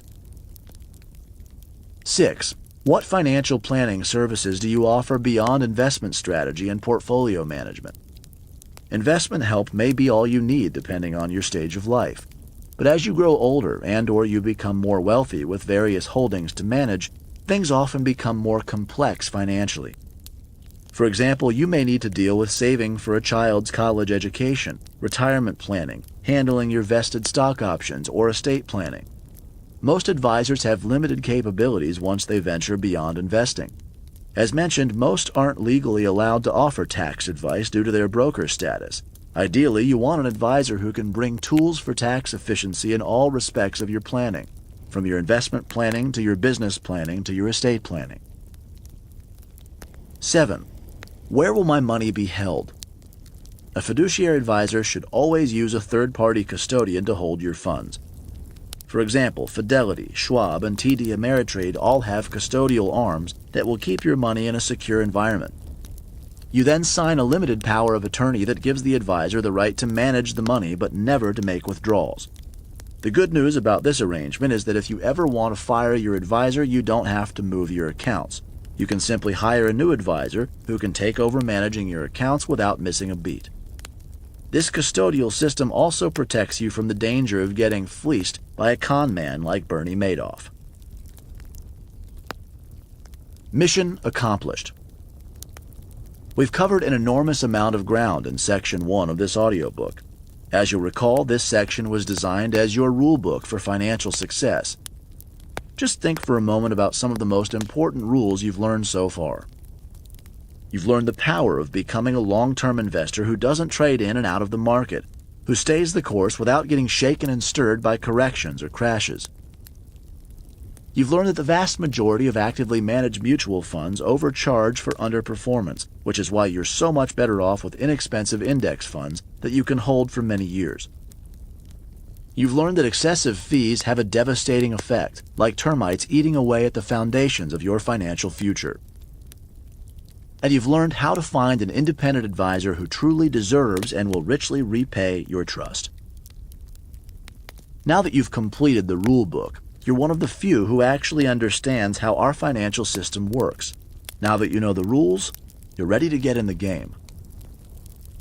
Section 2 of Unshakeable will give you a financial playbook that empowers you to put your personal action plan in place right now. In Chapter 6, I'll share the core 4 principles that the world's best investors use in making investment decisions. In Chapter 7, you'll learn how to slay the bear by constructing a diversified portfolio that protects you during market meltdowns. Then in Chapter 8, I'll show you how to silence the enemy within, letting you in on the most important secrets I've learned over 40 years on the psychology of wealth creation. This playbook will give you the knowledge and the practical tools you need to achieve financial freedom. Do you feel that strength, that power coursing through your veins?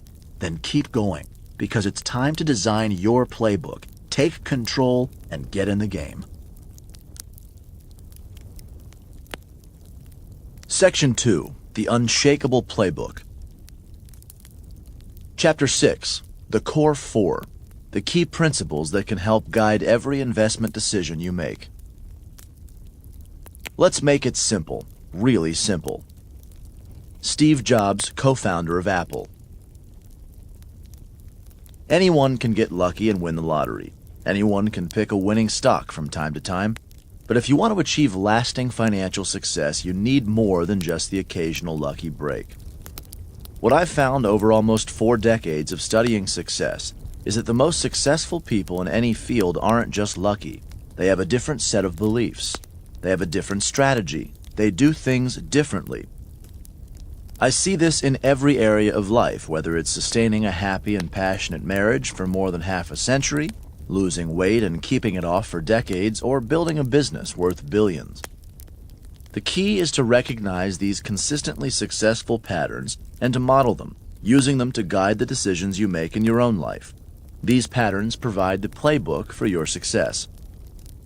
When I embarked on my journey to find solutions that could help people financially, I studied the best of the best, ultimately interviewing more than 50 investment titans. I was determined to crack the code, to figure out what explains their stunning results. Above all, I kept asking myself one question: what patterns do they have in common? As I soon realized, it was a remarkably difficult question to answer. The trouble is, all these brilliant investors have entirely different styles and approaches to making money. For example, Paul Tudor Jones is a trader who makes huge bets based on his macroeconomic view of the world. Warren Buffett makes long-term investments in public and private companies that possess a durable competitive advantage. Carl Icahn targets businesses that are underperforming and then cajoles or bludgeons management to change its strategy in ways that can benefit shareholders. Clearly, there are many different paths to victory. Finding common denominators was quite a challenge. But over the last 7 years, I've done what I've always loved doing, which is to take complex subjects that seem overwhelming and break them down into a few core principles that people like you and me can actually utilize. So, what did I discover? I came to realize that there are 4 major principles that nearly all great investors use to guide them in making investment decisions. I call these the Core 4. These 4 patterns, which I'll explain in this chapter, can powerfully influence your ability to achieve financial freedom. Do you remember what I said earlier about complexity being the enemy of execution? Well, when I tell you about these 4 principles, you might respond by saying, how basic, how simple. And you know what? You're right. But it's not enough to know a principle. You have to practice it. Execution is everything. I don't want to needlessly complicate matters so that you end up sitting on a mountain of rich information but don't know what to do with it. My goal isn't to dazzle you with elaborate arguments. It's to synthesize, simplify, and clarify so you feel empowered to take action now. Together, these principles provide us with an invaluable checklist. Whenever I'm speaking with my financial advisors about a potential investment, I want to know whether or not it meets the majority of these 4 criteria. If not, then I'm simply not interested. Why am I so adamant about this? Because it's not enough to say these are useful insights, I'll try to keep them in mind. The best investors understand that these principles must be obsessions. They're so important that you need to internalize them, live by them, and make them the foundation of everything you do as an investor. In short, the Core 4 should be at the very heart of your investment playbook. Core Principle 1. Don't lose. The first question that every great investor asks constantly is this: how can I avoid losing money? This may sound counterintuitive. After all, most of us focus on exactly the opposite question: how can I make money? How do I get the biggest possible return and hit the jackpot? But the best investors are obsessed with avoiding losses. Why? Because they understand a simple but profound fact. The more money you lose, the harder it is to get back to where you started. I don't want you to feel like you're back in your high school math class, but it's worth pausing to clarify why losing money is such a disaster. Let's say you lose 50% of your money on a bad investment. How much will you need to earn to make yourself whole again? Most people would say 50%, but they'd be dead wrong. Let's look at it. If you invested $100,000 and you lost 50%, you now have $50,000. If you then make a 50% return on that $50,000, you now have a total of $75,000. You're still down $25,000. In reality, you'll need a 100% gain just to recoup your losses and get back to your original $100,000. And that could easily take you an entire decade. This explains Warren Buffett's famous line about his first 2 rules of investing. Rule number 1, never lose money. Rule number 2, never forget rule number 1. Other legendary investors are equally obsessed with avoiding losses. For example, my great friend Paul Tudor Jones told me, "The most important thing for me is that defense is 10 times more important than offense. You have to be very focused on protecting the downside at all times." But in practical terms, how can you actually avoid losing money? For a start, it's important to recognize that financial markets are wildly unpredictable. The talking heads on TV can pretend as much as they want that they know what's coming next, but don't fall for it. The most successful investors recognize that none of us can consistently predict what the future holds. With that in mind, they always guard against the risk of unexpected events and the risk that they themselves can be wrong, regardless of how smart they are. Take Ray Dalio. Forbes says he's produced $45 billion in profits for his investors, more than any other hedge fund manager in history. His net worth is estimated at $15.9 billion. I've met a lot of extraordinary people over the years, but I've never met anyone smarter than Ray. Even so, he told me that his entire investment approach is built on his awareness that the market will sometimes outsmart him, veering in a totally unexpected direction. He learned this lesson early in his career thanks to what he described as one of the most painful experiences of his life. In 1971, back when Ray was a young investor learning his trade, President Richard Nixon took the United States off the gold standard. In other words, dollars could no longer be directly converted into gold, which meant that the U.S. currency was suddenly worth no more than the paper on which it was printed. Ray and everyone he knew in the investment community were certain that the stock market would plummet in response to this historic event. So what happened? Stocks skyrocketed. That's right. They did the exact opposite of what logic and reason told him and all the other experts to expect. "What I realized is nobody knows and nobody ever will," he says. "So I have to design an asset allocation that even if I'm wrong, I'll still be okay." That, my friend, is an insight that you and I should never forget.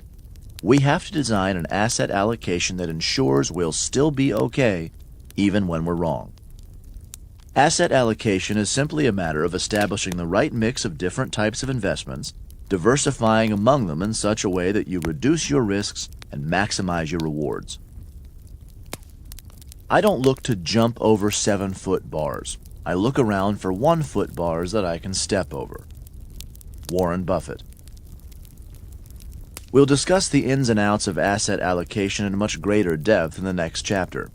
But for now, it's important to remember this. We should always expect the unexpected. Does that mean we should hide away in fear because everything is so uncertain? Not at all. It simply means that we should invest in ways that can help to protect us from nasty surprises. As you and I both know, many investors get hurt by market bubbles because they start to act as if the future will bring nothing but sunshine. As a result, they throw caution to the wind. Long-time winners such as Bogle, Buffett, and Dalio know the future will be full of surprises, both pleasant and unpleasant. So they never forget about their downside risk, and they protect themselves by investing in different types of assets, some of which will rise while others fall. I'm no economist or market seer, but it strikes me that this emphasis on avoiding loss is particularly relevant today, given that none of us can predict the effect of the radical economic policies we're seeing around the world. We're in uncharted territory. As Howard Marks told me in late 2016, when you're in an uncertain world with high asset prices and low prospective returns, I think that should give you pause. At his $100 billion investment firm, Oaktree Capital Management, the mantra in recent years has been, proceed with caution. He explains, "We are investing. We're fully invested. We're happy to be invested, but everything we're buying has an unusually high degree of caution." How do I apply the do not lose principle in my own life? I'm so obsessed with this idea of not losing that I now tell all my advisors, don't even bring me an investment idea unless you first tell me how we can protect against or minimize the downside. Core Principle 2. Asymmetric Risk Reward. According to conventional wisdom, you need to take big risks to achieve big returns. But the best investors don't fall for this high-risk, high-return myth. Instead, they hunt for investment opportunities that offer what they call asymmetric risk-reward, a fancy way of saying that the rewards should vastly outweigh the risks. In other words, these winning investors always seek to risk as little as possible to make as much as possible. That's the investor's equivalent of nirvana. I've seen this up close with Paul Tudor Jones, who uses a 5-to-1 rule to guide his investment decisions. "I'm risking $1 in the expectation that I'll make 5, he explained to me in the early days of our coaching relationship. What 5-to-1 does is allow you to have a hit rate of 20%. I can actually be a complete imbecile, I can be wrong 80% of the time, and I'm still not going to lose." How is that possible? If Paul makes 5 investments, each for $1 million, and 4 in a row go to 0, then he's lost a total of $4 million. But if the 5th investment is a home run and makes $5 million, he's earned back his entire $5 million investment. In reality, Paul's hit rate is a whole lot better than that. Imagine that only 2 of his 5 investments pan out as expected and go up 5-fold. That means his original $5 million has just grown to $10 million. In other words, he's doubled his money despite, in this case, being wrong 60% of the time. By applying his 5-to-1 rule, he sets himself up to win the game, despite some inevitable mistakes. Now, let's be clear, 5-to-1 is Paul's ideal investment. He obviously can't find that ratio every time. In some cases, the ratio of 3-to-1 is his target. The larger point is, he's always looking for limited downside and huge upside. Another friend of mine who's obsessed with asymmetric risk-reward is Sir Richard Branson, the founder of the Virgin Group. Richard, who oversees about 400 companies, isn't just an inspired entrepreneur. He's also an adventurer with a dangerous passion for putting his life on the line, from hot air ballooning around the globe to setting the record for the fastest crossing of the English Channel in an amphibious vehicle. So he's the ultimate risk-taker, right? Yes and no. It's true that he takes outlandish risks with his life, but when it comes to his finances, he's masterful at minimizing risk. I'll give you a classic example. When he launched Virgin Atlantic Airways in 1984, Richard started with just 5 airplanes. He was challenging an entrenched Goliath, British Airways, in an infamously tough business. He once joked, "If you want to be a millionaire, start with $1 billion and launch a new airline." But Richard spent over a year negotiating an unbelievable deal that would allow him to return those planes if the business didn't pan out. That left him with minimal downside and limitless upside. "Superficially, I think it looks like entrepreneurs have a high tolerance for risk," he says. But one of the most important phrases in my life is, protect the downside. This pattern and thinking about asymmetric risk-reward cropped up again and again in my interviews with famous investors.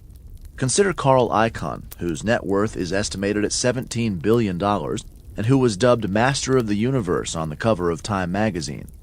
This is a guy whose compounded rate of return since 1968 was 31%, better even than Warren Buffett's 20%. Carl earned a fortune by making huge investments in poorly run businesses and then threatening to take them over unless management agreed to mend its ways. This might seem like the world's riskiest game of high-stakes poker with billions on the line. But Carl never lost sight of the odds. "It appeared that we were risking a lot of money, but we weren't," he told me. "Everything is risk and reward, but you've got to understand what the risk is and also understand what the reward is. Most people saw much more risk than I did, but math doesn't lie, and they simply didn't understand it." Are you starting to see a pattern here? These 3 multi-billionaires, Paul Tudor Jones, Richard Branson, and Carl Icahn, have totally different approaches to making money, Yet all three share the same obsession: how to reduce risks while maximizing returns. Now, forgive me if I'm wrong, but I'm guessing that you're not about to start a new airline or launch a hostile takeover of a company. So how can you apply this pattern of thinking in your own financial life? One way to achieve asymmetric risk-reward is to invest in undervalued assets during times of mass pessimism and gloom. As you learn in the next chapter, corrections and bear markets can be among the greatest financial gifts of your life. Think back to the financial crisis of 2008 and 2009. At the time, it felt like hell on earth, but if you had the right mindset and your eyes were open, the opportunities were heavenly. You couldn't move without tripping over a bargain. When the market hit rock bottom in March 2009, the future looked so bleak to most investors that you could snap up shares in blue-chip companies for pennies on the dollar. For example, Citigroup sank to a low of 97 cents a share, down from a peak of $57. You could literally own a piece of the company for less than it cost you to take money out of an ATM. But here's the kicker.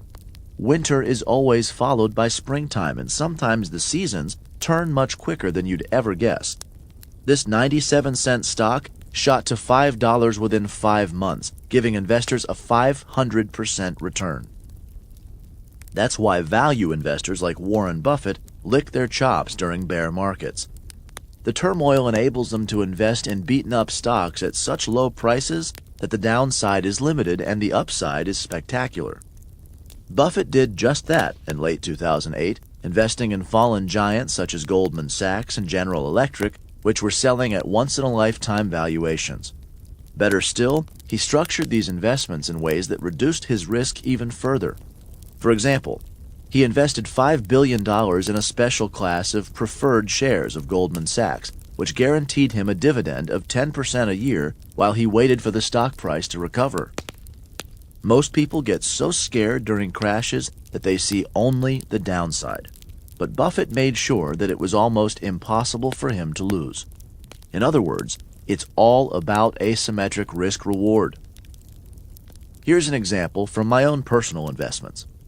A window of opportunity opened up for me in the years following the 2008-2009 financial crisis, when banks had decided to implement some of the most stringent lending requirements in years.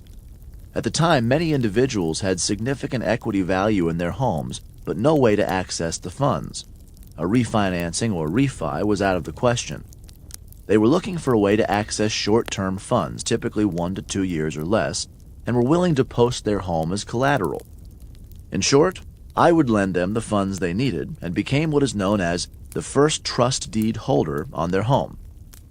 Back in 2009, a homeowner came to my team with a house valued at $2 million, and it was owned free and clear. He was requesting a $1 million loan, 50% of the current appraised value of the property, and was willing to pay 10% interest for 12 months. Not bad in a world where I could invest in a 10-year Treasury note and currently earn only 1.8% a year. And since the Federal Reserve has already begun raising rates, that will put downward pressure on bond prices, so my net return could be less, unless I'm willing to hold all the way to maturity. So what was my downside if I invested in the trust deed? If the borrower defaulted, the real estate market would have had to collapse by more than 50% for me not to get my money back. Even in the worst real estate downturn we've seen in over half a century, 2008, this specific community did not see price decreases greater than 35%. So with a short 1-year time horizon, this met the first of my criteria: how to increase my odds of not losing money. Plus, think about the asymmetrical risk-reward. There was little risk of losing money, given that the real estate market could drop by 50% and I'd still break even. And a 10% annual return gave me plenty of upside in an environment of compressed returns. Based on these factors, I was confident that this investment offered an excellent balance of risk and reward. Now, you don't need to have $1 million to do investments like this. Many borrowers were asking for $25,000 to $50,000 loans as well. But my point here is not that you should go hunting for first trust deeds. There are other risks associated with these types of investments that are important to understand. The point is, different opportunities will always present themselves depending on the economic climate or market behavior. Core Principle 3. Tax efficiency.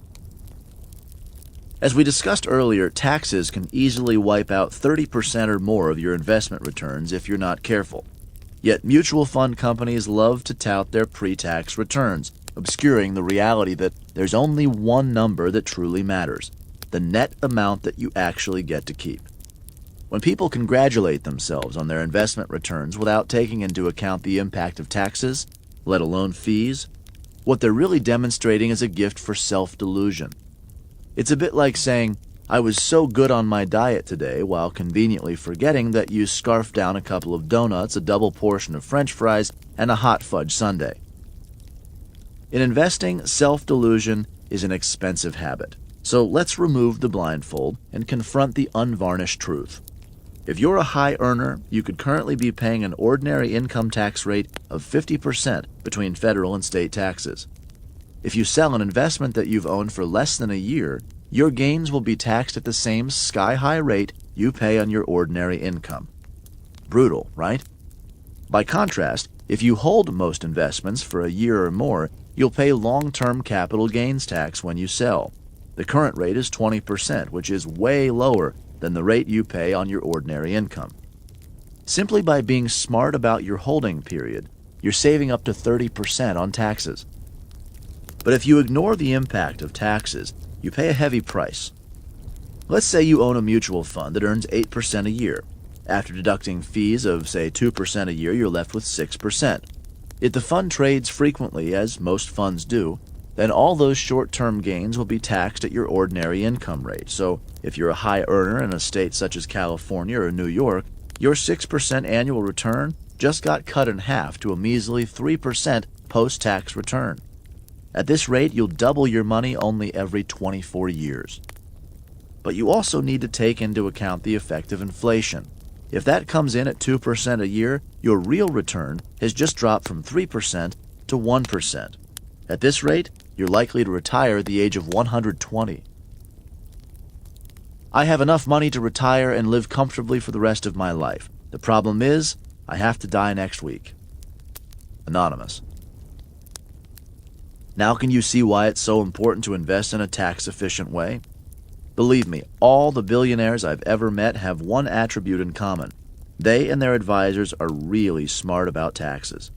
They know that it's not what they earn that counts, it's what they keep.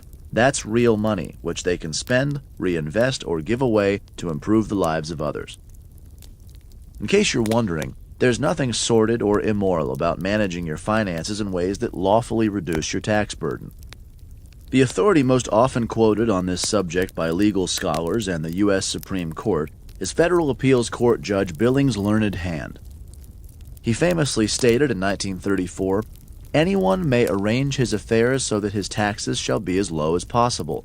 Nobody owes any public duty to pay more than the law demands." When I met David Swenson, he pointed out that one of his biggest advantages in investing money for Yale is that it's a non-profit institution and thus exempt from taxes. But what should the rest of us do? First, steer clear of actively managed funds, especially those that trade a lot. As David told me, one benefit of index funds is that they keep trading to a minimum, which means your tax bill is going to be lower. This is huge. One of the most serious problems in the mutual fund industry, which is full of serious problems, is that almost all mutual fund managers behave as if taxes don't matter. But taxes matter. Taxes matter a lot. As he spoke, I could feel his deep concern, his determination to help people understand the significance of what he was saying. The enormous impact of taxes on your returns speaks to the importance of taking advantage of every tax-advantaged investment opportunity that you can, David emphasized. You should maximize your contributions if you've got a 401k or a 403b if you work for a nonprofit. You should take every opportunity to invest in a tax-deferred way. Sounds so obvious, right? We all know that tax-advantaged vehicles such as 401ks, Roth IRAs, traditional IRAs, private placement life insurance or PPLI, the rich man's Roth, and 529 plans for college savings can help us reach our goals quicker. You're probably taking advantage of some of these opportunities already. But if you're not maximizing your contributions, now is the time to do it. If you want to learn more about this topic, Money Master the Game covers it in depth in Chapter 5.5, Secrets of the Ultra-Wealthy that you can use too. Remember, one problem you'll encounter if you're using a broker is that they are not tax professionals, so they're not allowed legally to advise you on taxes. Even most registered investment advisors don't have a tax expert on their team to guide you in this area.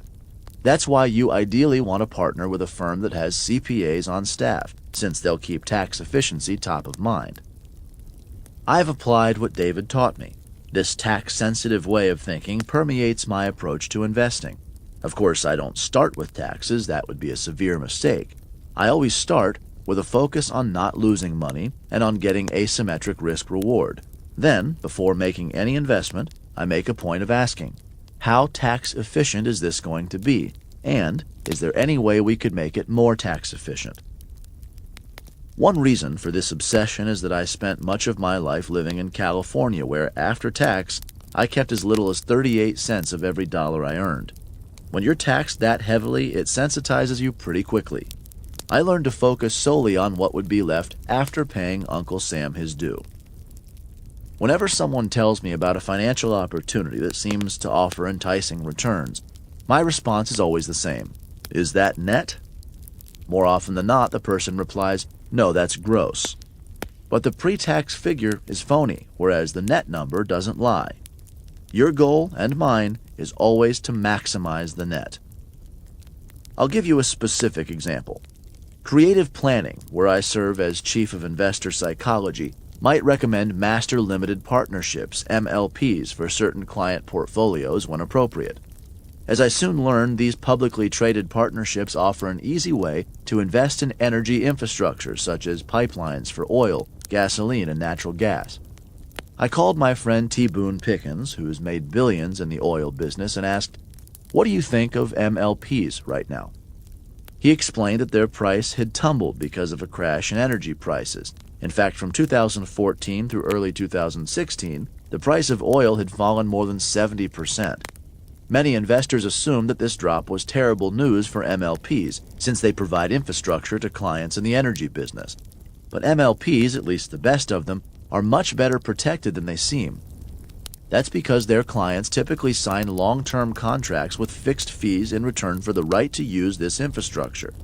This provides a reliable income stream year after year, enabling MLPs to pay out generous royalty income to their partners. As Boone explained, you're not really betting on oil and gas prices when you invest in an MLP. As an owner of a pipeline, you're more like a toll collector. Regardless of what happens to oil or gas prices, energy is going to keep getting transported around the country because it's the lifeblood of the national economy. And as an owner of the MLP, you'll keep collecting your tolls like clockwork. Meanwhile, the fact that the price of MLPs has nosedived was actually good news for investors. Why? Because this was an overreaction to the drop in the price of energy. Most investors were so fearful that you could invest at a historically low valuation. Even some of the highest quality MLPs had seen their prices fall 50%. But the toll booth was still working beautifully. An MLP that had sold previously for $100 paid an annual income royalty of $5 per share. That's a 5% income per year on the investment. When the price dropped to $50, the MLP still paid out $5 per share of income, but this now amounted to a 10% annual income return. That might not sound like a bonanza, but in this era of rock-bottom interest rates, it's a whole lot better than bonds that yield 2% or less. Even better, you still had all of the upside if the price of the MLP recovered. So, let's take a moment and see how MLPs stacked up against the criteria in our core 4. 1. Don't lose. The price of energy in MLPs had fallen so much that it was unlikely they'd fall significantly further. Experts like the oil oracle T. Boone Pickens also pointed out that energy production had shrunk massively because prices had cratered. That meant supplies were diminishing, and even with lesser demand, the prices would eventually have to rise. With all this on your side, the odds of losing money were greatly diminished. 2. Asymmetric risk-reward. As we've said, there was very little risk of loss, but there was a high probability that energy prices would eventually recover, and that MLPs would return to favor. In the meantime, you'd be collecting 10% a year in annual income.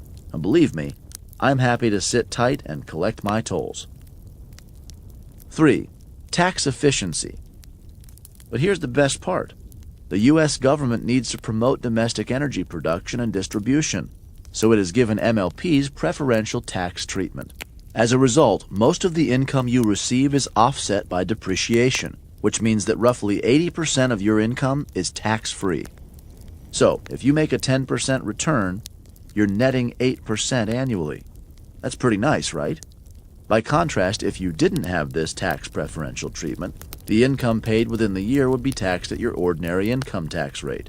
A high-income earner who pays 50% in taxes would net just 5%. In other words, by using the tax efficiency of an MLP, you net 8% instead of 5%. The difference? 60% more money in your pocket. That's the power of tax efficiency.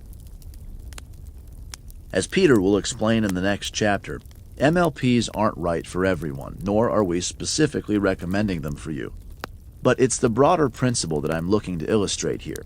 By focusing on after-tax returns, you can put yourself on a much faster path to financial freedom. Incidentally, it's worth pointing out that there's almost always an asset class or a country or a market that's getting clobbered, presenting you with equally enticing opportunities for asymmetrical risk-reward. Finally, for good measure, being smart about your taxes also helps you to have a greater impact on the world.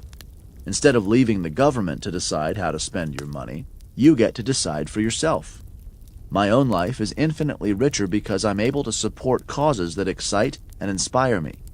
I've been able to provide 250 million free meals so far, and I'm on my way to a target of 1 billion meals through my initiative with Feeding America.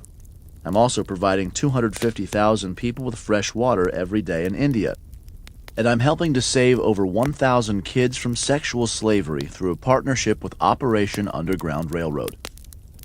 These are just a few of the gifts I can share as a result of being tax efficient in my investments. Core Principle 4. Diversification. The fourth and final principle in the Core 4 is perhaps the most obvious and fundamental of all. Diversification. In its essence, it's what almost everyone knows. Don't put all your eggs in one basket.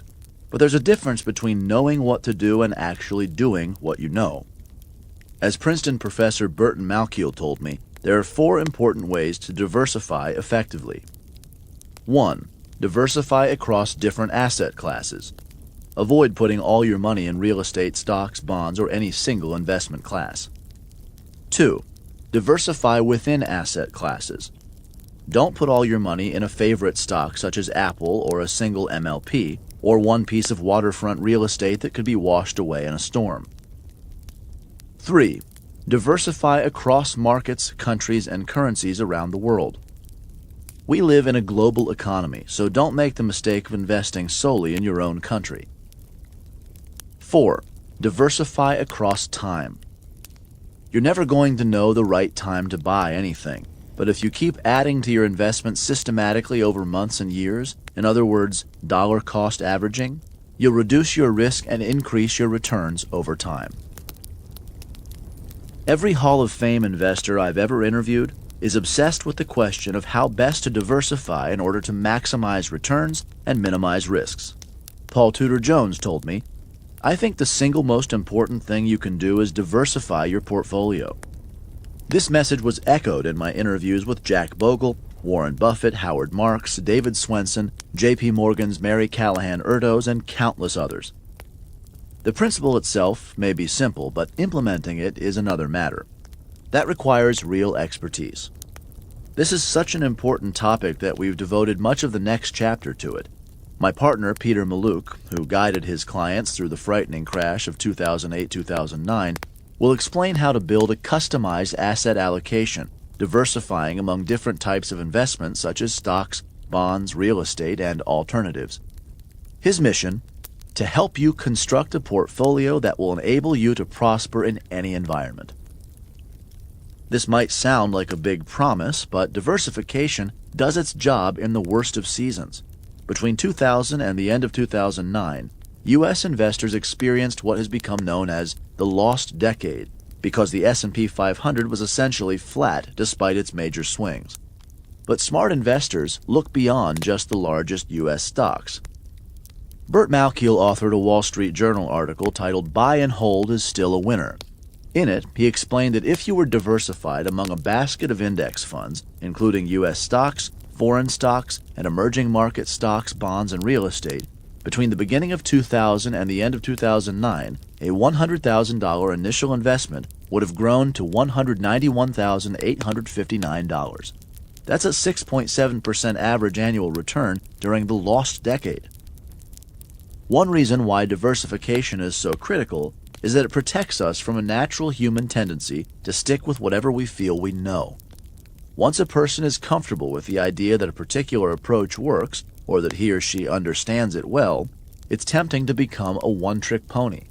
As a result, many people end up investing too heavily in one specific area. For example, they might stake everything on real estate because they grew up seeing it work like magic for their family. Or they might be a gold bug, or they might bet too aggressively on a hot sector such as tech stocks. The trouble is, everything is cyclical, and what's hot now can suddenly turn to ice. As Ray Dalio warned me, it's almost certain that whatever asset class you're going to put your money in, there will come a day when you will lose 50% to 70%. Can you imagine having most or all of your money in that one area and watching in horror as it goes up in flames? Diversification is your insurance policy against that nightmare. It decreases your risk and increases your return, yet it doesn't cost you extra. How's that for a winning combination? Of course, there are many different ways of diversifying. I discuss this in detail in Money Master the Game, laying out the exact asset allocations recommended by Ray and other financial gurus, such as Jack Bogle and David Swenson. For example, David told me how individual investors can diversify by owning low-cost index funds that invest in 6 really important asset classes: U.S. stocks, international stocks, emerging market stocks, real estate investment trusts, REITs, long-term U.S. Treasuries, and Treasury inflation-protected securities, TIPS.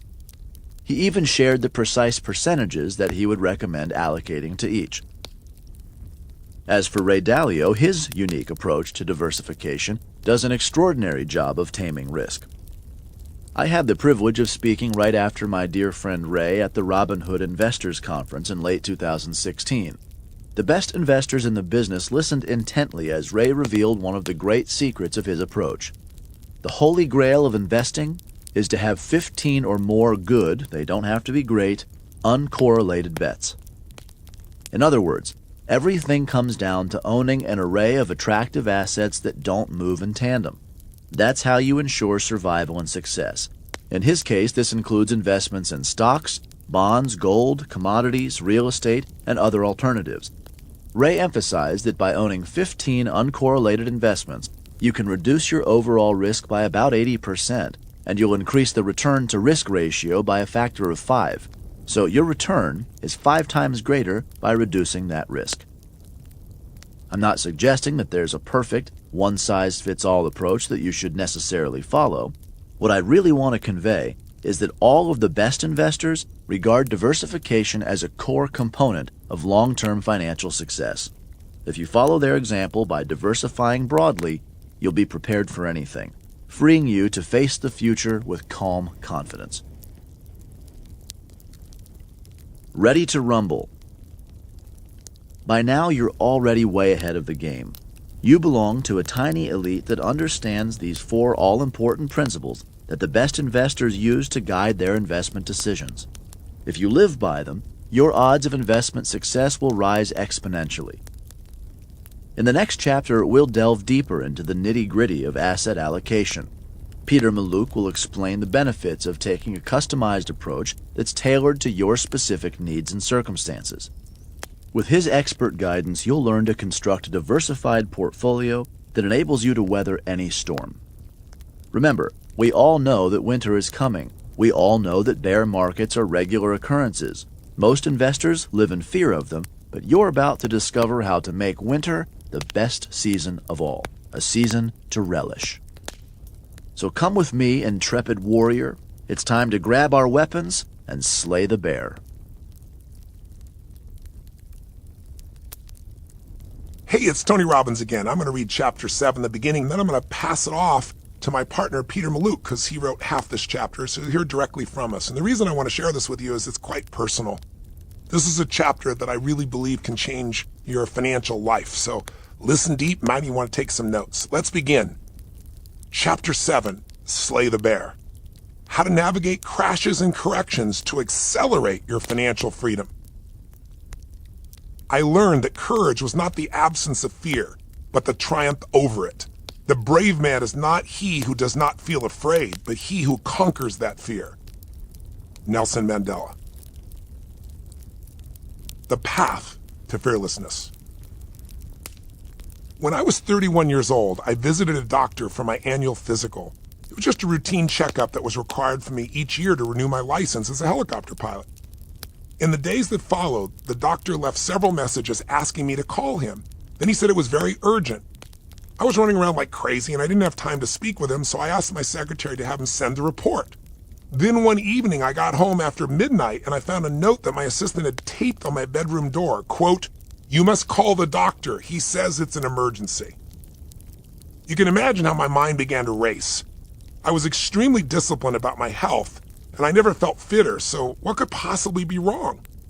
The mind tends to go crazy in times like this, so I began to wonder, I travel a lot.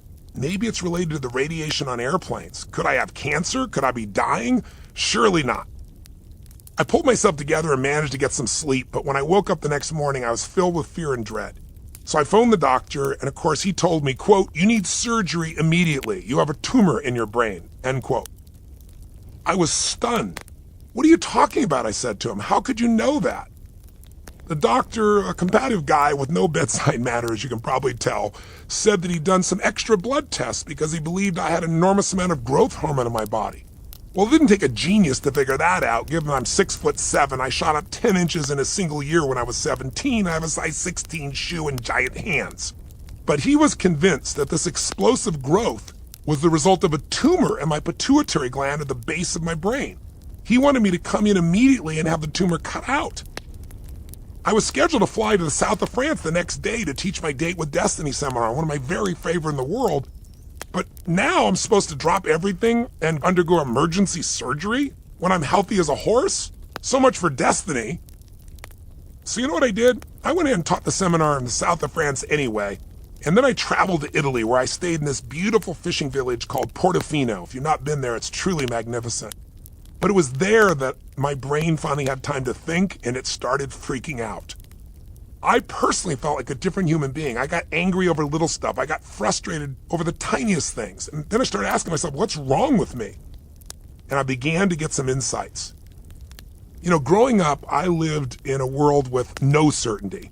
When my mom was on drugs and angry, she'd sometimes lose control over little things, even though she loved us, and I had to protect my brother and sister. If she thought I was lying about something, for example, she might pour liquid soap down my throat until I threw up, or smash my head against the wall, and I couldn't fight back. Because of those days, I spent a lifetime training and conditioning myself to find certainty in an uncertain world. That's where Unshakeable comes from in me. So it did serve. But I allowed the doctor's comments to suddenly plunge me back into that deep level of uncertainty that I grew up with. Out of nowhere, my world had been turned upside down. The life I built was crumbling. After all, how can you be certain about anything when you're uncertain about the most basic question, am I going to live or die? I was so stressed that morning that I found myself sitting in church in Portofino praying for dear life. Then I finally made a decision. I need to go home and deal with the situation head on. The next few days were surreal. I remember coming out of the MRI machine and seeing the grim look on the lab technician's face. He said there was definitely a mass there, but he wouldn't give me any details until the doctor had interpreted the scan. Now, the doctor was busy, so I had to wait another 24 hours. Now, I knew for sure I had a problem, but I still had no idea whether it was fatal or not. Finally, the doctor met with me to explain my test results. The scan had confirmed that I had a tumor, but it also showed something miraculous, that the tumor had shrunk by more than 60% over the years. There had been no treatment. I had no negative symptoms, and I hadn't grown since I was 17, so why did I need surgery? The doctor warned me that the excessive growth hormone could trigger an array of health problems, including heart failure. You're in denial, he said. We have to operate immediately. But what about the side effects? Beyond the danger of dying under the knife, the biggest risk was that the operation would damage my endocrine system, and so I'd never again have the same level of energy. Well, this was a price I wasn't prepared to pay. My mission of helping people transform their lives requires tremendous energy and passion. And I kept wondering, what if the surgery left me unable to do my life's work?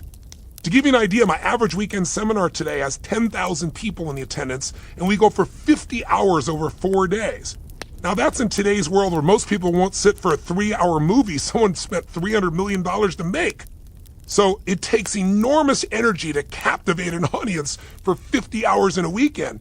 And no way could I deliver that experience to people in 40 different countries and keep them all fully engaged in transforming their lives if I'm exhausted or tired.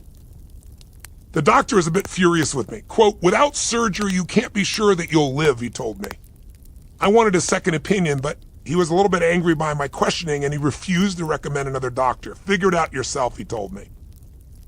Through some friends, I eventually found my way to a legendary endocrinologist in Boston. He scanned my brain and again sat me down to review the results. And he was a wonderful man. He was full of compassion and his attitude was totally different. He said I didn't need surgery. I was thrilled. He said the risks were too great.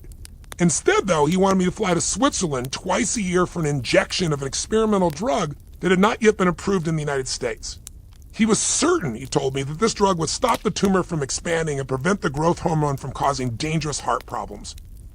When I told him about the doctor who wanted to cut my brain, he laughed and said, the butcher wants to be a butcher, the baker wants to bake, the surgeon wants to cut, I want to drug you. It was true. We all like to do whatever we know best in order to achieve certainty. And the problem was the drug was also likely to have a profound effect on my energy level as well. The endocrinologist could see why this troubled me so deeply. He said, you know, Tony, you're like Samson, he said.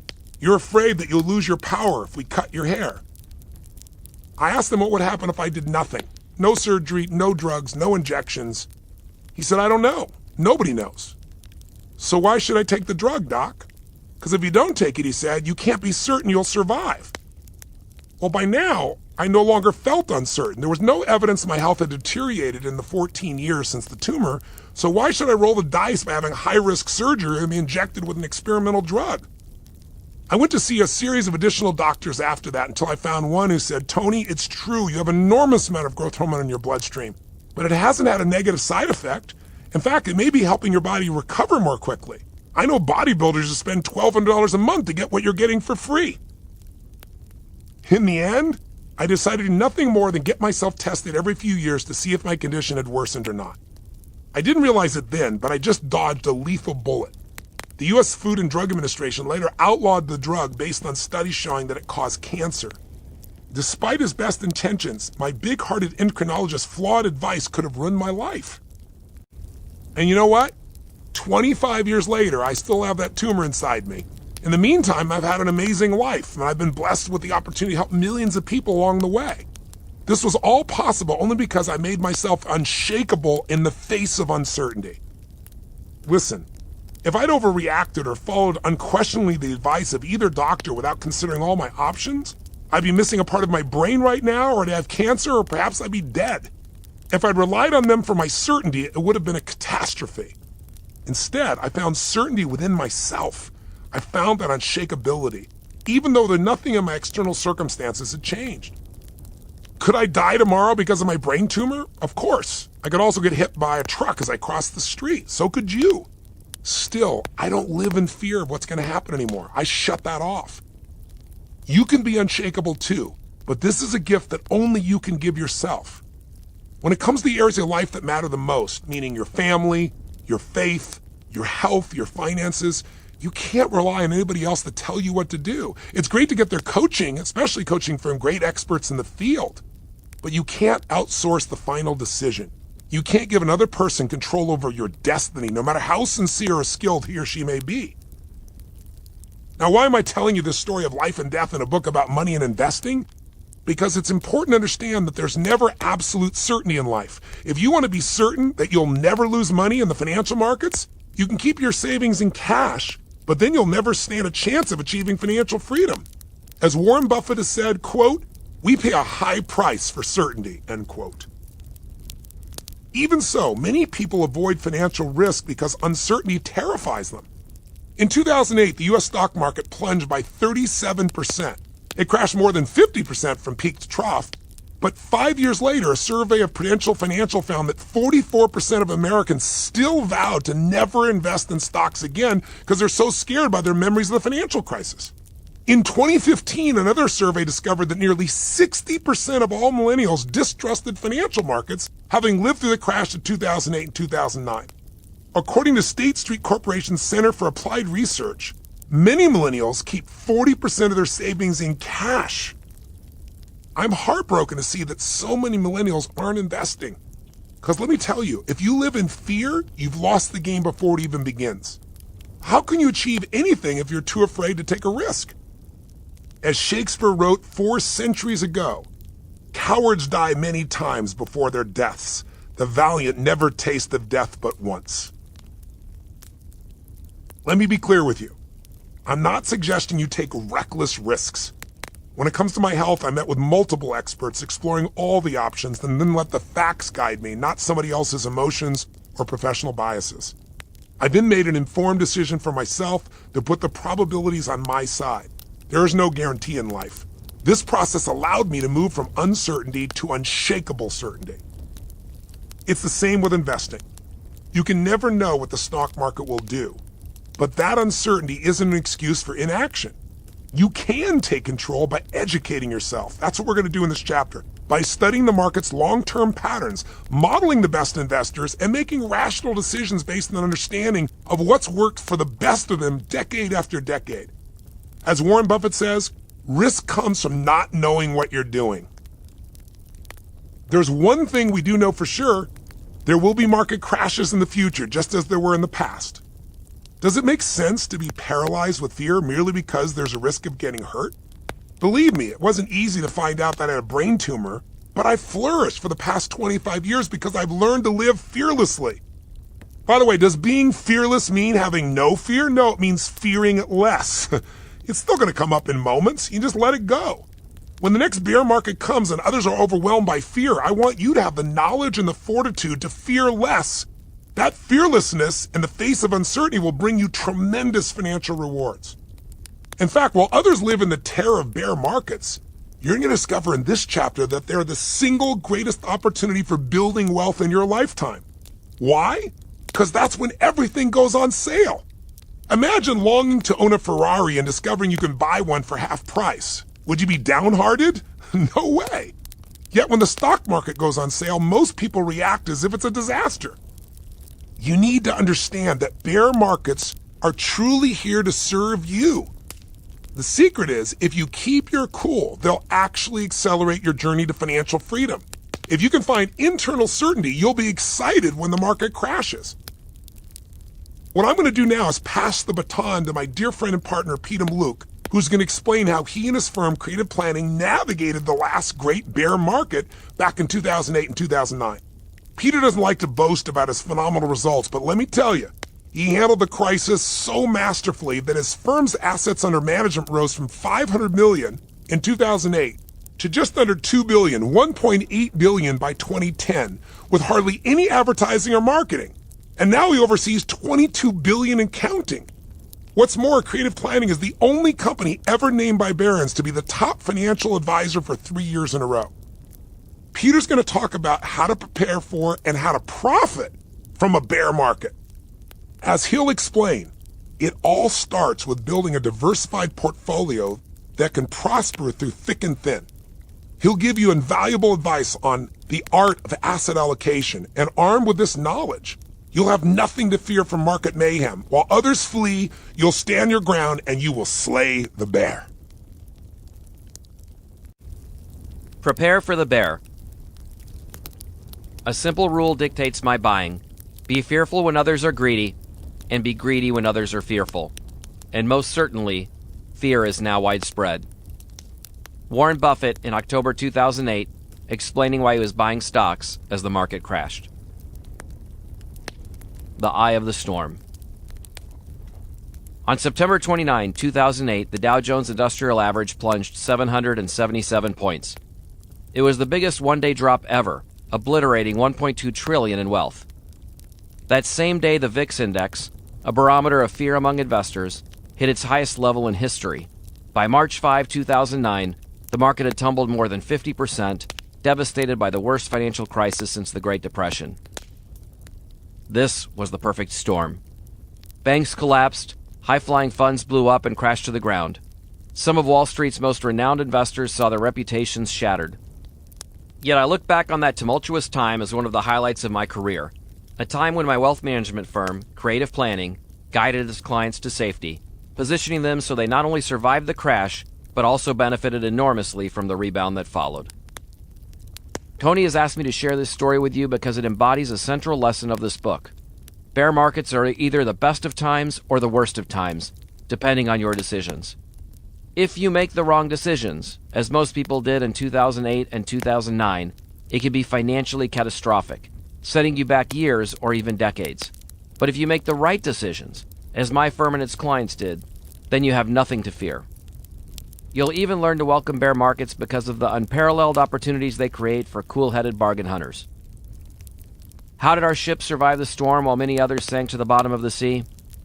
First of all, we were in a better ship. Long before the bear market occurred, we prepared for it in the knowledge that blue skies never last, that hurricanes are inevitable. None of us knows when a bear market will come, how bad it will be, or how long it will last. But as you learned in Chapter 2, they've occurred on average every 3 years over the last 115 years. That's not a reason to hide in terror. It's a reason to ensure that your vessel is safe and seaworthy, regardless of the conditions. As we'll discuss in detail in this chapter, there are 2 primary ways to prepare for market turmoil. First, you need the right asset allocation, a fancy term for the proportion of your portfolio that's invested in different types of assets, including stocks, bonds, real estate, and alternative investments. Second, you need to be positioned conservatively enough with some income set aside for a very rainy day so that you won't be forced to sell while stocks are down. It's the financial equivalent of making sure you're equipped with safety harnesses, life vests, and sufficient food before heading out to sea. As I see it, 90% of surviving a bear market comes down to preparation. What's the other 10%? That's all about how you react emotionally in the midst of the storm. Many people believe they'll have ice in their veins, but as you may have experienced yourself, it's psychologically intense when the market is melting down and panic is in the air. That's one reason why having a battle-hardened financial advisor can be helpful. It provides an emotional ballast, helping you remain calm so you don't waver at the worst moment and jump overboard.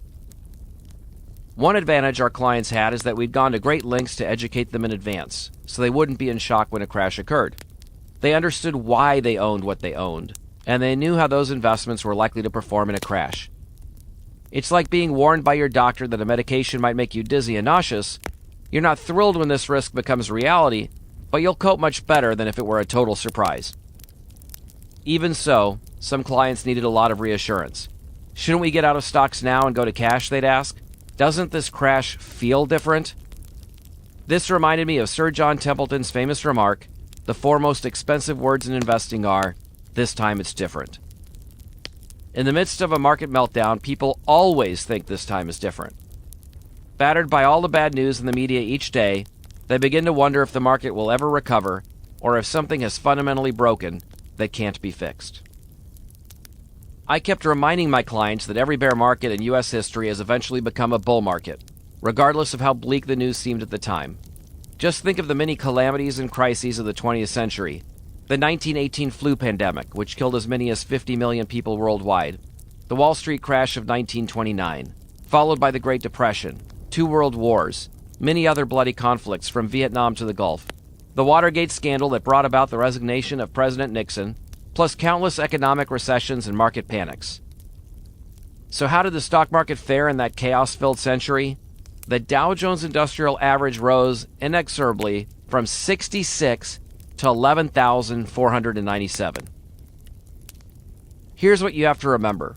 Based on more than a century of history, the short-term outlook may look dire, but the stock market always rebounds. Why would you ever bet against this long-term pattern of resilience and recovery? This historical perspective gives me unshakable peace of mind, and I hope it will help you to keep your eye on the prize, regardless of the corrections and crashes we encounter in the years and decades to come.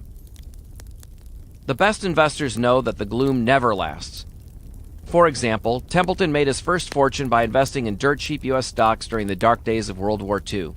He later explained that he likes to invest at the point of maximum pessimism, when bargains were everywhere. Likewise, Warren Buffett invested aggressively in 1974 when markets were slammed by the Arab oil embargo and Watergate. While others were filled with despair, he was exuberantly bullish, telling Forbes, "Now is the time to invest and get rich." Psychologically, it's not easy to buy when pessimism is rampant, but the rewards often come spectacularly fast. The S&P 500 hit rock bottom in October 1974 and then jumped 38% in the next 12 months. In August 1982, with inflation out of control and interest rates at almost 20%, the S&P 500 bottomed out again and then soared 59% in 12 months. Can you imagine how investors felt if they'd panicked and sold during those bear markets? They not only made the disastrous mistake of locking in their losses, but missed out on those massive gains as the market revived. That's the price of fear. When the bear market struck again in 2008, I was determined to make the most of this opportunity. I had no idea when the market would recover, but I was certain it would recover. At the height of the crisis, I wrote to our clients, "There is simply no precedent, ever in history, of the market staying at a valuation level this low. There are only two potential outcomes, the end of America as we know it, or a recovery. Every time investors have bet on the former, they have lost." Throughout the crash, we continued to invest heavily in the stock market on behalf of our clients.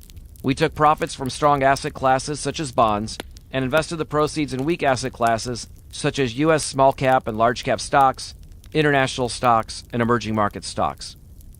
Instead of betting on individual companies, we bought index funds, which gave us instant diversification at a low cost across these massively undervalued markets. How did this work out? Well, after bottoming out in March 2009, the S&P 500 shot up 69.5% in just 12 months. Over 5 years, the index rose 178%, vindicating our belief that bear markets are the ultimate gift for opportunistic investors with a long-term perspective. As I write this, the market has risen over 266% since the 2009 low.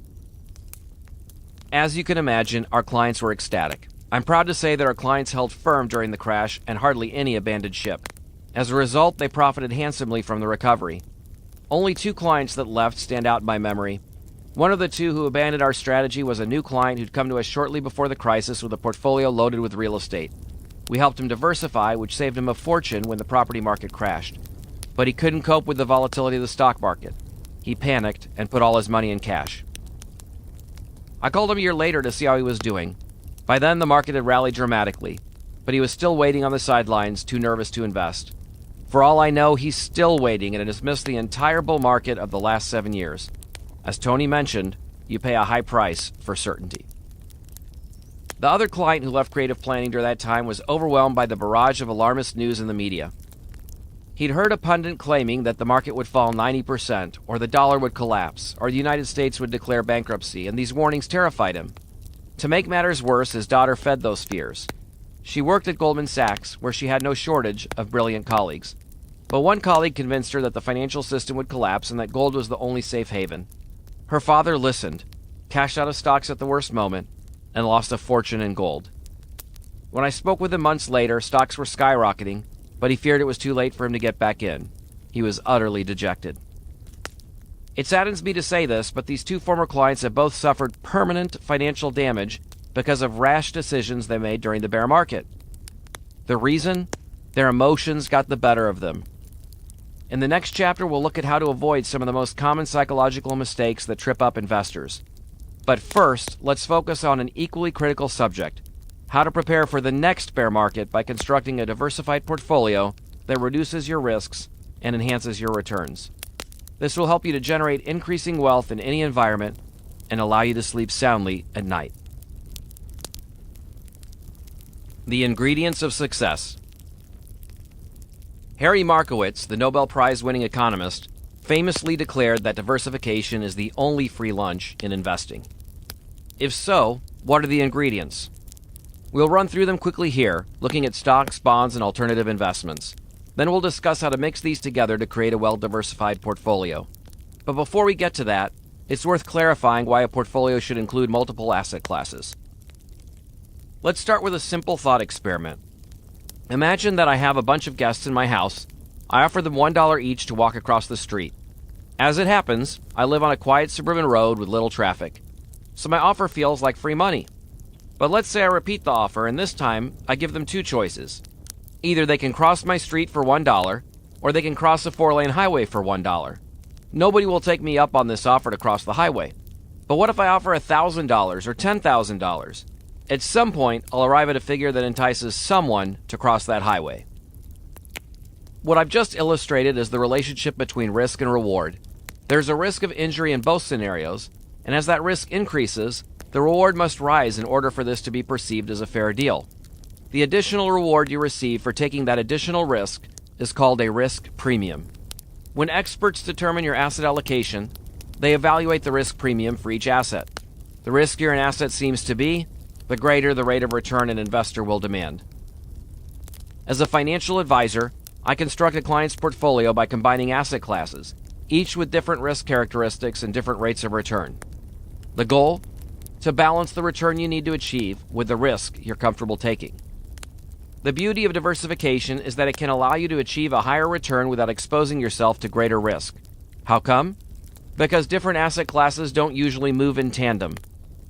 In 2008, the S&P 500 fell 38%, whereas investment-grade bonds rose 5.24%. If you owned stocks and bonds, you took less risk and achieved a better return than if you owned only stocks. Now let's look at the major asset classes we can combine to help you reach the promised land.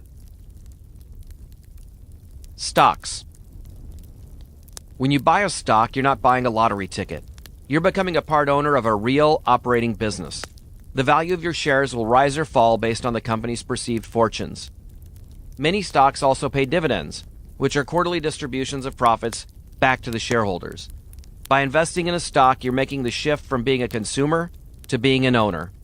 If you buy an iPhone, you're a consumer of Apple products. If you buy Apple stock, you're an owner of the company and are entitled to a percentage of its future earnings. What can you expect to earn as an investor in stocks? It's impossible to predict, but we can use the past as a very rough guide. Historically, the stock market has returned an average of 9% to 10% a year over more than a century. But these figures are deceptive because stocks can be wildly volatile along the way. It's not unusual for the market to fall 20% to 50% every few years. On average, the market is down about 1 in every 4 years. You need to recognize this reality so you won't be shocked when stocks tumble, and so you'll avoid excessive risks. At the same time, it's useful to recognize that the market has made money 3 out of every 4 years. In the short term, the stock market is entirely unpredictable, despite the claims of experts who pretend to know what's going on. In January 2016, the S&P 500 suddenly sank 11%. Then it made a U-turn and rose nearly as rapidly. Why? Howard Marks, one of America's most respected investors, candidly told Tony, there was no good reason for the decline. Equally, there was no good reason for the recovery. But in the long run, nothing reflects economic expansion better than the stock market. Over time, the economy and the population grow, and workers become more productive. The rising economic tide makes businesses more profitable, which drives up stock prices. That explains why the market soared over the course of the 20th century, despite all those wars, crashes, and crises. Now do you see why it pays to invest in the stock market for the long term? Nobody understands this better than Warren Buffett. In October 2008, he wrote an article for the New York Times encouraging people to buy U.S. stocks while they were on sale, even though the financial world was a mess and the headlines will continue to be scary. He wrote, "Think back to the early days of World War II, when things were going badly for the United States and Europe and the Pacific. The market hit bottom in April 1942, well before Allied fortunes turned. Again in the early 1980s, the time to buy stocks was when inflation raged and the economy was in the tank. In short, bad news is an investor's best friend. It lets you buy a slice of America's future at a marked down price. Over the long term, the stock market news will be good. I suggest you commit that line to memory. Over the long term, the stock market news will be good.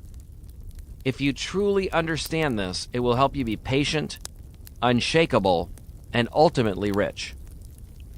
So where do stocks fit within your portfolio? If you believe that economy and businesses will be doing better 10 years from now, it makes sense to allocate a good portion of your investments to the stock market. Over a 10-year period, the market almost always rises. Still, there are no guarantees.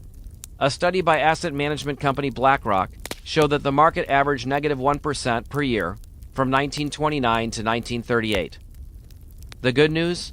BlackRock noted that this 10-year losing streak was followed by 2 consecutive 10-year periods of robust gains as the market resumed its upward trajectory.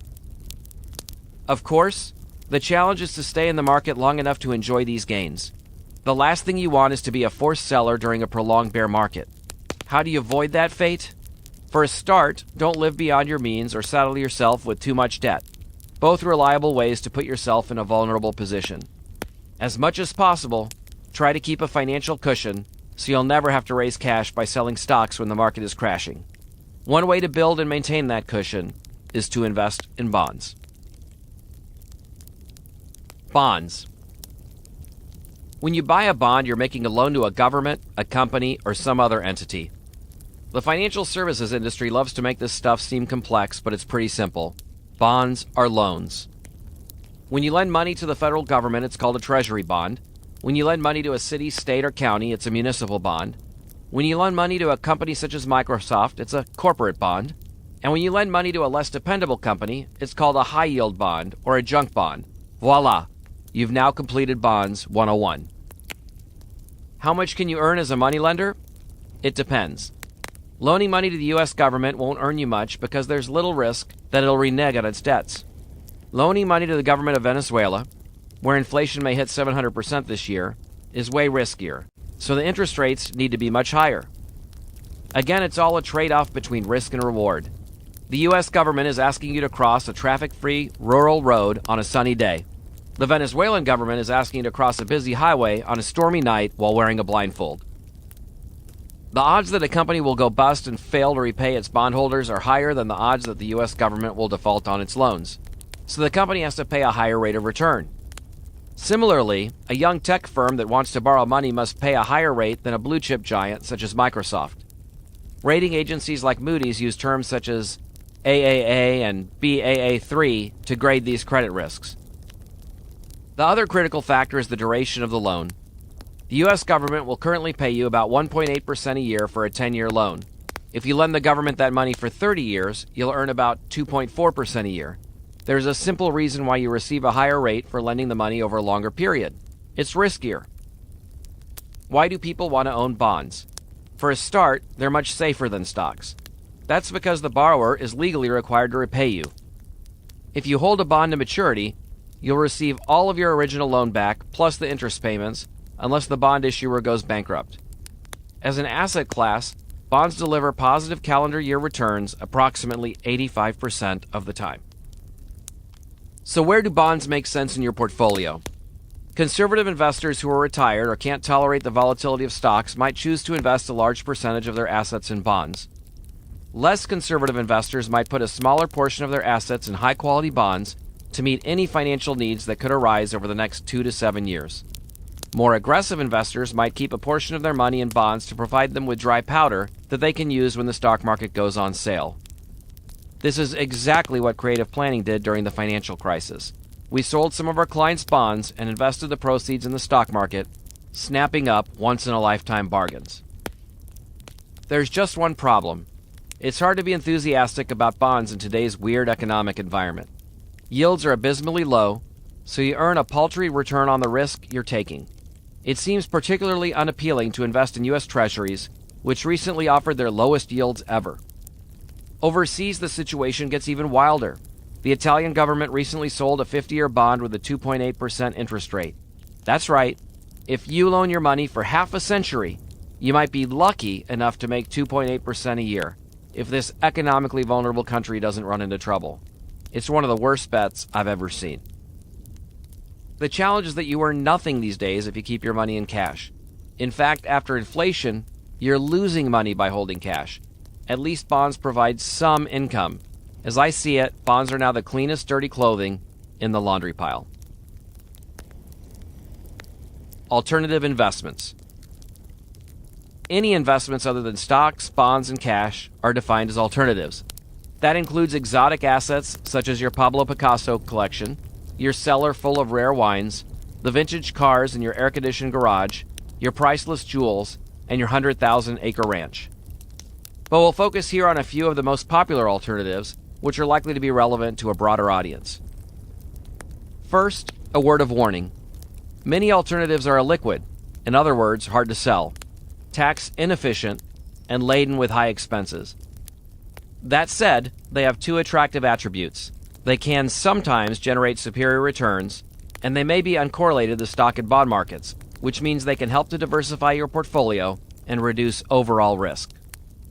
For example, if the stock market drops 50%, you don't suffer a 50% drop in your net worth because all your eggs aren't in one basket. Any challenge you face is much smaller. Let's talk about 5 alternatives, starting with 3 that I like, followed by 2 that I don't. Real estate investment trusts. I'm sure you know people who've done really well by investing directly in residential property, but most of us can't afford to diversify by owning a slew of houses or apartments. That's one reason why I like to invest in publicly traded real estate investment trusts, REITs. They provide a no-hassle, low-cost way to diversify broadly both geographically and across different types of property. For example, you can own a small slice of a REIT that invests in assets such as apartment buildings, office towers, senior housing facilities, medical offices, or shopping malls. You get to benefit from any appreciation in the price of the underlying property while also receiving a healthy stream of current income. Private equity funds. Private equity firms use pooled money to buy all or part of an operating company. They can then add value by, say, restructuring the business, cutting costs, and minimizing taxes. Ultimately, they attempt to resell the company for a much higher price. The upside? A private equity fund that's run with true expertise can make outsized profits while also adding diversification to your portfolio by operating in the private market. The downside? These funds are illiquid, risky, and charge high fees. At Creative Planning, we're able to leverage our relationships and $23 billion in assets in order to gain access to funds managed by one of the country's top 10 private equity companies. Their minimum investment is usually $10 million, but our clients can invest with a minimum of $1 million. As you can see, this isn't for everyone, but the best funds may well earn their high fees. Master Limited Partnerships. I'm a big fan of MLPs, which are publicly traded partnerships that typically invest in energy infrastructure, including oil and gas pipelines. What's the appeal? As Tony mentioned in the last chapter, we sometimes recommend MLPs because they pay out a lot of income in a tax-efficient way. They don't make sense for many investors, especially if you're young or have your money in an IRA, but they can be great for an investor who is over 50 and has a large taxable account. Gold. Some people have an almost religious belief that gold is the perfect hedge against economic chaos. They argue that it'll be the one true currency if the economy falls apart, inflation soars, or the dollar collapses. My view, gold produces no income and is not a critical resource.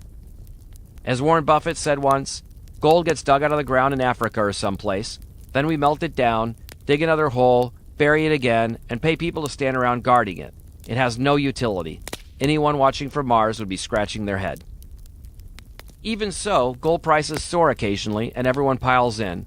Every time, without exception, the price has ultimately collapsed. Historically, stocks, bonds, energy commodities, and real estate have outperformed gold, so count me out. Hedge funds.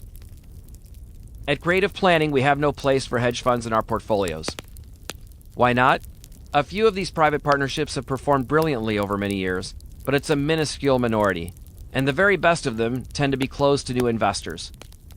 The problem is, hedge funds start with a huge disadvantage in every major category: fees, taxes, risk management, transparency, and liquidity. Most charge 2% a year, no matter what, plus 20% of their investors' profits. What do you get in return? Well, from 2009 to 2015, the average hedge fund lagged the S&P 500 for 6 years in a row.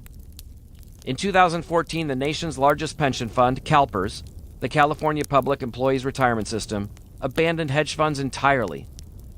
As I see it, hedge funds are handmade for suckers or for speculators looking to roll the dice on a big bet. They'll make someone rich, but it ain't likely to be you or me. A customized approach to asset allocation. Now you know what ingredients you can use, but how should you combine them to create the perfect meal? The truth is, there's no single method that's right for everyone. Yet many advisors use a cookie-cutter approach to asset allocation, ignoring critical differences in their clients' needs. That's like serving steak to a vegetarian or a kale salad to a carnivore. One common but misguided approach involves using a person's age to determine the percentage of bonds in his or her portfolio. For example, if you're 55, you'd have 55% of your assets allocated to bonds. To me, that's crazily simplistic. In reality, the type of assets you own should be matched to what you personally need to accomplish. After all, a 55-year-old single mom who is saving for her kids' college tuition has different priorities than a 55-year-old entrepreneur who's just sold her business for millions and wants to build a philanthropic legacy. It makes no sense to treat them as if their needs are the same just because they're the same age. Another common approach involves basing a person's asset allocation on his or her tolerance for risk. As the client, you fill out a questionnaire to establish whether you're an aggressive or conservative investor. You're then sold a prepackaged model investment portfolio that supposedly matches this risk profile. To me, this approach is equally misguided because it ignores your needs. What if you're risk-averse but have no chance of retiring unless you heavily invest in stocks? Setting you up with a conservative portfolio loaded with bonds would just doom you to disappointment. So how should you approach the challenge of asset allocation? As I see it, the real question that you and your financial advisor have to answer is this: what asset classes will give you the highest probability of getting you from where you are today to where you need to be? In other words, the design of your portfolio must be based on your specific needs. Your advisor should start by getting a clear picture of where you are today, your starting point, how much you're willing and able to save, and how much money you'll need, and when you'll need it, your ending point. Once these needs have been clearly identified, your advisor should provide a customized solution to help you achieve them. Can you figure all this out yourself without hiring a professional? Sure, but the stakes are high and you don't want to mess it up. So it probably makes sense to get help unless you're particularly knowledgeable about these matters. In any case, let's say you need an average annual return of 7% over the next 15 years so you can retire. Your advisor might conclude that you ought to invest, say, 75% of your portfolio in stocks and 25% in bonds. It doesn't matter if you're 50 or 60 years old. Remember, your needs determine your asset allocation, not your age. Once your advisor has settled on the right asset allocation to meet those needs, you should discuss whether you can live with the volatility you're likely to experience. If you can't, then you can adjust your goal downward, and your advisor can create a more conservative allocation that allows you to achieve this scaled-back goal. A sophisticated advisor will customize your portfolio to address whatever is unique about your financial situation. Let's say you work for an oil company and have a hefty portion of your net worth in your employer's stock. Your advisor would adjust your asset allocation accordingly to ensure that your other investments don't expose you too heavily to the energy sector. Another priority is to create a customized game plan that minimizes your tax liabilities. Let's say you show an existing portfolio to a new advisor. Your asset allocation is clearly out of whack, so the advisor suggests a total overhaul. In a perfect world, he or she may be right. But what if your investments have done well, and selling them would saddle you with a big tax bill on all your capital gains? A sophisticated advisor would first assess the tax impact of selling these assets. As a result, you might end up taking a much slower approach. For example, using your additional monthly contribution to build more gradually toward your new allocation. The point is, you want an advisor with the skills to tailor your portfolio to suit your specific needs. A one-size-fits-all approach to asset allocation can be disastrous. It would be like going to a doctor who tells you, "This drug I'm giving you is the best arthritis treatment in the world." Your reply, "That's great, doc, but I don't have arthritis. I've got a cold." Core and explore. Before we wrap up this chapter, I want to leave you with a few key guidelines to keep in mind when you're constructing or reconstructing your portfolio. These are principles we live by at Creative Planning, and I'm confident that they'll serve you well through sunny days and storms. Number 1, asset allocation drives returns.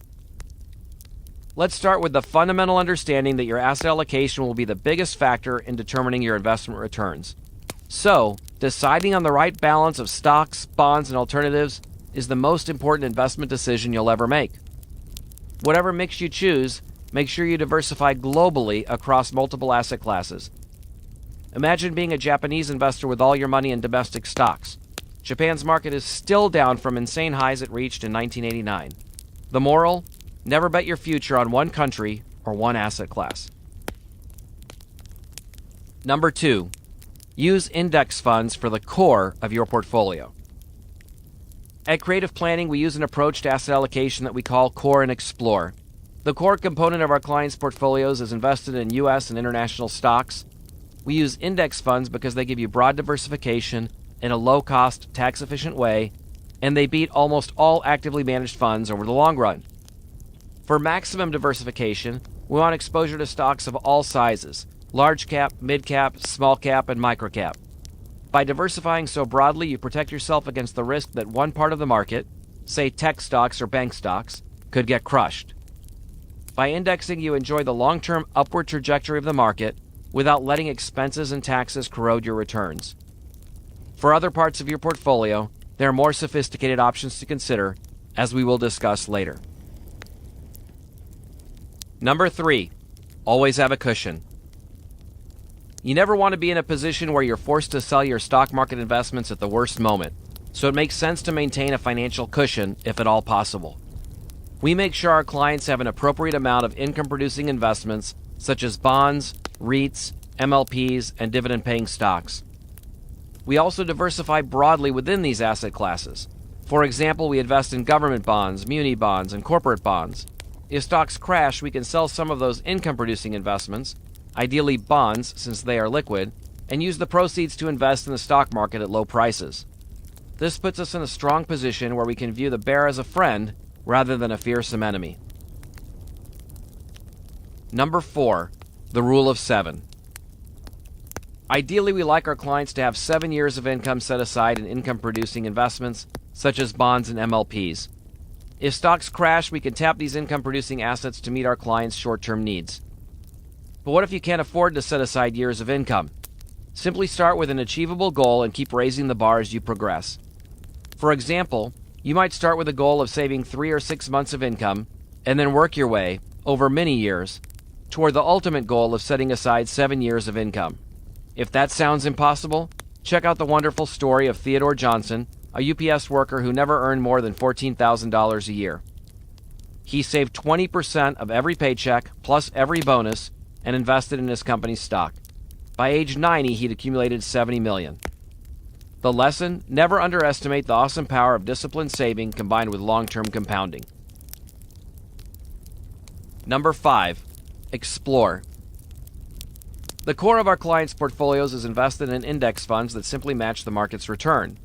But at the margins, it can make sense to explore additional strategies that offer a reasonable chance of outperformance. For example, a wealthy investor might add a high-risk, high-return investment in a private equity fund. You might also decide that a particular investor like Warren Buffett has a specific advantage, which could justify putting a modest portion of your portfolio in shares of his company, Berkshire Hathaway.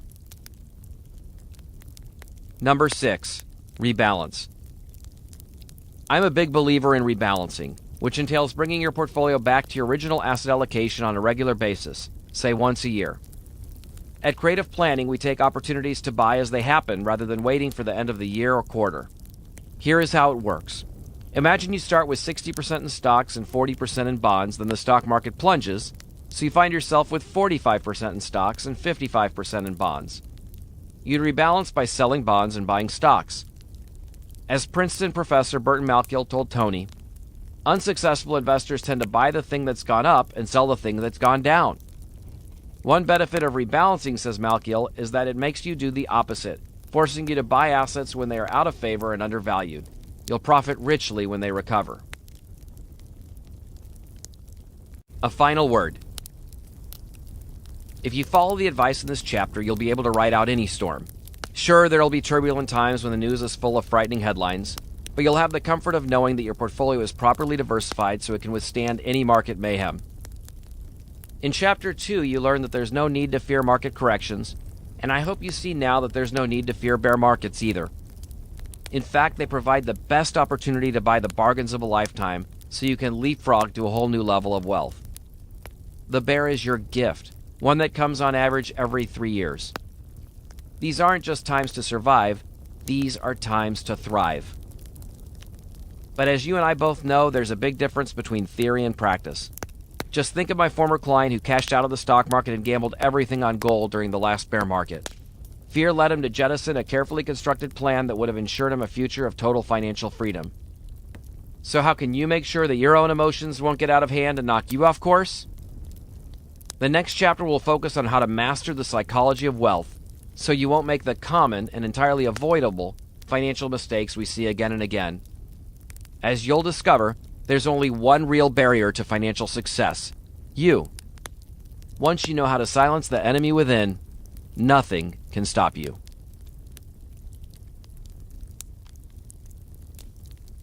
Section 3. The Psychology of Wealth. Chapter 8. Silencing the Enemy Within. The 6 money mistakes investors make and how you can avoid them. The investor's chief problem, and even his worst enemy, is likely to be himself. Benjamin Graham, author of The Intelligent Investor and mentor to Warren Buffett. Congratulations, you've made it through the rule book and the playbook and now possess the knowledge you need to become truly unshakable. You've learned what you need to watch out for. You've learned the facts that can free you from the fear of the inevitable corrections and crashes, and you're fully armed with the winning strategies of the best investors on the planet. You've also acquired invaluable knowledge about fees and how to find a truly qualified and effective financial advisor. All of this gives you an amazing edge, vastly enhancing your ability to remain clear-headed even in the face of uncertainty. You have a proven pathway to financial freedom.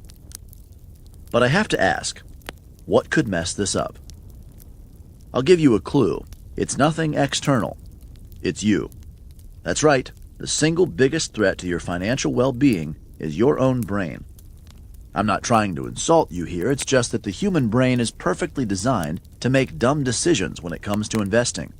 You can do everything right, invest in low-cost index funds, minimize fees and taxes, and diversify intelligently.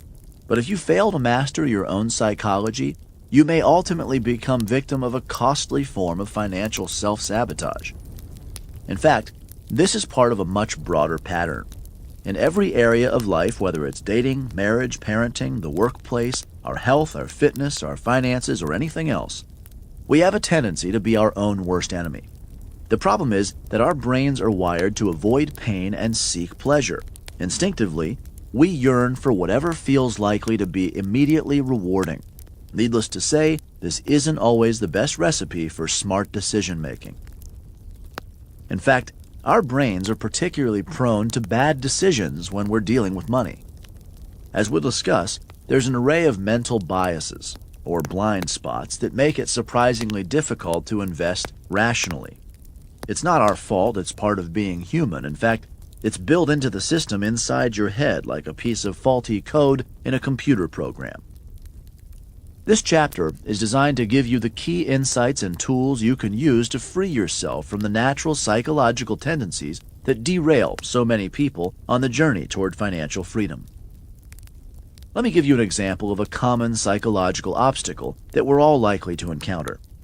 Neuroscientists have found that the parts of the brain that process financial losses are the same parts that respond to mortal threats. Think about what that means for a moment. Imagine you're a hunter-gatherer searching for dinner in the forest when you're suddenly confronted by a saber-toothed tiger with a serious attitude problem. Your brain goes into high alert, sending you urgent messages to fight, freeze, or run for your life. You might grab the nearest rock or spear so you can battle the beast, or you might flee and hide out in the safety of a dark cave. Now imagine that it's 2008 and you're an investor with a big chunk of your life savings in the stock market. The global financial crisis slams the market. Your investments take a tumble and your brain begins to process the reality that you're losing heaps of money. As far as your brain is concerned, this is the financial equivalent of that saber-toothed tiger roaring in your face, ready to make you his dinner. So what happens? Red alert. The ancient survival mechanism inside your brain starts sending you messages that you're in mortal danger. Rationally, you may know that the smartest move in a market crash is to buy more stocks while they're on sale, but your brain is telling you to sell everything, grab your cash, and hide under your bed, more convenient than a cave, until the threat subsides. It's no wonder that most investors do the wrong thing. It's an unfortunate side effect of the human survival mechanism. We have a tendency to freak out because our brains believe our financial downfall is certain death. And what counts is not reality, but rather our beliefs about it. Our beliefs are what deliver direct commands to our nervous system. Beliefs are nothing but feelings of absolute certainty governing our behavior. Handled effectively, beliefs can be the most powerful force for creating good, but our beliefs can also limit our choices and hamstring our actions severely. So what's the solution? How can we bypass the survival instincts that have been hardwired into our brains and belief systems for millions of years so we can learn to stand firm in the face of a plunging market or a hungry tiger? It may seem overly simplistic, but all that's really required is a set of system solutions, a simple system of checks and balances to neutralize or minimize the harmful effects of our faulty Flintstone wiring.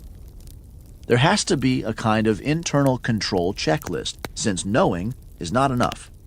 You need the systemic ability to execute every time. Just think of the airline industry, where the consequences of human error can be devastating. For airlines, it's imperative that they follow the correct procedures every time.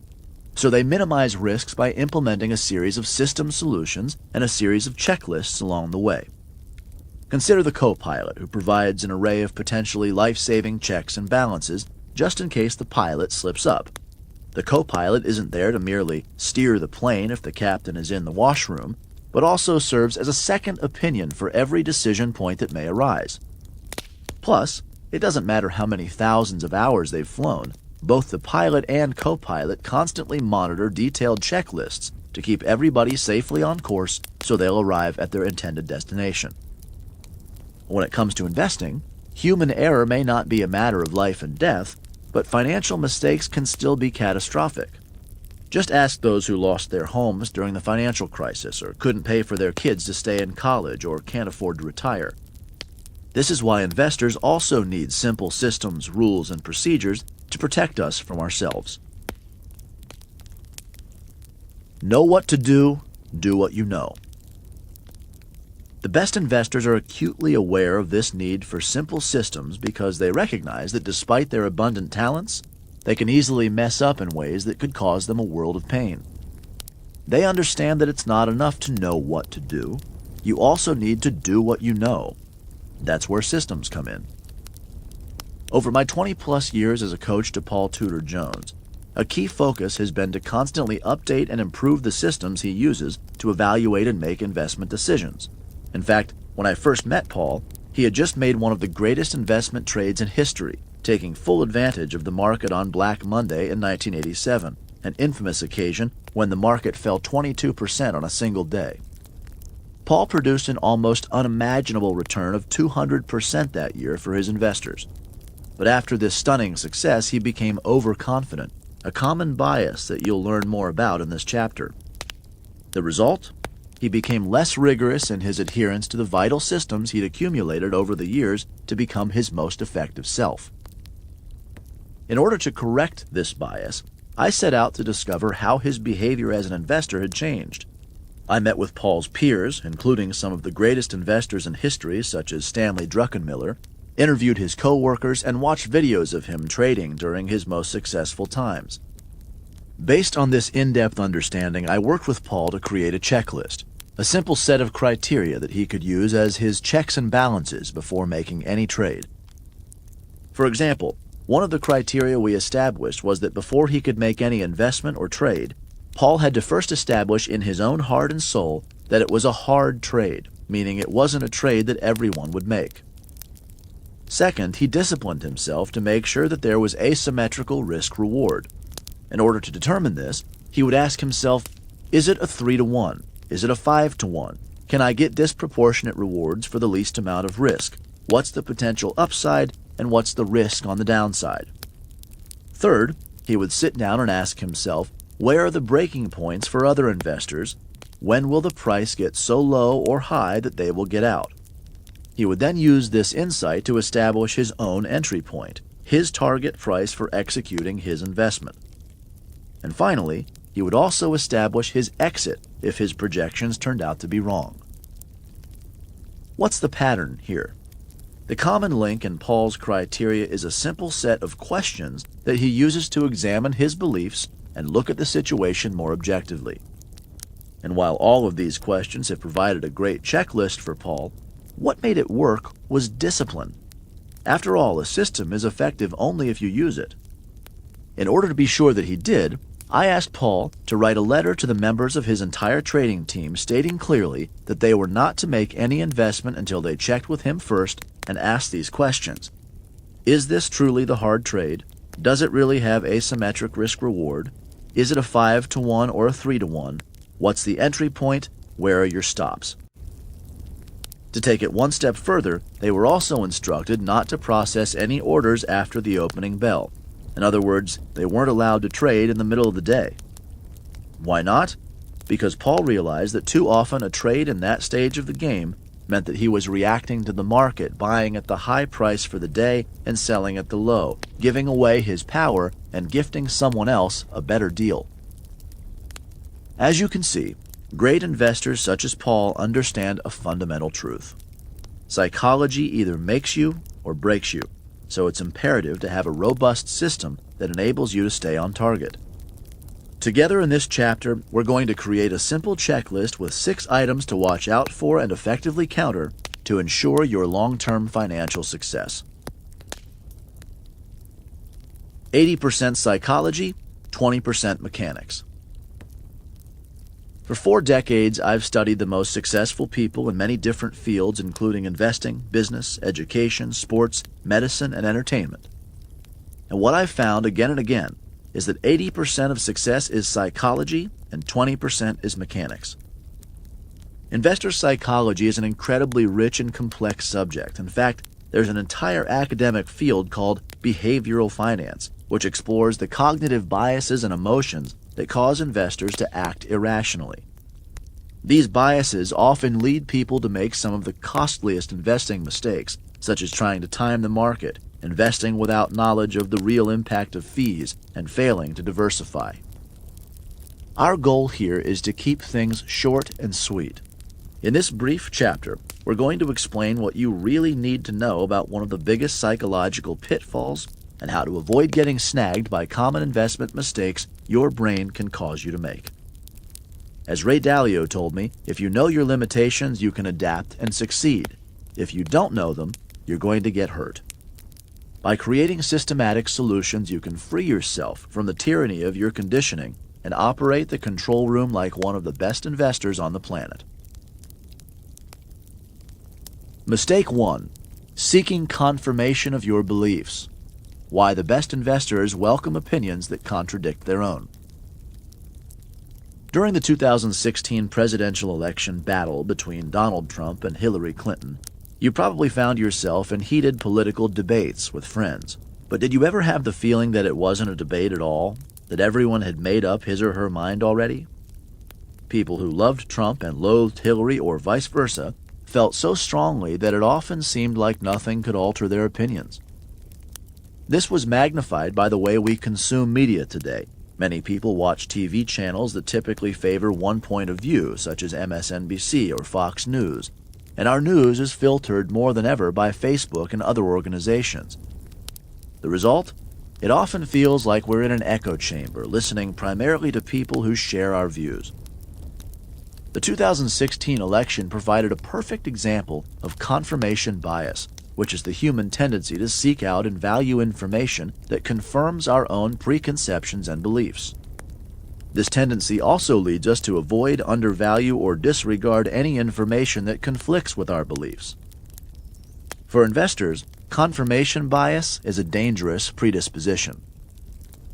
Let's say you love a particular stock or fund that's performed exceptionally well in your portfolio over the last year. Your brain is wired to seek out and believe information that validates you owning it. After all, our minds love proof, especially proof of how smart and right we've been. Investors often visit newsletters and message boards that reinforce their beliefs about the stock they own, or they pump their accelerator by reading positive articles about the hot sector where they've been earning fabulous returns. But what if the situation changes and that high-flying stock or sector starts crashing back to earth? How well equipped are we to change our perspective and recognize that we've made a mistake? Do you have the flexibility to change your approach, or is your mind locked into its beliefs? Peter Mallouk saw this phenomenon up close with a new client who had previously made a fortune on a biotech stock that had skyrocketed over a decade. The client had almost $10 million in this one stock. Peter and his team at Creative Planning set up an efficient plan for the client to diversify, dramatically reducing her exposure to this stock. The client agreed initially, but then changed her mind, claiming she knew her beloved stock and understood why it would continue to soar. She told Peter, "I don't care what you're saying, this stock is what got me here." Over the next 4 months, Peter's team kept trying to convince her to begin the diversification process, but the client wouldn't listen. During that time, the stock dropped by half, costing her $5 million. She was so upset that she dug in her heels even more and insisted on waiting for the stock to recover. It never did. If she had listened to this well-considered advice that contradicted her own beliefs, she would now likely be on track toward a life of total financial freedom. In fact, this is also an example of another emotional bias called the endowment effect, in which investors place greater value on something they already own, regardless of its objective value. This makes it much harder to part ways and buy something superior. The truth is, it's never wise to fall in love with an investment. As the saying goes, love is blind. Don't get swept off your financial feet.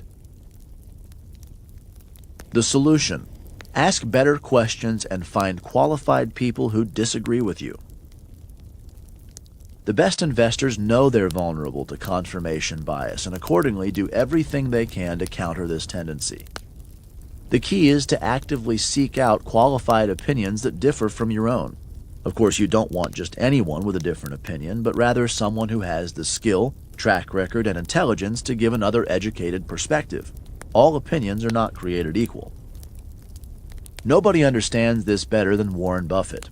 He consults regularly with his 93-year-old partner Charlie Munger, a brilliant thinker who is also famously outspoken.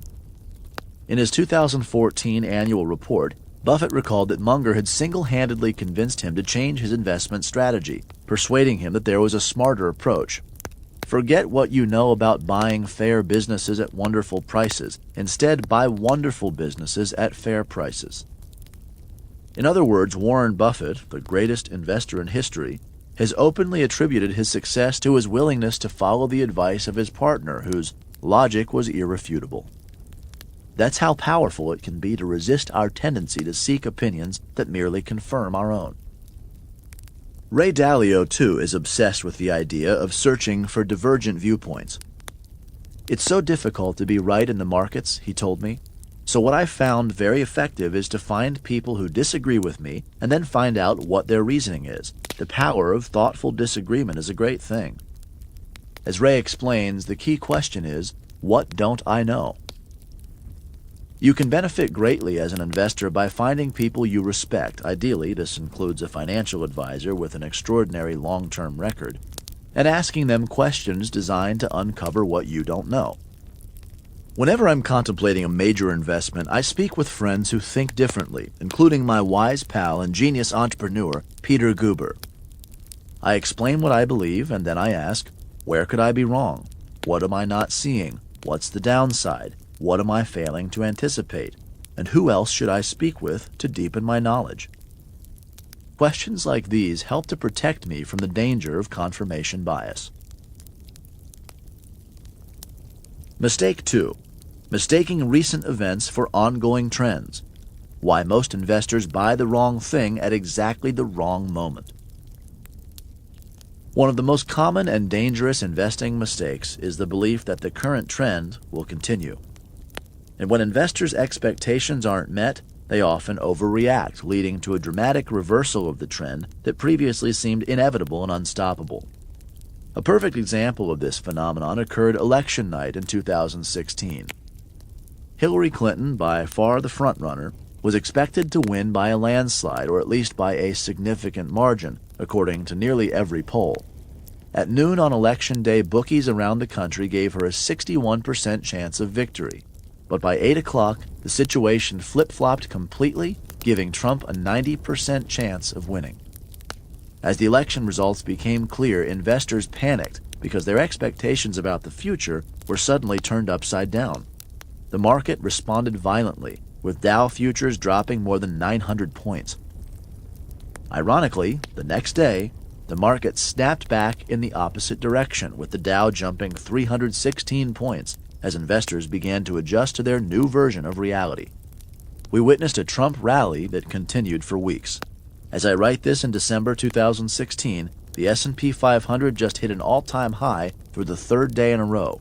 The Dow Jones Industrial Average has scored its 11th all-time high in a month, and the market has surged 6% in 7 weeks since the election. How do you think investors feel right now? Pretty cheerful, that's how.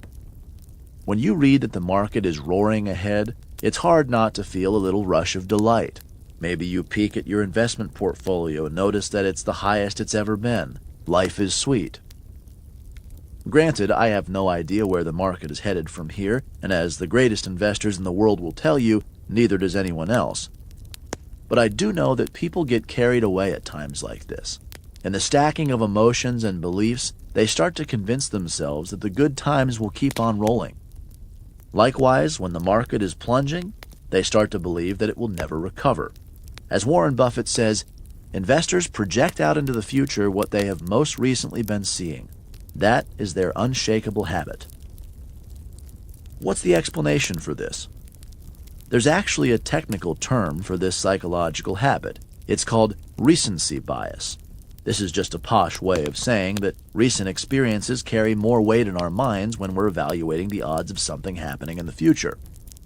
In the midst of a bull market, the neurons in your brain help you to remember that your recent experiences were positive, and this creates an expectation that the positive trend is likely to continue. Why is this so problematic? Because as you know, the financial seasons can suddenly change, with bull markets giving way to bear markets and vice versa.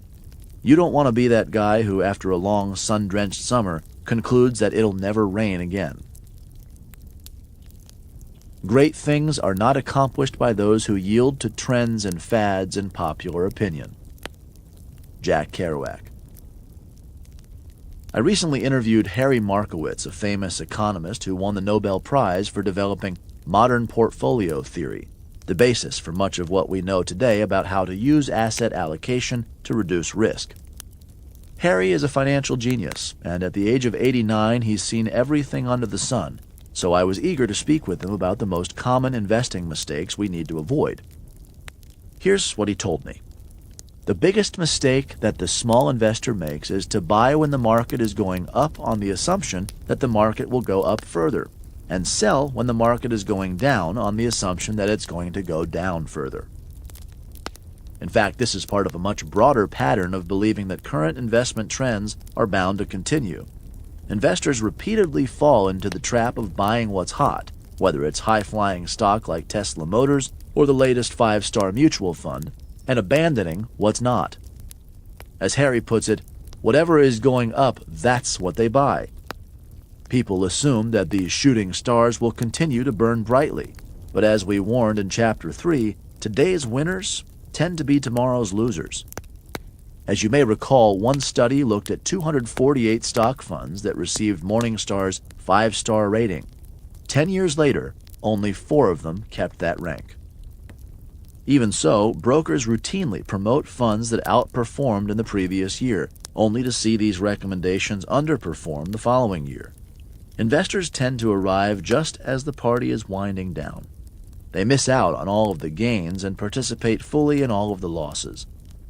David Swenson summed this up neatly, telling me, individuals tend to buy funds that have good performance and they chase returns. And then, when funds perform poorly, they sell. And so they end up buying high and selling low, and that's a bad way to make money. The solution: don't sell out, rebalance. What the best investors in the world do is create a list of simple rules to guide them so that when things get emotional, they stay the course and remain on target long term. You might want to start making a list of your own, an investment success checklist for the flight deck, that spells out where you're trying to go as an investor, what you have to watch out for, and how you plan to navigate the journey securely. Share your flight plan with someone you trust, ideally a sophisticated financial advisor. He or she can help you stick with the program by making sure you don't violate your own rules with impulsive survival brain decisions. Think of this as the financial equivalent of having a co-pilot to clarify and verify that you're not heading into the side of a mountain. An important component of these investment rules is deciding in advance how you're going to diversify by allocating a specific percentage of your portfolio to stocks, bonds, and alternative investments. What will your ratio be? If you don't lock it down, circumstances will change and your mood will change with them. You're likely to react to the moment instead of sticking consistently with an asset allocation that's ideal for you over time. If you recall, one of the solutions to this emotional stumbling block is to regularly rebalance your portfolio once a year. What does that mean?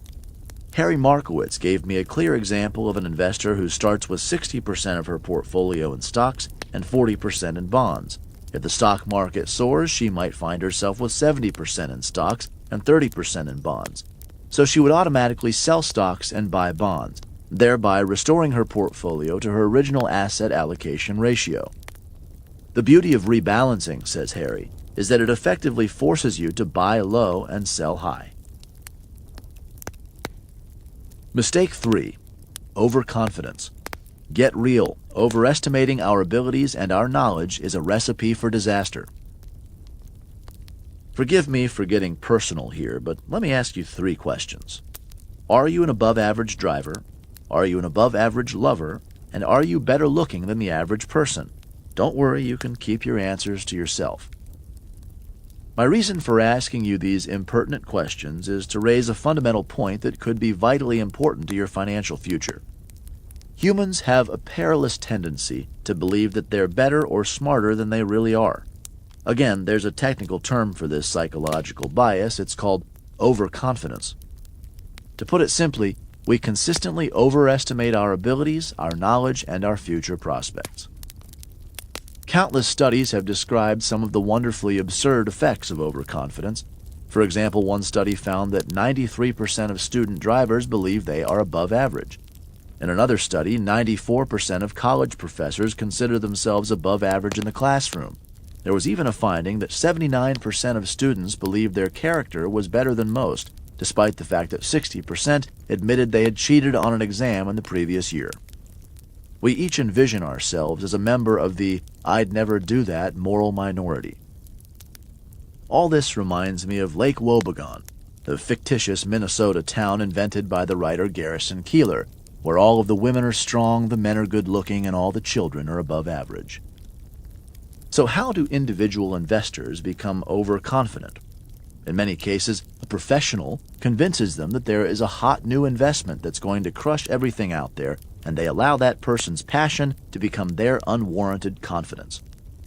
In other words, one person's salesmanship fuels another person's misguided certainty. Some individuals are extremely successful in running a business or living their lives, so they just assume that they'll be equally as effective as an investor. But investing, as you know now, is more complex and challenging than it might initially seem to these high achievers. Are certain people more prone to overconfidence? Finance professors Brad Barber and Terrence O'Dean examined the stock investments of more than 35,000 households over 5 years. They found that men are especially prone to overconfidence when it comes to investing. In fact, men traded 45% more than women, reducing their net returns by 2.65% a year. When you add to this the additional costs of high transaction fees and taxes, you can see that excessive trading is truly a disaster. But there's another form of overconfidence that can prove even more costly. The perilous belief that you, or any TV pundit, market strategist, or blog writer, can predict what the future holds for the stock market, bonds, gold, oil, or any other asset class. If you can't predict the future, the most important thing is to admit it, Howard Marks told me. If it's true that you can't make forecasts and yet you try anyway, then that's really suicide. The solution: get real, get honest. One of the best antidotes to overconfidence is to stand in front of a mirror and ask yourself this: do I really have an edge that will allow me to be a market-beating investor? Unless you have some secret sauce, for example, the superior information and analytical skills that distinguish great investors such as Howard Marks, Warren Buffett, and Ray Dalio, there's no rational reason on earth to believe you can outperform the market indexes over the long run. So, what should you do? Easy. Do what Howard, Warren, Jack Bogle, David Swensen, and other of the world's greatest investors tell the average investor to do. Invest in a portfolio of low-cost index funds and then hold them through thick and thin. This will give you the market's return without the triple burden that active investors must carry: exorbitant management fees, high transaction costs, and hefty tax bills. If you can't add value, if you can't create an asymmetry, then the best thing you can do is minimize your costs, says Howard. In other words, just invest in an index. Index funds also give you broad diversification, which is another powerful protection against overconfidence. After all, diversification is an admission that you don't know which particular asset class, which stock or bond, or which country will do best, so you own a bit of everything. Here's the great paradox. By admitting to yourself that you have no special advantage, you give yourself an enormous advantage. How come? Because you'll do so much better than all those overconfident investors who delude themselves into believing they can outperform. When it comes to investing, self-deception may be the biggest expense of all. Mistake 4. Greed, gambling, and the quest for home runs. It's tempting to swing for the fences, but victory goes to the steady survivors. When I was 19, I rented a house in an upscale community by the Pacific Ocean in Marina del Rey, California. One day I was dropping off some clothes at a local dry cleaner when a convertible Rolls-Royce Corniche pulled up and a gorgeous woman stepped out. I couldn't help but pay attention. We started chatting while she picked up her clothes, and I asked what she and her family did for a living. She told me that her husband was in penny stocks and had done really well. I can see that, I said. Do you have any tips? She replied, actually, right now there's an extraordinary one. She gave me the name of a hot stock, and let me tell you, it felt like a gift from on high. A sure thing right from the horse's mouth. So I took $3,000, which was the equivalent of $3 million for me back then, and I bet it all on that one stock. And guess what happened? It went to zero. Boy, did I feel like an idiot. As I learned from that painful experience, greed and impatience are dangerous traits when it comes to investing. We all have a tendency to want the biggest and best results as fast as possible, rather than focusing on small incremental changes that compound over time. The best way to win the game of investing is to achieve sustainable long-term returns, but it's enormously tempting to swing for home runs, especially when you think other people are getting rich faster than you.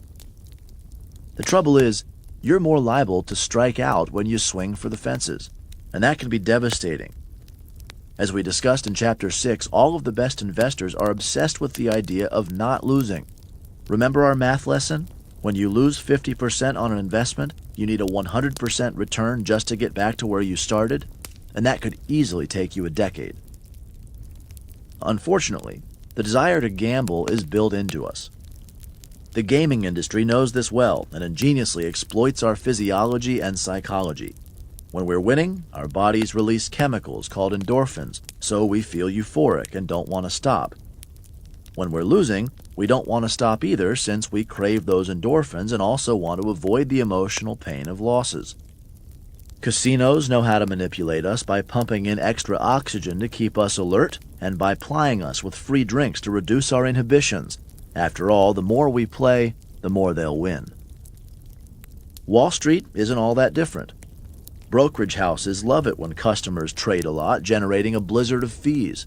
They try to lure you in and hook you with advertisements that offer free or low-cost trades, along with market insights that will supposedly help you pick the winners.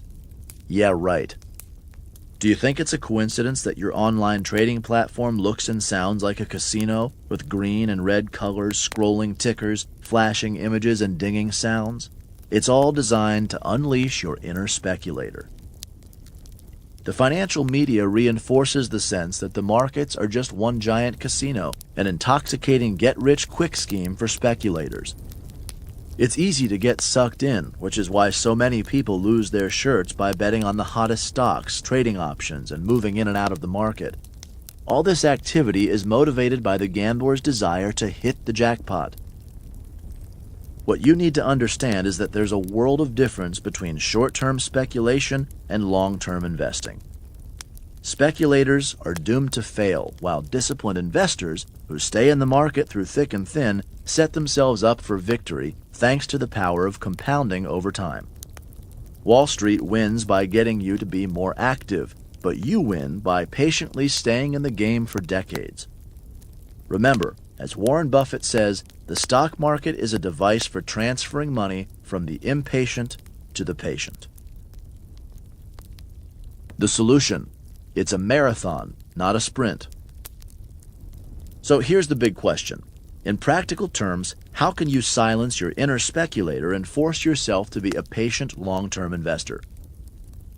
One person who's obsessed with this question is Guy Spear, a renowned value investor.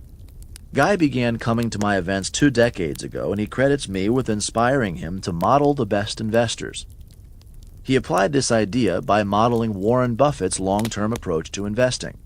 In 2008, Guy and another hedge fund manager even paid $650,100 to charity to have lunch with Buffett. As Guy sees it, one of the biggest barriers to success for most investors is that they get distracted by all the short-term noise on Wall Street. This makes it much harder for them to hold their investments for the long run and harness the awesome power of compounding. For example, they frequently check the performance of their investments, and they listen to TV pundits and market experts making useless predictions. When you check your stock prices or fund prices on your computer every day, you're feeding candy to your brain, says Guy. You get an endorphin hit. You have to realize it's addictive behavior and just stop doing it. Move away from the candy. Guy suggests checking your portfolio only once a year.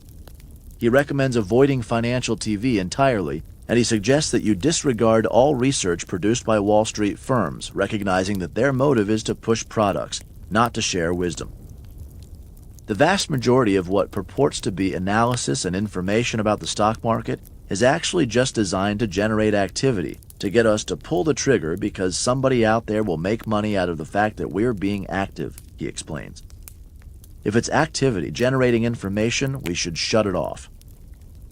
Instead, Guy recommends creating a more wholesome information diet by studying the wisdom of ultra-patient investors such as Warren Buffett and Jack Bogle. The result? You're feeding your mind thoughts that will make it much easier for you to think and act long-term. Mistake 5. Staying home. It's a big world out there, so how come most investors stay so close to home? Humans have a natural tendency to stay within their comfort zone. If you live in the United States, you're more likely to crave a cheeseburger with fries than a feast consisting of foie gras, poutine, or escargot. Likewise, you probably have a favorite grocery store, gas station, or coffee shop that you visit regularly, instead of venturing further afield. When it comes to investing, people also tend to stick with whatever they know best, preferring to trust what's most familiar. This is known as home bias. It's a psychological bias that leads people to invest disproportionately in their own country's markets, and sometimes to invest too heavily in their employer's stock and their own industry. For our cave-dwelling ancestors, home bias was a savvy survival strategy. If you ventured too far outside the hood, who knew what dangers might be lying in wait? But in our own era, investing globally actually reduces your overall risk. That's because different markets are imperfectly correlated, which means they don't move in lockstep. You don't want to be overexposed to any country, even if it's where you live, because you never know when it will hit a rough patch. In the late 1980s, Japanese investors had 98% of their portfolios in domestic stocks. This paid off handsomely for most of the 80s, when Japan seemed to be on top of the world. Then in 1989, the Japanese market collapsed, and it's never fully recovered. So much for home sweet home. A report by Morningstar showed that the average American investor in mutual funds had almost 73% of his or her total equity allocation invested in the U.S. stock market at the end of 2013. Yet U.S. stocks accounted for only half, 49%, of the global equity market. In other words, Americans significantly overweighted the U.S. market, leaving them relatively underexposed to foreign markets such as the United Kingdom, Germany, China, and India. In fact, it's not just American investors who view the rest of the world with suspicion. Richard Thaler and Cass Sunstein, who are leading experts on behavioral finance, have written that Swedish investors have an average of 48% of their money in Swedish stocks, despite the fact that Sweden accounts for around 1% of the global economy. A rational investor in the United States or Japan would invest about 1% of his assets in Swedish stocks. Can it make sense for Swedish investors to invest 48 times more? No. The solution: expand your horizons. This is really simple. As we've said in previous chapters, you need to diversify broadly, not only in different asset classes, but also in different countries. It makes sense to discuss your global asset allocation with a financial advisor. Once you've decided on the appropriate percentages to keep at home and abroad, you should write down these figures in your investment success checklist. It's also important to lay out in writing the reasons why you own what you own. That way you can remind yourself of these reasons whenever a part of your portfolio is underperforming. The best advisors help you to keep a long-term perspective so you can avoid falling into the common trap of favoring whatever market is in vogue. Harry Markowitz, who has a deep sense of history, told me, "We've recently had a long stretch where the U.S. market has been doing better than the European market, and emerging markets have had a dry spell. But these things come and go." By diversifying internationally, you're not only reducing your overall risk, but also increasing your returns. Remember when we talked about the lost decade of 2000 through 2009, when the S&P 500 produced an annualized return of only 1.4% a year, including dividends? During that time, international stocks averaged 3.9% a year, while emerging market stocks returned 16.2% a year. So for investors who diversified globally, those lost years were just a minor bump in the road. Mistake 6. Negativity and loss aversion. Your brain wants you to be fearful in times of turmoil. Don't listen to it. Human beings have a natural tendency to recall negative experiences more vividly than they do positive ones. This is known as negativity bias. Back when we were cavemen, this mental bias was really handy. It helped us to remember that fire hurts, that certain berries could poison us, and that it was dumb to pick a fight with a hunter twice your size. Recalling negative experiences can also be pretty helpful in modern times. Maybe you forgot that it was your wedding anniversary, spent the next day in the doghouse, and thereby learned never to make that mistake again. But how does negativity bias affect the way we invest? Thanks for asking. As you know, market corrections and bear markets are regular occurrences. Remember, on average, corrections have occurred about once a year since 1900, and bear markets have occurred about once every 3 to 5 years. If you lived through the bear market of 2008-2009, you know firsthand how emotionally painful these experiences can be. If, like many investors, you owned funds or stocks that plunged by a third or half or more, you're not likely to forget those negative experiences anytime soon. Now, you and I both know that the best investors relish corrections and bear markets because that's when everything goes on sale. By now, I'm sure you remember Warren Buffett wants to be greedy when others are fearful, and Sir John Templeton made his fortune, do you remember? That's right, at the point of maximum pessimism. At this point, I'm guessing that your rational mind knows that market crashes are a wonderful opportunity to build long-term wealth, not something to fear. But negativity bias makes it hard for the average investor to act on this knowledge. Why? Because in the midst of market turmoil, our brains are wired to bombard us with memories of those negative experiences. In fact, there's a part of the brain, the amygdala, that acts as a biological alarm system, flooding the body with fear signals when we're losing money. Even a minor market correction is liable to trigger our negative memories, causing many investors to overreact because they're afraid that the correction could turn into a crash. During a bear market, this fear reflex goes into overdrive, making investors anxious that the market will never recover. To make matters worse, the psychologists Daniel Kahneman and Amos Tversky also demonstrated that financial losses cause people twice as much pain as the pleasure they receive from financial gains. The term used to describe this mental phenomenon is loss aversion. The trouble is, losing money causes investors so much pain that they tend to act irrationally just to avoid this possibility. For example, when the market is plunging, many people sell their battered investments and go to cash at exactly the wrong moment, instead of snapping up bargains at once-in-a-lifetime prices. One reason why the best investors are so successful is that they override this natural tendency to be fearful during periods of market turmoil. Take Howard Marks. In the last 15 weeks of 2008, when financial markets were imploding, he told me that his team at Oak Tree Capital Management invested about $500 million a week in distressed debt. That's right, they invested $500 million a week for 15 straight weeks during a time when many thought the end times had arrived. It was obvious that everybody was suicidal, Howard told me. In general, that's a good time to buy. By focusing calmly on this bargain-hunting opportunity, Howard and his teammates made billions of dollars in profits when winter ended and spring began. This would never have been possible if they had succumbed to fear. The solution: preparation is key. By failing to prepare, you are preparing to fail. Benjamin Franklin. First of all, it's important to be self-aware. Once we know that we're vulnerable to negativity bias and loss aversion, we can counter these psychological tendencies. After all, you can't change something if you're not aware of it. But what specific measures can you take so that fear won't knock you off course even in the most tumultuous times? As we discussed in Chapter 7, Peter Mallouk had tremendous success in helping his clients navigate the global financial crisis. One reason? He educated them in advance about the risks of a bear market, so it wasn't as surprising or scary when it actually occurred.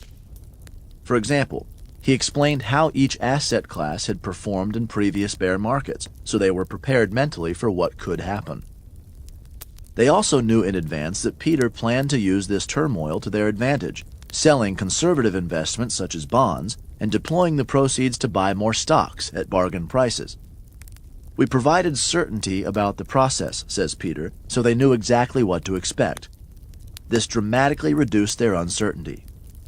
In other words, the single best way to handle market turmoil and the fears it can trigger is to be prepared for it. As we've discussed at length, one critical way to prepare is to have the right asset allocation. It also helps to write down your reasons for investing in each of the assets in your portfolio, since inevitably there will be times a particular asset class or investment performs poorly, sometimes for several years. Many investors lose faith because they're so focused on the short term. But when the going gets tough, you'll be able to look over these notes and remind yourself why you own each asset and how it serves your long-term goals. This simple process can take a lot of the heat and emotion out of investing. As long as your needs haven't changed and your assets are still aligned with your goals, you can sit tight and give your investments the time they need to prove their value.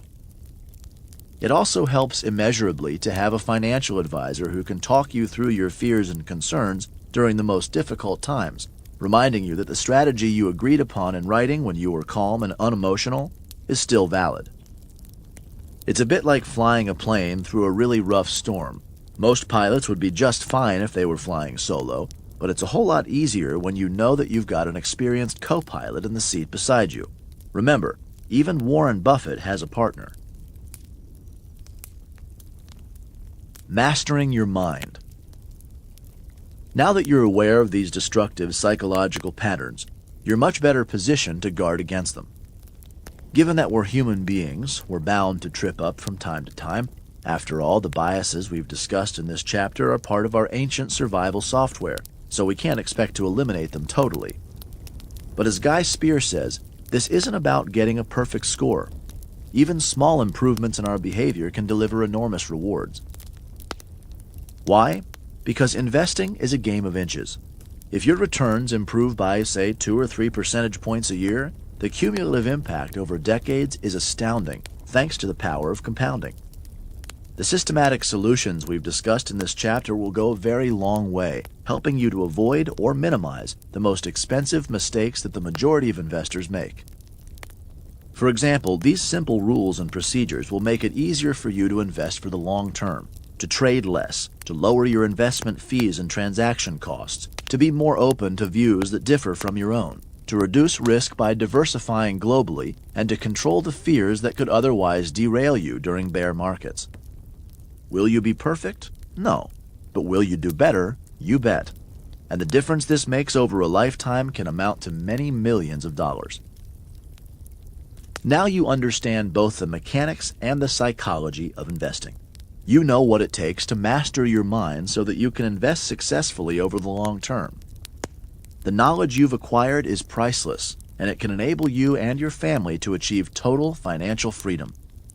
So let's get to our final chapter and learn how to create real and lasting wealth. Chapter 9, Real Wealth. Making the most important decision of your life. Every day, think as you wake up, today, I'm fortunate to be alive. I have a precious human life. I'm not going to waste it. The Dalai Lama. If this book helps you to become financially free, I'll be thrilled for you. But if I'm honest, I don't believe that's enough. Why not? Because having financial wealth doesn't guarantee you'll be wealthy as a human being. Anybody can make money.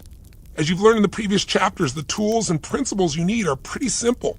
For example, if you harness the power of compounding, stay in the market for the long term, diversify intelligently, and keep your expenses and taxes as low as possible, your odds of attaining financial freedom are extremely high.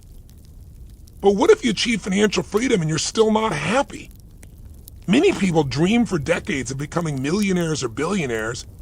Then when they finally reach their goal, they say, "Is this all there is?" And believe me, if you get what you want and you're still miserable, then you're really screwed. When people dream of becoming rich, they're not fantasizing about owning millions of pieces of paper with pictures of deceased notables on them. What we really want are the emotions we associate for money. For example, the sense of freedom or security or comfort that we believe money will give us, or the joy that comes from sharing our wealth. In other words, it's the feelings we're after, not the money itself. I'm not belittling the importance of money. If you use it well, there are countless ways in which it can enrich your life and the lives of those you love. But real wealth is about so much more than money. Real wealth is emotional, psychological, it's spiritual. If you're financially free, but you're still suffering emotionally, then what kind of victory is that? Maybe this strikes you as an odd digression in a book about money and investing, but I'd feel remiss if I wrote an entire book that shows you how to achieve financial wealth while neglecting to share with you the secret of how to achieve emotional wealth. Fortunately, you don't have to choose between them. As you'll discover in this chapter, it's possible to be financially rich and emotionally rich. This, my friend, is the ultimate prize. To my mind, the chapter you're about to hear is undoubtedly the most important in this audiobook. Why? Because what you're about to hear is that there is a single decision you can make today that can truly change the quality of the rest of your life. This one decision, if you consistently act on it, will bring you more joy, more peace of mind, more real wealth than most people can imagine. And best of all, you don't need to wait 10, 20, or 30 years. If you make this one decision today, you can be rich right now. The truth is, I want to share this idea with you because it's changed my life so powerfully. So if you're ready to join me, let's begin the final step in our journey. An extraordinary quality of life. My entire life has been focused on helping people turn their dreams into reality. I've visited more than 100 countries and have spoken with people from every corner of the earth about what they really want. And you know what I found? Every culture has different beliefs and values, yet there are fundamental needs and desires that all human beings share. What I found is wherever I go, we all crave an extraordinary quality of life. Now, for some people, that means owning a beautiful home with an exquisite garden. For others, it means raising 3 wonderful children. For some, it might mean writing a novel or a song. For others, it means building a billion-dollar business. And for others, it just means being closer with God. In other words, it's not about living somebody else's dream. It's about living a magnificent life, which is really life on your terms. But how can you achieve this? How can you close the gap between where you are today and where you really want to be? The answer? You need to master 2 entirely different skills. The science of achievement. The first is what I call the science of achievement. In every field, there are rules of success that you can either break, in which case you'll be punished, or follow through on, in which case you'll be rewarded. For example, there's a science to health and fitness. Biochemically, we're all different, but there are fundamental rules that you can follow. And if you do, you're going to thrive. You're going to have high levels of energy. If you violate those rules, you're going to pay the consequences. It's the same in the financial world. Just think about what you've learned in this audiobook. The most successful investors left a trail of clues for us to follow. By studying these patterns and applying these tools, strategies, and principles in your own life, you'll accelerate your journey to success. It's obvious, right? Sow the same seeds of the most successful people and you'll reap the same rewards. That's how you'll achieve financial mastery. When it comes to the science of achievement, there are 3 key steps that can enable you to achieve whatever it is you want. Can you think of something fantastic that you've achieved in your life that once seemed impossible? Maybe it was a relationship, or maybe it was a dream job, or a successful business, or owning, some special sports car. Think about how this dream went from being impossible to actually being in your life. What you'll find is that there's a path to achievement that is followed, and it fundamentally has 3 steps. The first step to achieving anything you want, think about it, when you really wanted something badly enough, you began to focus on it. Focus is power. Remember, wherever your focus goes, your energy flows. When you put your entire focus on something that really matters to you, when you can't stop thinking about it every day, this intense focus unleashes a burning desire that can help you obtain what might otherwise be out of reach. Here's what's going on beneath the surface. A part of your brain called the reticular activating system, also known as the RAS, is activated by your desire, and this mechanism draws your attention to whatever can help you achieve your goal. The second step is to go beyond hunger and drive and desire and consistently take massive action. A lot of people dream big but never get started. To succeed, you need to take massive action. It is the cure-all. But you also need to find the most effective execution strategy, which means you got to keep changing your approach till you find what really works. Now, you can speed this process up exponentially by modeling people who have already been successful, which is why we focus so intensely on the money masters like Warren Buffett and Ray Dalio and Jack Bogle and David Swenson. By studying these incredibly successful role models, you could learn in a week what might otherwise take you a decade. The third step to achieving whatever you want is what I call grace. Some people call it luck, some people call it God. Here's what I can tell you. Based on my life experience, and I think you find this true in your own, the more you acknowledge grace in your life, the more you seem to have more of it. I've been amazed to see how a deep sense of appreciation brings more and more grace into our lives. Of course, you need to do everything in your power to achieve your goals, but there's still things over which you have no control. Even the fact that you're born at this time in history, you're given a brain and a heart you didn't have to earn, that you get to benefit from the awesome power of modern technologies like the internet, none of which was within your control, nor did you create these gifts. Now you know these three basic keys to achievement. If you look at something once was impossible and now is in your life, I'm sure you got obsessively focused on it. I'm sure you took massive action and grace has flown to you because it's in your life today. But as important as achievement is, there's a second skill that you'll need to master if you truly want to create an extraordinary life. This is the skill I call the art of fulfillment. The art of fulfillment.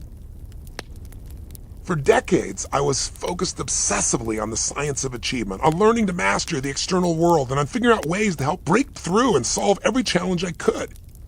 But I gotta tell you, I really believe now in my heart and soul that the art of fulfillment is an even more important skill to master. Why? Because if you master the external world without mastering the internal world, how can you truly sustain happiness? That's why my greatest obsession today is truly the art of fulfillment.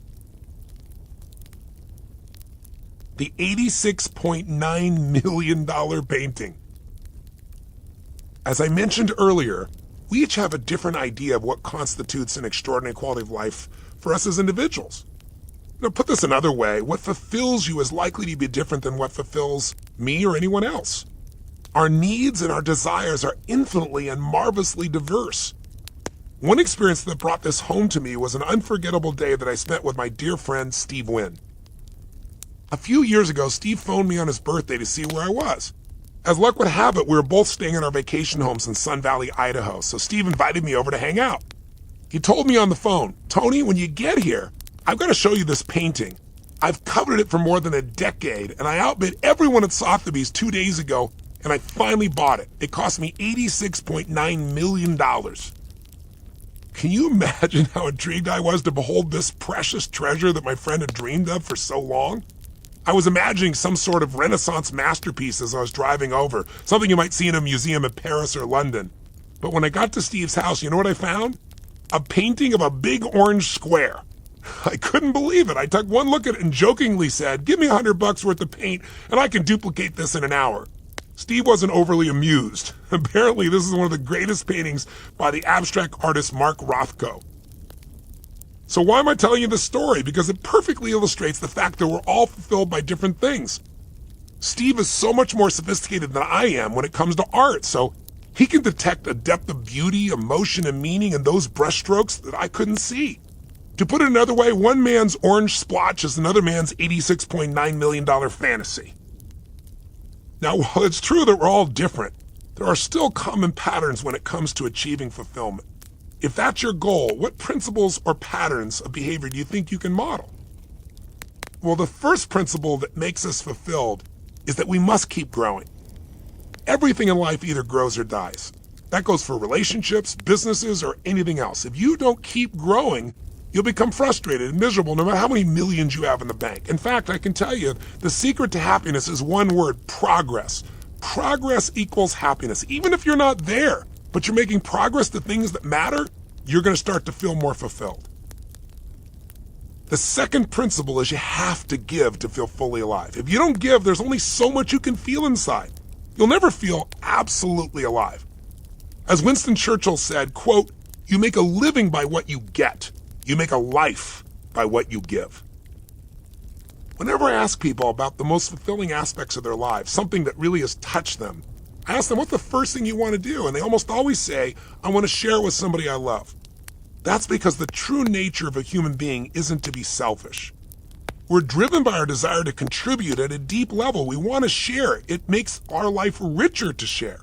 If we stop feeling that sense of contribution, we'll never feel truly fulfilled. It's also worth reminding ourselves of the obvious truth that becoming financially rich is not the key to fulfillment. As you and I both know, people often chase after money in a delusional belief that it's a kind of magic potion that's going to bring joy, meaning, and value to their lives. But money alone will never give you an extraordinary life. Over the years, I've spent a lot of time with billionaires, and some of them are miserable. I wouldn't say you feel sorry for them, but almost. And if you're not happy, you can't have a magnificent life, no matter how fat your wallet may be. Remember, money doesn't change people. It just magnifies who they really are. If you have a lot of money and you're mean, you have a lot more to be mean with. If you have a lot of money and you're generous, you'll naturally give more. What about professional success? Well, it's wonderful if your success brings you a sense of growth and contribution. We all need that to feel fulfilled. But I'm sure you've met plenty of successful people who never seem to be happy or fulfilled. And how does that qualify as success? In fact, I truly believe in my heart and soul that success without fulfillment is the ultimate failure. Let's think for a moment about a painful example of this. A national treasure. In 2014, we lost someone who I consider to be a national treasure, the actor and comedian Robin Williams. Over the last couple of years, I've spoken to audiences all over the world about this astonishingly gifted man. And again, I ask the same question. How many of you in this room loved Robin Williams? And I'll tell people, don't raise your hand if you liked him, only if you loved him. And you know what? Every place I go, from London to Lima, from Tokyo to Toronto, about 98% of the people in the audience raise their hands. Now here's a question. Was Robin Williams a master of the science of achievement? Absolutely. He started out with nothing, but then he decides he wants to star in his own TV show, and he does it. How many people say they're going to go to Hollywood and become a star and actually achieve it? He doesn't stop there. Then he decides he wants to have a beautiful family, and he creates it. Then he decides he wants more money than he can spend in a lifetime, and he makes that happen. Then he decides he wants to become a movie star, not just TV, and he does it. Then he decides he wants to win an Oscar for not being funny, his number one skill, and he does that too. Here's a man who has it all, who achieved everything he'd ever dreamed of achieving. And then he hanged himself. Think about that. He hanged himself in his own home, leaving behind hundreds of millions of people who love him to this day, and even more devastating, leaving behind his wife and children traumatized and brokenhearted. When I think about this terrible tragedy, I'm struck by one simple lesson. If you're not fulfilled, you have nothing. Robin Williams achieved so much that our culture has conditioned us to value, including fame and fortune. Yet despite all his gifts, it was never enough. He suffered for decades trying to deal with his stress through the use and sometimes the abuse of alcohol and drugs. Near the end of his life, he was also diagnosed with a progressive neurological disorder, Lewy body disease. His wife Susan wrote in the medical journal Neurology, quote, "Robin was losing his mind and he was aware of it. Can you imagine the pain he felt as he experienced himself disintegrating?" Look, Robin Williams was a good man who cared deeply about others, a man who contributed so much joy to the world, despite his long battle with addiction, depression, and ill health. But in the end, he made everybody happy except himself. This reminds me of the importance of the safety instructions that they announce whenever you get on an airplane. Quote, "In the event of an emergency, please put on your oxygen mask before assisting others," end quote. It sounds callous and selfish when you first hear it. I'm going to put the mask on myself and not my child? What are you, nuts?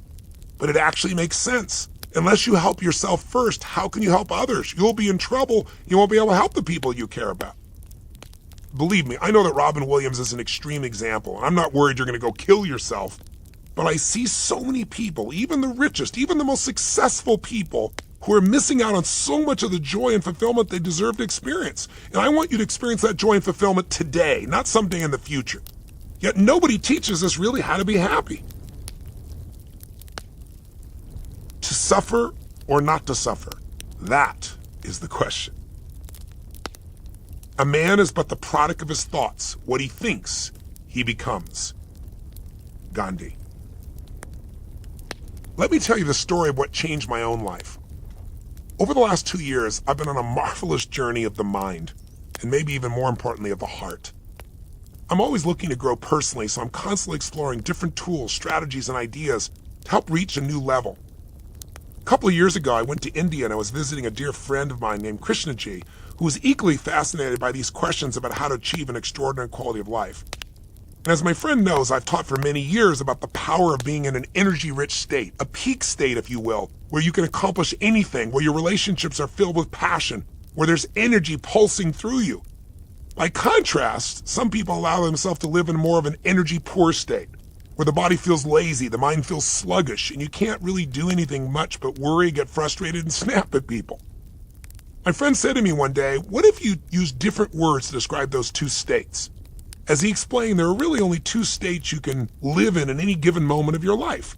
Either you're in a high energy state that could be described as what he called a beautiful state, or you could be in that low energy state, and often characterized by internal pain that could be described often as a suffering state. He told me that his spiritual vision was really simple. He's committed to living every day in a beautiful state no matter what happened in his life. That was the gift he wanted to give those around him and himself. Krishnaji then echoed what I and so many others have taught for years. We can't control all the events in our lives, but we can control what those events mean to us, and thus what we feel and experience every day of our lives. By consciously choosing and committing to live in a beautiful state, my friend believed that he could not only enjoy so much more of his life, but he could also have so much more to give his wife, his child, and the world at large. I thought a lot about what he'd said, and now look, I'm an achiever. If you're listening to this audiobook, you probably are too. And we achievers, we don't believe that we ever suffer, do we? No, we just have stress. In fact, if you told me 2 years ago that I was suffering, I would have laughed at you. I have a heavenly wife, 4 glorious children, total financial freedom, a mission that inspires me every day of my life. But then I started to take the time to really look deeper, and I allowed myself to see that yes, there are times why I fall into a suffering state. For example, I get frustrated or pissed off or overwhelmed or, worried or stressed about stuff. And at first I think, well, those emotions are just part of life. They're no big deal. In fact, the truth is I even convinced myself that I needed them as fuel to move me forward. But this was just my mind playing tricks on me. See, the trouble is the human brain isn't designed to make us happy and fulfilled. It's designed to make us survive. This 2 million-year-old organ is always looking for what's wrong, for what can hurt us, so that we can either fight it or flight from it. And if you and I leave this ancient survival software running the show, what do you think the chances of really enjoying your life are? An undirected mind operates naturally in survival mode, constantly identifying and magnifying these potential threats to our well-being. The result? A life filled with stress and anxiety, no matter how much money you have. And yet, most people live this way, since it's really the path of least resistance. They make unconscious decisions based on habit and conditioning, and they're at the mercy of their own minds. They assume that it's just an inevitable part of life to get frustrated and stressed and sad and angry. In other words, to live in a suffering state they think is natural, just like I used to. But I'm happy to tell you there's a whole nother path available, one that involves directing your thoughts so that your mind does your bidding, not the other way around. This is the path I chose. That's the one I really want to entice you into in this chapter. I decided directly that I was no longer going to live in a suffering state. I decided what I was going to do is everything in my power to live in a beautiful state for the rest of my life every single day and become an example of what's humanly possible. Not something fake and phony, something real, something that has the joy that we all deserve to have. And after all, think about it. There's nothing worse, is there, than a rich and privileged man or woman who's angry and ungrateful? Flying high and falling low. Now, before we go any further, let's just clarify the difference between these two emotional and mental states. Let's talk first about a beautiful state. When you feel love or joy, gratitude, awe, playfulness, ease, creativity, drive, caring, growth, curiosity, appreciation, or anything like that, you're in a beautiful state. And you know what it feels like. In this state, you know exactly what to do, and you do the right thing. In this state, your spirit and your heart is alive, and the best of you comes out. Nothing feels like a problem, everything has flow, and if there is a challenge, you just solve it quickly. You don't feel a bunch of fear or frustration because you're in harmony with your true essence. By contrast, a suffering state is when you're feeling stressed out, worried, frustrated, angry, depressed, irritable, overwhelmed, resentful, or fearful. Any of those states or ones like it are suffering states. We've all experienced these and countless other negative emotions, even if we're not always keen to admit it. But as I mentioned earlier, most achievers prefer to think they're stressed than fearful. But stress is just the achiever word for fear. If I follow the trail of your stress, it'll take me to your deepest fear. So what determines whether you're in a beautiful state or a suffering state? You might assume that it depends mostly on your external circumstances. If you're relaxing on a beach eating ice cream, of course it's easy to be in a beautiful state. But in reality, the mental and emotional state in which you live is ultimately the result of where you choose to focus your thoughts. In fact, the state you're in is the result of the last thought you've had. Let me give you an example from my own life.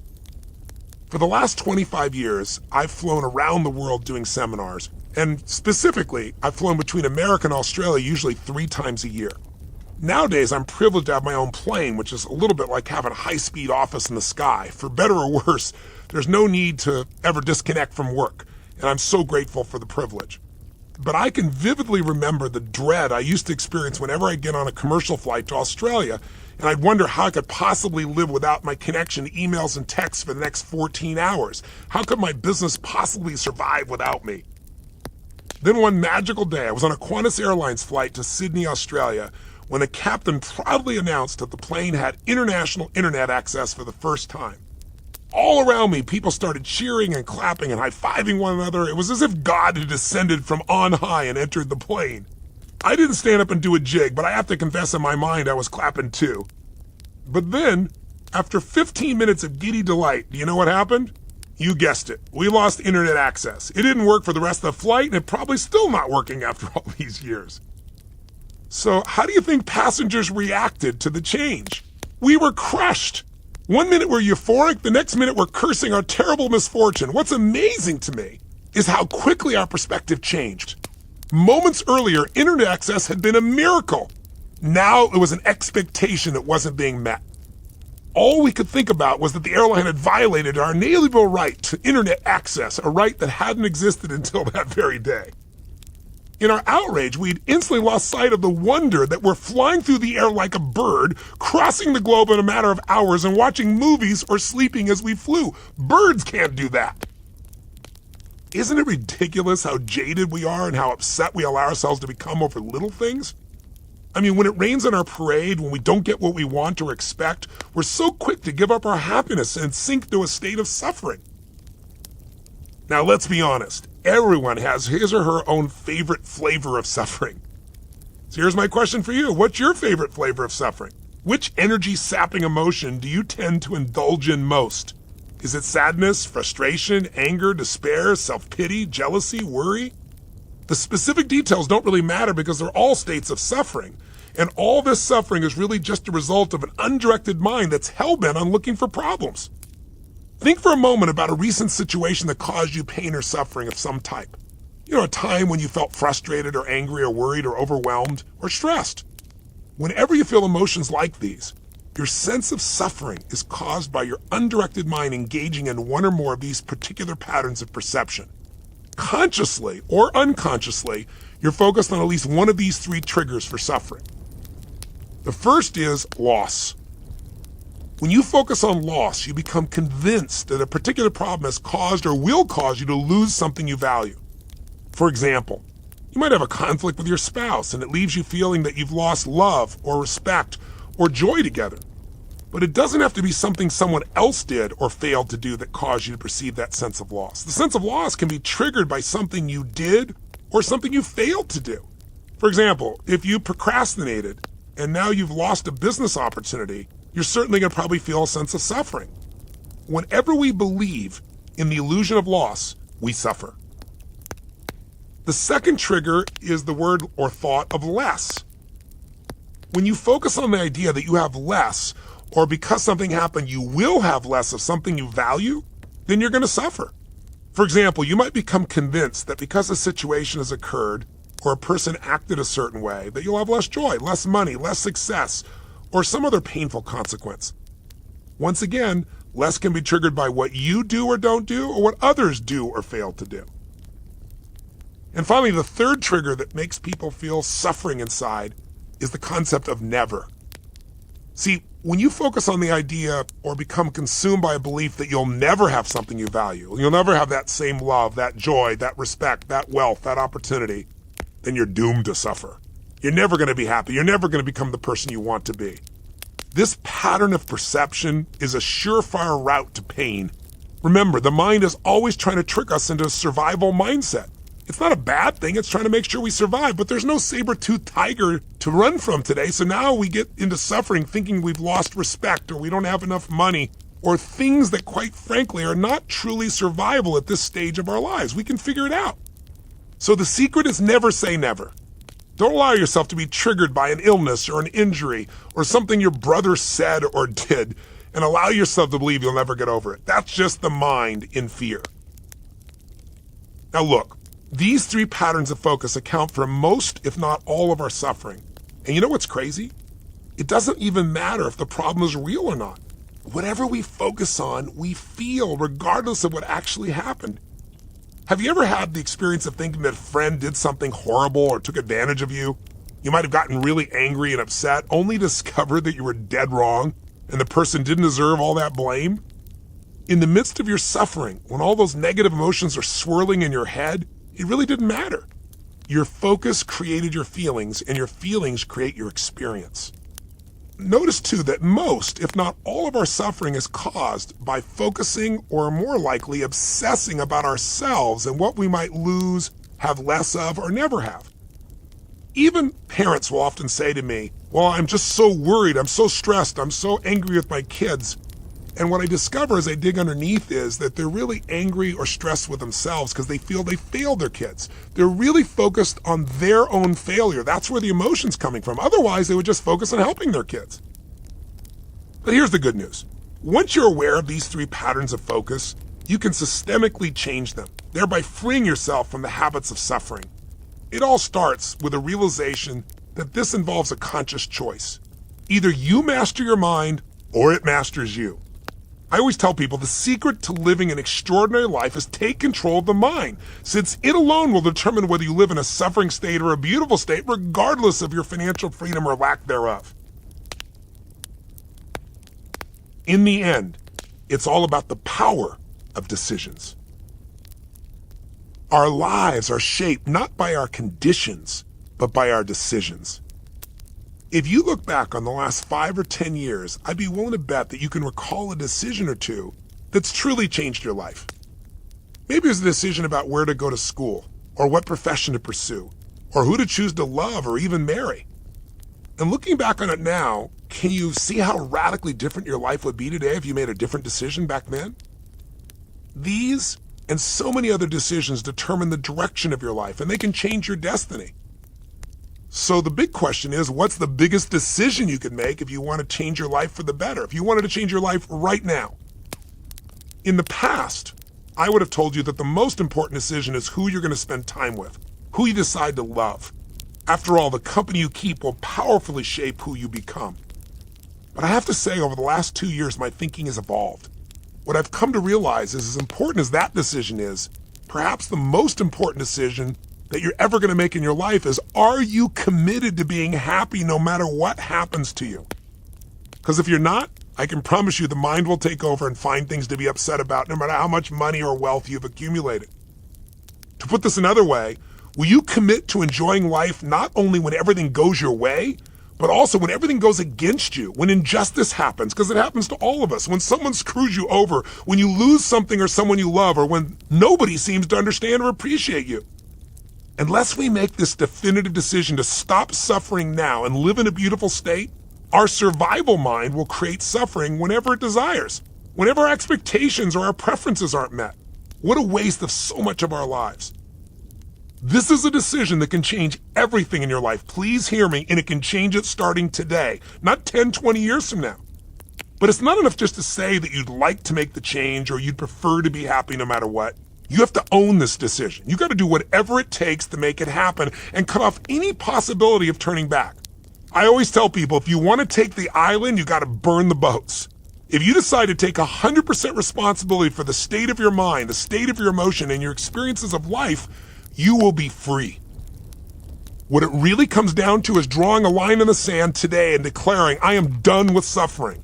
I'm going to live every day to the fullest and find the juice in every moment, including the ones I don't like, because life is too short to suffer. Beware of Godzilla. There are many different techniques you can use to take control of your mind and achieve a beautiful state. This is such an important subject that I plan to write an entire book about it. But you don't need to wait to begin this life-changing journey. You can decide right now that you'll no longer settle for a life that's less than the one you deserve to feel, experience, and give from. All you have to do to change your life forever is commit your heart and soul to find something to appreciate in every moment. And there's always something if we retrain our minds. That's when you'll experience the real wealth of ongoing happiness. So let me ask you, are you up for making this bold and brilliant decision right now? If so, let's support you by reviewing 2 simple techniques that I found to be enormously helpful in staying on course. The first tool I created for myself is really simple. I call it my 90-second rule. Whenever I start to suffer, and the way I know it is I feel some stress in my body, I feel tension in my stomach or my chest or a holding of my breath. Tension is the trigger. That's how you know you're beginning. What I do is I give myself 90 seconds to stop it so I can return to living in a beautiful state. Sound good, right? But how do you actually do it? Well, let's say I'm having an intense conversation with an employee at one of my companies and I discover that he or she has made a mistake that could cause an array of problems. Naturally, my brain leaps into the danger detection mode, launches this ancient survival software, and starts bombarding me with thoughts about all the ways I and our whole team might suffer as a result of their poor decisions or actions. In the past, I could have easily been swept up in a whirlwind of worry, frustration, or anger, a maelstrom of mental suffering. But here's what I do now. As soon as I feel that tension rising in my body, I catch myself. And the way I catch myself is really simple. I gently breathe and slow things down. I step out of the situation and start to distance myself from those stressful thoughts my brain's generating. It's natural for these thoughts to arise, by the way. They're just thoughts. When you slow down, you realize you don't have to believe these thoughts or identify with them. You can step back and say to yourself, wow, look at these crazy thoughts going by. There goes that crazy mind again. Now, why is this helpful? Because the problem isn't the existence of our negative, destructive, or limiting thoughts. Everyone has them. What hurts us is the habit of believing those thoughts. So, for example, have you ever found yourself getting so mad at someone you thought to yourself, I'm going to throttle this guy, I could kill him? I'm guessing, though, you didn't kill them. Why? Because you didn't believe your thoughts. You were just blowing off steam. At least I hope you didn't kill them. So once I detach myself from those unwanted thoughts, I start to focus my mind on finding something to appreciate. See, you can't suffer and appreciate simultaneously. The survival brain is always searching for what's wrong, but there's always something to appreciate as well. As I always say, what's wrong is always available, but so is what's right. Maybe it's the simple fact that I'm alive and well, that I'm still breathing. Maybe it's the fact the person who made the mistake is a beautiful human being, and I can appreciate how hard they work, and I can appreciate their highest intentions. Maybe it's the fact that I have the awareness to see that I'm suffering, and I have this ability to stop it immediately, and I can be appreciative of that. It doesn't matter what you appreciate. What matters is by shifting your focus to appreciation, you slow down that survival mechanism, and you bring back your heart, your soul, and your spirit. The emotions of love, joy, and giving will all trigger the same positive transformation inside of you. This shift in your focus creates a space for your spirit to enter the game so you don't get stuck inside your head. I always tell people, get in your head, you're dead. If you keep doing this with real consistency, you actually rewire every situation so your experience of life becomes one of thankfulness and joy. And you want to know what's miraculous? Before you know it, you'll feel free. The thing people think money will give them only happens when we stop the suffering, when we stop believing those stressful thoughts. When you let go and start to laugh at things that used to drive you nuts, this all makes for such a happier life and healthier relationships while also helping you think more clearly and make smarter decisions as well. After all, when you're stressed and angry or sad or fearful, you're not likely to find the best solutions. But when you're in a beautiful state, the answers come more easily. It's like turning a radio to the right frequency so the static disappears. You get to hear the music loud and clear. Now, when I first started to use this technique, I should have called it the 4-hour rule or maybe the 4-day rule, because sometimes it took me a long time to stop suffering. I got so much momentum into suffering that it was hard to change. But like any skill, the more you use it, the more you do it, the better you get. I found that it really helps when I catch myself quickly, instead of letting those negative thoughts linger longer than 90 seconds. Why? Well, think about it. The best time to kill any monster is when it's little. You don't want to wait till it's Godzilla and devouring your entire city, your entire life. Now, don't get me wrong. I'm certainly not perfect at this, and there's certainly times when I get hooked still. But I use this 90-second rule so often that it's gone from being a discipline to becoming just a habit. And it's a beautiful one because it produces freedom and joy and happiness and love and gratitude. This one technique has given me so much freedom. Freedom from those destructive emotions that used to rob me of my joy and my peace of mind. Listen, the emotions still come. That's how the mind works. But they disappear quickly because they're not welcome. And they're overwhelmed by the power of appreciation and enjoyment that I've built into me. And as a result, I can tell you honestly, as great as my life ever was, it's more beautiful than it's ever been. And that's what I want for you. What you'll also find when you practice this 90-second rule and break your pattern and go straight for enjoyment is that you're going to be much more present for the other people when you're not caught up in the thoughts of lost, less, and never. When you're in a beautiful state, you can give so much more to everyone you love. And you know what? There's power in happiness. There is a happiness advantage in life. Happiness is an advantage in your relationships. It brings you closer. In business, people want to do business with you. In your health, because it makes you physically better. Your immune system's stronger when you're happier. And everything you touch really becomes different when you live in a beautiful state no matter what. That's the ultimate freedom. That's the ultimate gift you can give to those you love. It's the experience of absolute abundance, an abundance of joy. That's the true wealth we all want. Even better, you can possess this abundance again right now instead of having to wait until you acquire a certain amount of money. And the good news is, this decision rests entirely in your hands. You alone give yourself the happiness edge. Unchain your heart, the power of alignment. To overcome fear, the best thing is to be overwhelmingly grateful. Sir John Templeton, billionaire investor. The second tool that I'd like to share with you is a simple 2-minute gratitude meditation that I've taught to tens of thousands of people in my seminars over the last year or so. I've also recorded this meditation and made it available online at Unshakeable.com. And it's also on the Unshakeable mobile app, so you can listen to the audio anytime there too. But first, let me give you a quick word of explanation about the science behind this meditation. If you went to a hospital and we hooked you up to an EEG and an EKG, what we would be measuring is the electrical impulses in your brain and in your heart. I'm sure you've seen these either at a hospital or maybe on television. What you'd see when you're stressed out and suffering mentally is that the lines on the EEG and the lines in the EKG both look very jagged. But the jaggedness from your heart rhythms would look nothing like the jaggedness for your brain rhythms. In other words, they're out of sync. But scientific studies have shown that this short meditative focus can dramatically alter those electrical impulses in your brain and heart. And what's miraculous is the jagged lines on the EEG and EKG tend to become rounded after this meditation. What's even more powerful is the lines from the heart and the brain become almost identical. Why? Because the mind and heart are now operating as one. That's what happens naturally when you're in a state of flow. The simple goal of this meditation, the one we're about to do, is to change your emotional state by filling you with a sense of gratitude and to use that emotion to solve whatever challenges have been causing you to suffer. Why gratitude? Because you can't be grateful and angry simultaneously. You can't be grateful and fearful at the same time.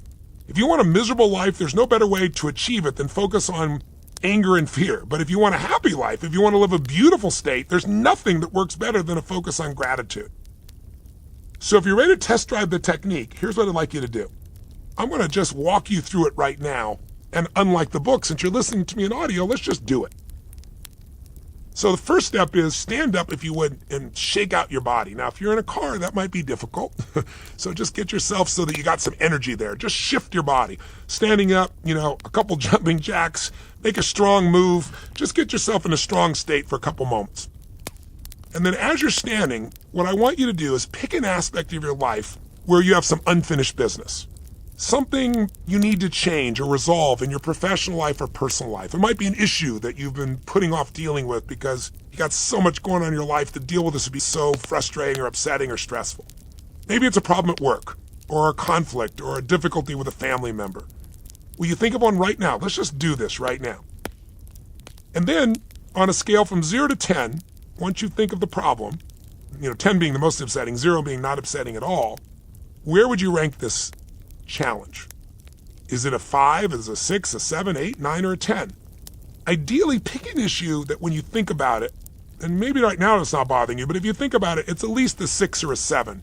Because if you pick something at least that high or more, then you'll be able to feel the true impact of this simple little technique. Okay? So as soon as you got that, breathe deep. You know what unfinished business, the problem you need to solve, you've been putting off. Let's go to step 2. And in step 2, what I want to do now is I want you to set aside that situation for a moment. Just forget about it. And I'd like, if you would, to place both your hands on your heart right now. Breathe deep in your heart and feel your heart beating. I'd like, if you would, to please close your eyes and just breathe deeply in your heart. And as you breathe in your heart, feel both your hands on the heart and feel, as you breathe deeply, the blood and the oxygen flowing into your heart. Feel the power of your heart. Feel the strength of your heart. What are you grateful your heart has guided you to do, or to enjoy, or you appreciate, or to give? And now as you continue to touch your heart and breathe deeply in your heart, we're going to go to step 3. With your eyes still closed, I want you to just feel grateful for your heart. Feel what a gift your heart is. Breathe deep into it. With both your hands on it, filling up with gratitude. Remember, every day it beats 100,000 times a day. It pumps blood through 60,000 miles of blood vessels. It's enough to go around the earth twice at the equator if you put them side by side. That's what's inside you. And you know what? You don't even have to think about your heart. And yet it's always there for you, even while you sleep. Keep breathing in your heart and feeling grateful. It's the ultimate gift. And yet you didn't have to earn it, did you? It was given to you. You didn't have to prove your worth. Something loved you so much that it gave you this heart. And as long as it beats in your chest, you live. What a gift. Feel the power of that heart.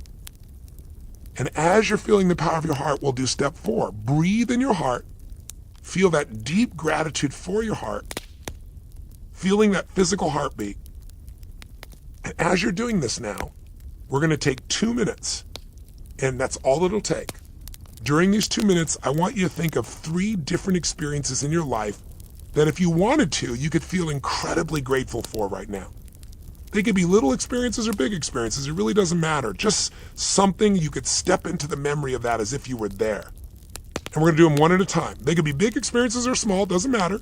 They could take back to your childhood, or they could be from this week or even today. And then as you begin now to think of the first experience, I'd like to ask you to breathe deep. And as we go into step 5, step into that memory. Step into it right now as if you were there back in that moment, seeing what you saw, reliving it as if you're there, and fill up with a sense of gratitude for that moment. Feel it, breathe it, own it. Feel so grateful for this moment. Fill yourself up with gratitude, because when you're grateful, there's no sadness. When you're grateful, there's no hurt, there's no anger. Remember, you can't be grateful and angry simultaneously. You can't be grateful and worried simultaneously. So if we cultivate gratitude, we have a different life. Are you experiencing it? Breathe, see that memory, and fill up with gratitude for that special moment in your life, that magic moment, that sacred moment, that beautiful moment. Now think of a second experience, another moment from your life that you could feel deeply grateful for. A miracle, an act of grace, an act of love, a magic moment, something you treasured. Step in that moment now like you're there. And fill yourself up. Fill yourself up with the beauty and the joy of that experience. Fill yourself up with gratitude for that moment. See what you saw, hear what you heard, feel what you felt. Appreciate that. Take it in. When you really feel strong gratitude for that second moment, let's go on now to the third moment. A third moment you could feel so grateful for. But don't just think about it. Step into that experience like you're there. Step into the moment. Step back into your body as if you were there and feel that moment.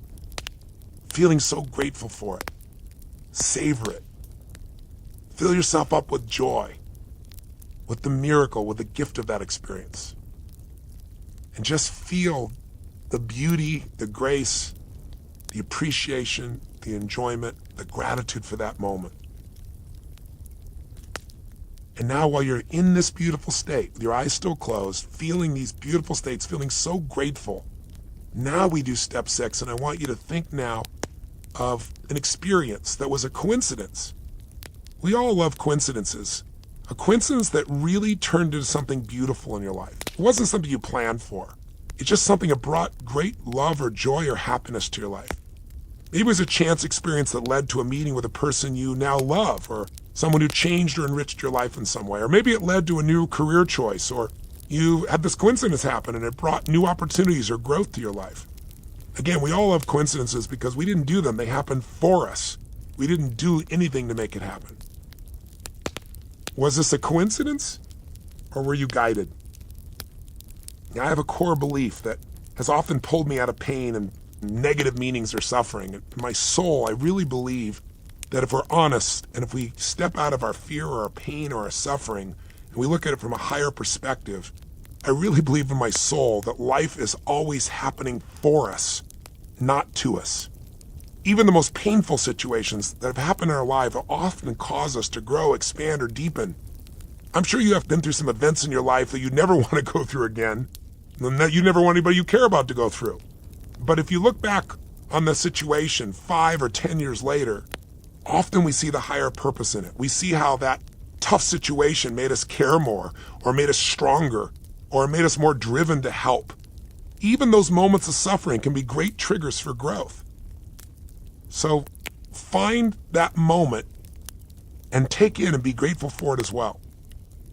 Give thanks for the coincidences of our life and be grateful to the universe, to God, to whatever you believe in. And trust in this. The universe is billions of years old and it's always taken care of you as long as you've been alive. You've not lost your way. So finally, as you breathe into your heart, and you feel this tremendous gratitude for the guidance, for the surprises, for the coincidences, and for the beauty of your life. Now in this beautiful, grateful state, in this beautiful state of being, I want you to think of what was bothering you earlier. The unfinished business we talked about, whether it was at work or at home. And all I want you to do is stay in your heart, stay in this beautiful state the whole time. Don't get in your head, stay in your heart, keep touching it. And repeat this phrase and finish it in your heart. All I need to remember about that situation, the one that was bothering you, all I need to focus on, all I need to remember, all I need to believe, all I really need to do is what? And let your heart give you the answer. Don't filter. Your first instinctive heartfelt thoughts are usually the right ones. So stay in that beautiful state, ask that question again. All I need to remember about that situation, all I need to focus on, all I need to believe, all I need to do is what? And your heart knows the answer, doesn't it? Yes, it does. Trust your heart. It knows what to do. Breathe in your heart and give thanks for the answer. Your heart and mind are aligned. They're a powerful force. When unified, they're truly unshakable. As I mentioned earlier, I've guided tens of thousands of people through this meditation. And if you're feeling it right now, you're probably having the same experience. When I'm in a room with 10,000 people doing a seminar, I always ask, raise your hand if you know what to do in that situation that used to stress you out. And then I ask them to open their eyes and look around the room and see how many people have their hands raised, and it's usually more than 95% of the audience. Now, in some cases, the situation requires more intense work, but I figured I'd give you a quick 2-minute simple meditation right now as a simple technique to get around it. So did you come up with some answers of what to do to solve it? Aren't they pretty simple? Your heart knows the answer. But here's the broader point I'm making. You and I have the power to vault ourselves out of suffering states and into beautiful states in less than 2 minutes. How? By focusing on what we appreciate, by being grateful. It's so simple and yet so profound. Appreciation, enjoyment, and love are nothing less than the antidotes to suffering. It's all about shifting your focus away from the illusion of loss or less or never and engaging gratitude, appreciation, love for what you already have in your life. I always tell people, trade your expectations for appreciation and your whole life changes in a moment. A dream of happiness and a vision of hope. Yesterday is but a dream, and tomorrow is only a vision. But today, well lived, makes every yesterday a dream of happiness and every tomorrow a vision of hope. Kalidasa, the 5th century Sanskrit dramatist and poet. Now, I want to be clear here. I'm not saying that you'll never suffer or be stressed again. Obviously, that's not true. You know as well as I do that life is full of extreme circumstances. No matter how smart we are, no matter how rich we are, none of us is immune to health issues or the pain of losing people you love or the myriad of other difficulties that are part of life. I can't control what's going to happen to you or your family in the future. And I can't control what will happen within the financial markets, including the possibility of a crash that lasts longer or is more severe than anyone expects. I wish I could. But I can promise you this. If you make the decision to master your own mind, if you make the decision to live in a beautiful state no matter what, if you live with the decision to no longer suffer no matter what happens, then you'll be mentally equipped to handle whatever challenges come your way and you will have a beautiful life. Now, some people are experts on post-traumatic stress, but I've spent a lifetime focusing on the opposite. The miracle of post-traumatic growth that happens for some people who've been through the most difficult of times. See, I study the resilient people who've been through the worst situations and still end up creating a magnificent life. Let me give you an example. A few years ago, I met an incredible woman named Alice Hertz-Sommer, a brilliant pianist born in Czechoslovakia in 1903. During World War II, Alice and her son were deported and sent to a concentration camp. There, she was forced to give piano recitals in the camp, and she was somehow to pretend that she was gladly and happily performing for Nazi captors. Why? Because they were filming this. They were trying to convince Europeans that the Germans were looking out for the Jews. And if she didn't look happy or she didn't perform at the highest level, she was told that they would kill her son in front of her. The extraordinary story of how Alice not only survived the experience, but found a way to thrive with her spirit intact is recounted in her biography entitled A Garden of Eden in Hell. Now, when I first met Alice, she was 108 years old and living in England. She'd endured so much tragedy, yet she was one of the most positive and inspiring people I've ever encountered, full of life and joy. She lived on her own and insisted on taking care of herself at 108. She still played the piano and sang every day. What struck me the most, though, was that literally everything seemed so beautiful to her. How amazing is that? To me, it's the ultimate reminder that even someone who's been through hell can be filled with happiness. There is no relationship to happiness and problems. You can have tons of problems and be happy. You can have everything in your life great and be miserable. I was most deeply moved by her description of her time in the concentration camp. Alice told me that every moment of her life, including those years, has been a gift. Now, when you meet people like this, you never forget them because they possess such an outstanding ability to live in appreciation and awe and gratitude. And despite all their challenges, these people radiate love and joy, and they experience it. And then there are those people you just want to slap in the head because they freak out when the milk in their cafe latte isn't hot enough. So what are you going to do? Are you going to join me on this quest to experience true and lasting wealth today by training your mind to find joy in every moment? It's your choice whether you live in a suffering state or a beautiful state. It has nothing to do with the environment. It's the one power we have is to choose what our perception is, how we're going to feel, our mindset, our attitude, and our emotions. You have the capability to become the master of enjoyment, to fill your mind with appreciation, to be happy no matter what. Best of all, the joy in you will affect everyone around you. Now, if you're ready to burn the boats and take the island, I recommend that you write a note explaining your decision to live in a beautiful state every day, no matter what, and why you made it. Then send this note to 3 people you respect and ask them to tell you, of course, gently, if they ever see you slipping into a suffering state. You could say, look, I'm committed to living this state every day. If you see me in a suffering state, gently ask me, do you really want to feel this way, or would you like to be in a beautiful state now? You have the power. You can also send me a note. I'd love to read the decision you made and why.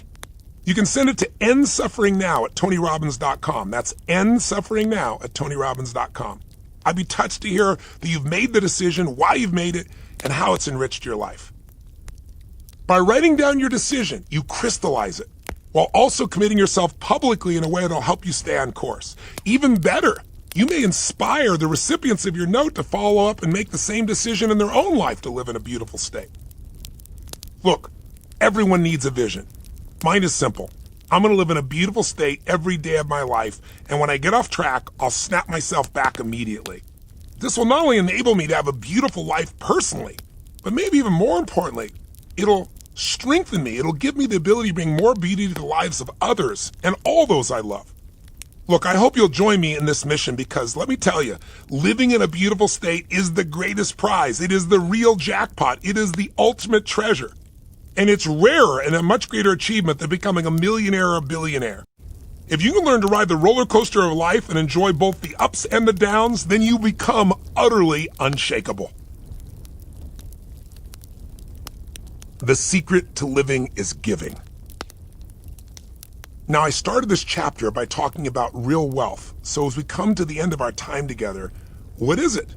How can you truly experience it every day? When I interviewed Sir John Templeton, one of the greatest international investors to become a billionaire, I asked him, what's the secret to wealth? He said, Tony, it's what you teach. I laughed and I said, well, I teach a lot of things. Which thing I teach is the secret to wealth? With a big smile on his face, he replied, gratitude, Tony. You know, we've both met people who have $1 billion and they're miserable, so you and I know they're truly poor. And we both know people who seemingly have nothing and yet they're grateful for the breath of life, for their health, for their family, for God, for everything. So they're rich beyond compare. In our hearts, we all know it's not money that makes us rich. As I'm sure you found, the greatest treasures are never financial. It's those moments of grace when we appreciate the perfection and the beauty of it all. It's those moments when we feel something eternal and invincible inside of us, the core of our spirit. It's the loving warmth of our relationships with our family and our friends. It's finding meaningful work. It's the capacity to learn and grow and share and serve. For me, it's always been the joy of helping people to break through their limits and seeing them light up as they remember who they really are and what they're really capable of achieving. It's the delight of seeing their lives become a celebration instead of a battle. It's the magical feeling that somehow I've made a little difference and I've played a role in the awakening of this marvelous, unique human being. It's appreciating that everything I've ever gone through has somehow eventually served not only me, but others, and that even the deepest pain I've experienced has led to something beautiful. In fact, there can be no greater gift than for your life to have meaning beyond yourself. This is the ultimate game changer. Just find something to serve, a cause you can be passionate about that's greater than yourself. Whether it's your family, your friends, or something for your community, this is what's going to make you truly wealthy. Nothing enriches us as much as helping others. You know, people often say they'll give when they're rich. But the truth is, you can start giving even when you have very little. And if you do, it'll transform you today. And by the way, if a person won't give a dime out of $1, they're never going to give 100,000 out of 1,000,000 or 10 million out of 100 million. So start right now with whatever you have, and I can promise you, blessings beyond compare will flow your way. This psychological shift from scarcity to abundance makes you wealthy and brings you a glorious sense of freedom. In making this shift, by giving when you feel you don't have much, you teach your brain that there's more than enough. And remember, it's not just money you can donate. You can also give your time, your talent, your love, your compassion, your heart. My daily prayer is simple: to be a blessing in the lives of every person I have the privilege to meet. If you make the tools and principles in this book a part of your core, you'll be able to receive and give more than you could ever imagine. And as this extraordinary abundance flows to you and from you, you'll feel truly blessed, and you'll become a greater and greater blessing in the lives of others. This is what it feels like to possess real wealth. I want you to know that I'm deeply grateful to you and thankful for the privilege of spending this time with you. I know you're a unique human being, because most people don't even pick up a book to improve their life, much less listen to the entire one. If you're hearing my words now, you're one of the few who do versus the many who talk. And I want you to know I sincerely hope this little audiobook has been helpful to you on your journey to financial freedom, and that you'll act on it and experience the blessings that you deserve. Please come back here and listen again whenever you need a reminder of who you really are and all you can truly create in this life. Remember that you're more than the moment. You're more than your economics. You're more than any challenge you may face. You are soul, spirit, essence. You are truly unshakable. And it's been a privilege to serve you. God bless you, and I look for our paths crossing sometime soon. Appendix: Your checklist for success. Fortifying your kingdom. How to protect your assets, build your legacy, and ensure against the unknown. Invincibility lies in the defense. Sun Tzu, The Art of War. Congratulations on taking this journey with us. I hope you feel more prepared, informed, and fully equipped to achieve financial freedom after listening to this audiobook. As you know now, Unshakeable isn't just the title. It's a way of living that can permeate every aspect of your life. Ultimately, it means freedom and peace of mind. Yet the truth is, none of us has absolute control over the future. There are a variety of unknowns that could emerge to prevent you from enjoying the very wealth you've worked so hard to build. What if you are no longer able to work due to an unexpected illness or disability? What if you get slapped with a lawsuit, putting all your hard-earned money in jeopardy? What happens to your money if you're confronted with the harsh realities of divorce? What happens to your wealth and legacy when you inevitably pass away? Remember how we said that losers react and leaders anticipate? Anticipation can be the ultimate power, and these final pages are all about anticipation, both of things that you know will happen and things that you pray will not. I know, it's not the most fun thing to sit down and plan for unlikely events or one's eventual passing. However, there will be tremendous relief and peace of mind once you buckle down and bulletproof your wealth. There's nothing like the unshakable feeling of knowing that you and those you love will never have to worry about any external events disturbing the quality of your lives. Remember Ray Dalio's mantra to expect surprises? This section allows you to do just that. For the same reasons that you diversify your portfolio, the items in this checklist allow you to prepare for all those unknowns that could be lurking around the corner. Plus, you'll discover even more ways to save on taxes.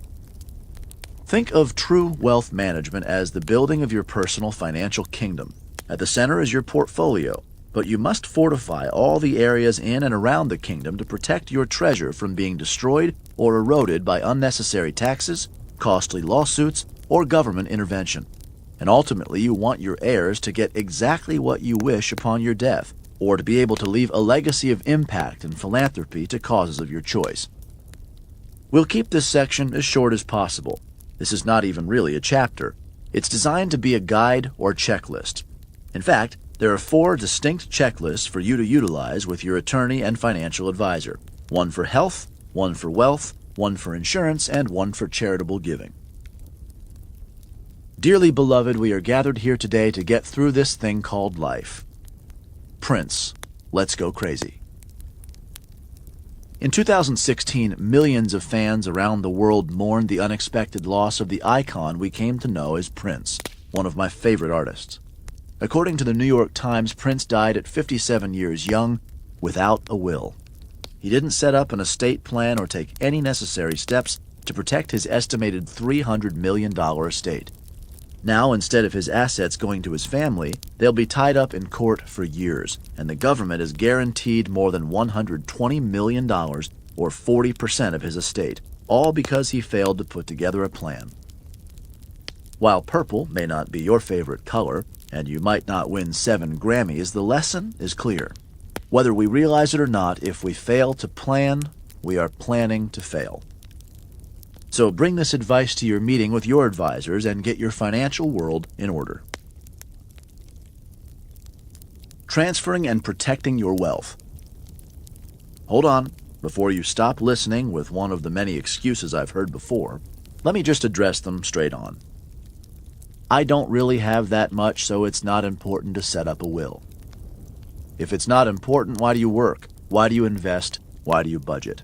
Of course this is important. And you've probably put this off because it seems like a hassle. It can be done quickly and inexpensively, and your family deserves to be protected, don't they? I'm young, and this stuff is irrelevant to me. This is relevant to you if you have people you care about, a mother, a father, a grandfather, an aunt or uncle, who have not taken the time to set up protection for themselves and their family. I have a lot of assets, so it's going to be a hassle. If you think it's going to be a hassle to set up your estate plan now, imagine what it will be like for your loved ones if you become incapacitated or die. I'm sorry to be blunt, but I must nudge you here. If you have significant assets, you should begin your estate planning immediately. There is no time to waste. None of us knows how much time we have left. Putting this off can have catastrophic consequences. My personal situation is complicated.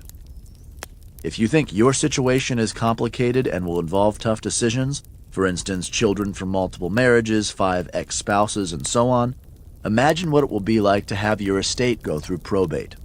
The probate court, with all the efficiency and effectiveness of a state-run program, will make all of those tough decisions for you without the benefit of your input. I hope you picked up on my sarcasm. I don't even know what probate is, and why should I care? I'll be dead. Probate is the process that a court uses to establish the validity of a will, if there is one, and recognize the executor. If there is no will, the court will appoint an administrator of its choosing to handle the affairs required by probate. Better the devil you know. So let's just admit that the downsides of avoiding the inevitable are more costly than the one-time hassle of meeting with your financial advisor or lawyer. In the 4 checklists that follow, we'll tackle setting up measures to protect you if you fall ill. We'll discuss your estate plan or will. We'll talk about ways to protect your assets while you're alive. And then, finally, we'll talk about creating a legacy of generosity. These lists are designed to be used with your advisor of choice. If you don't have a financial advisor, a tax expert, an insurance specialist, and an attorney in your corner, if you would simply like a second opinion, know that we handle all of these areas as part of our family office services at Creative Planning. If you have any questions or would like our guidance, feel free to reach us at getasecondopinion.com. Checklist 1. I got the power. If I am incapacitated, I really don't care who makes healthcare decisions for me, nor do I care who handles my financial affairs. If a choice has to be made, I think the government is the best choice to do all this for me. Said no one ever. I had a client who at 53, despite seeming to be in perfect health, suddenly became unresponsive. As her family rushed her to the hospital, it was soon determined that she had a brain tumor. She had not set up power of attorney, and thus her husband was unable to access any of her accounts and get her disability benefits activated. She passed away shortly thereafter, never having regained consciousness, and the family soon learned that she had not set up her will, leading her estate to go into probate. The 3 items on this checklist could have been taken care of with a few simple decisions. This is not complex stuff. Any qualified attorney can quickly handle these core essentials, and these documents would have protected my client's family. Here's what you must do, if nothing else, to protect you and yours. Durable power of attorney for healthcare proxy. What if you or your spouse suddenly become incapacitated and are no longer able to make any decisions on your own? Who is going to make medical decisions about your care should this happen? This is something you should think about now while you have, yes, the power. If you have a living spouse, he or she might be your first choice. Make sure to consider the implications of the person you choose. For instance, if you have a lot of life insurance, you might want to give authority to someone who isn't invested in pulling the plug. Okay, I'm kidding, but all joking aside, you need someone you trust inherently who can make the entire range of decisions, from whether to remove life support as mentioned, or whether to change doctors, or whether to move you to a different healthcare facility. These decisions literally have life or death consequences. Make a wise decision and get it in writing now. Durable power of attorney for finances. Maybe you trust your family with your healthcare decisions, but know that managing money can be a problem for them. Just like you may need someone to handle healthcare decisions, you will need someone you trust to be able to handle your financial affairs. This can involve paying ordinary bills such as your mortgage, signing legal documents, and even interacting with other entities on your behalf, like the phone company or your health insurance provider. If you become incapacitated without this document in place, your spouse, relatives, or friends may have to go before a judge to get authority to handle your financial affairs. No one wants to have to jump through these hoops in the midst of what is already a difficult situation. Take care of this now so that you know you will be in good hands, and your family members will be spared some stress during an already trying time. A living will, also known as a declaration, a directive to physicians, or a healthcare directive. If you are unwilling to turn over decision-making power regarding your health to anyone, you can set up a living will. which tells the doctors which procedures you would like provided or withheld in the event that you are unable to communicate such wishes yourself. Again, this alleviates stress for your loved ones as your wishes are already stated clearly in writing. Checklist 2. Estate planning. The best things in life are free, but you can keep them for the birds and bees. Now give me money. That's what I want. Barrett Strong, money. That's what I want. When most people think of estate planning, they usually think of simply drafting a will. But there is much more to estate planning than just who gets what when you die. There are a number of different things you can do today to help decrease your taxable income and increase your tax efficiency. Here are the 4 core essentials. Setting up a will. Drafting a will is the first step in any estate planning, and there are 4 key decisions you must make. Who are the beneficiaries? In other words, who gets what? Who will be the guardian for your children if you have any children under the age of 18 when you pass away? If this isn't spelled out in a will, the court gets to determine who will raise your children. Let me say that again. The courts will get to decide who will raise your children. Are you paying attention yet? Sometimes the very people the court might likely choose, your parents or siblings, are not necessarily who you would choose to be guardians of your children. This is an important moment. Think about who in your family or even your close friends you trust to raise your children the way you would want them raised. What would provide your children with the most peace of mind after this tragedy? Talk about this with your spouse. Determine who you'd like to choose, and then have the important conversation with them, asking that they be listed as guardians. Who will be the executor of the will? This is the person who will be in charge of making sure that what you request in your will actually happens, and the one dealing with probate if your estate must go through that process. But everyone should avoid probate regardless of how much money he or she has. We'll get into that in a minute. Do you want your assets distributed directly to the recipients or distributed to trusts set up on their behalf? A testamentary trust. For example, let's say a couple has $400,000 in assets that will be split equally between their 2 children, who are currently ages 19 and 20 when they die. If the parents both pass today, the children will each get a check for $200,000 with no restrictions. What would you have done with $200,000 at age 19 or 20?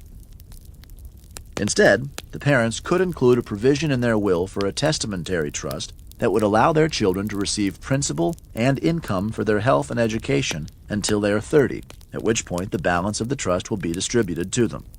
The will would also name a testamentary trustee, a person or company you select to hold the money, invest it, and distribute it in accordance with the terms of your testamentary trust. What is probate, and why should you avoid it at all costs? The main point of probate is to give your creditors time to seek payment of the money you owe them and your executor time to collect money owed to you. Probate involves payment of taxes and debts and the distribution of what is left under court supervision. What are the other downsides of probate? Control of assets.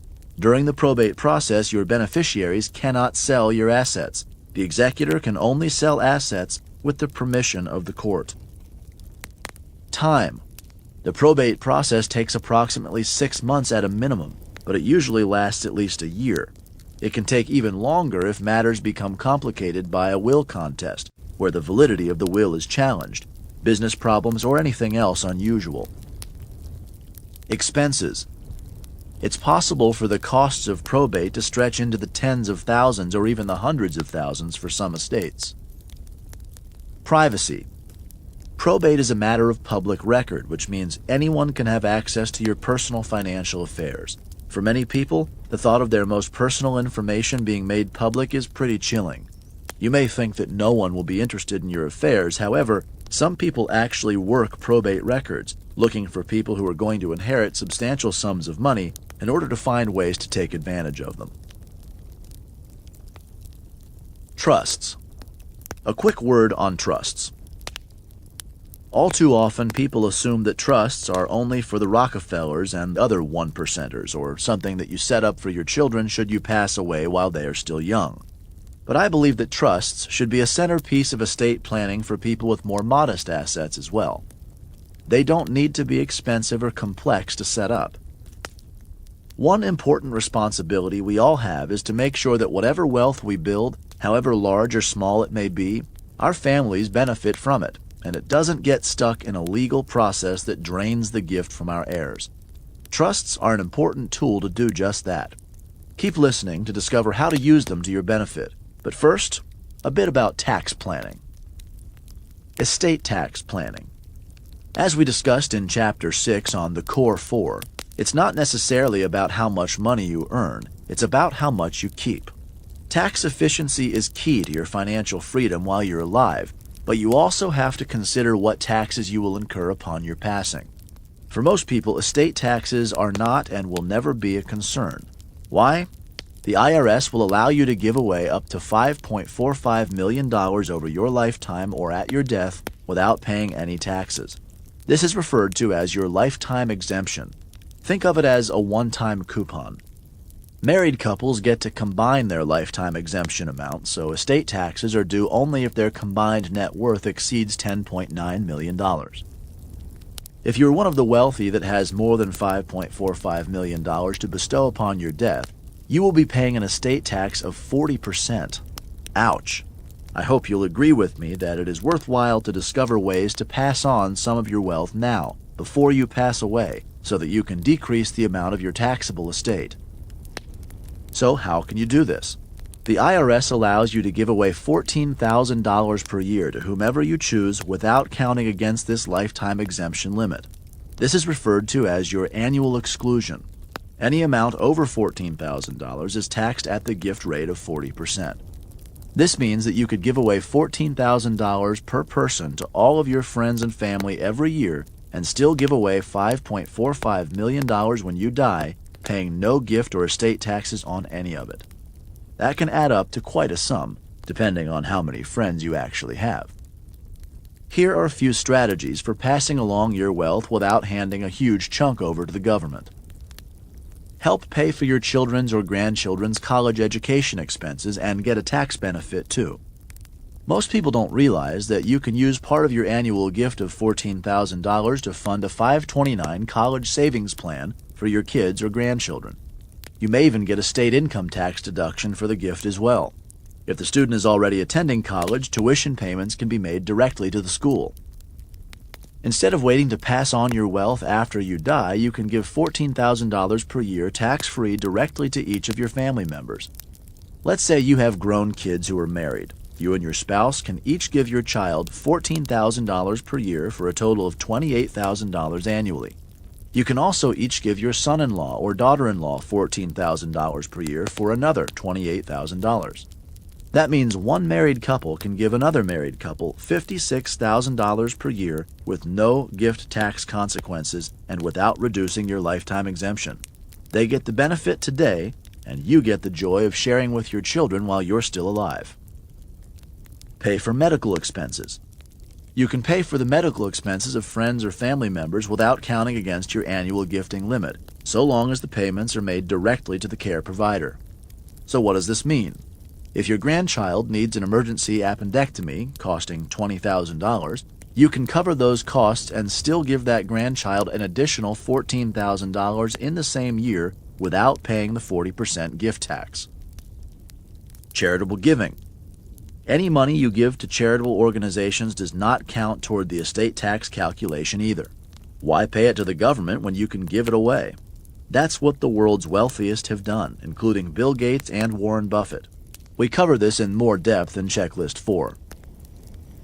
Revocable Living Trust. As you begin to accumulate wealth, please don't wait to set up a living trust. Everyone needs one. Why? Because all assets in the trust avoid the complex state-run proceedings of probate. A revocable living trust is a simple legal arrangement to hold assets, the trust part. Because this trust is put in place during your lifetime, it is a living trust. And because the trust is written to allow you to terminate the arrangement at any time, it's revocable. So even though the name looks confusing, revocable living trust just means a legal arrangement created to hold your assets, which you can end any time you want while you're alive. You will be named as the trustee, or the person in charge of the assets, so you make whatever decisions you want with the assets in the trust. If you become incapacitated or after you pass away, a successor trustee you name will take over the administration of the trust for you, and nothing touches probate. Protect your assets with an irrevocable trust. Some of the wealthiest families in the world have known for centuries what any great asset protection expert will tell you. The secret is to own nothing and control everything. This can be done through an irrevocable trust.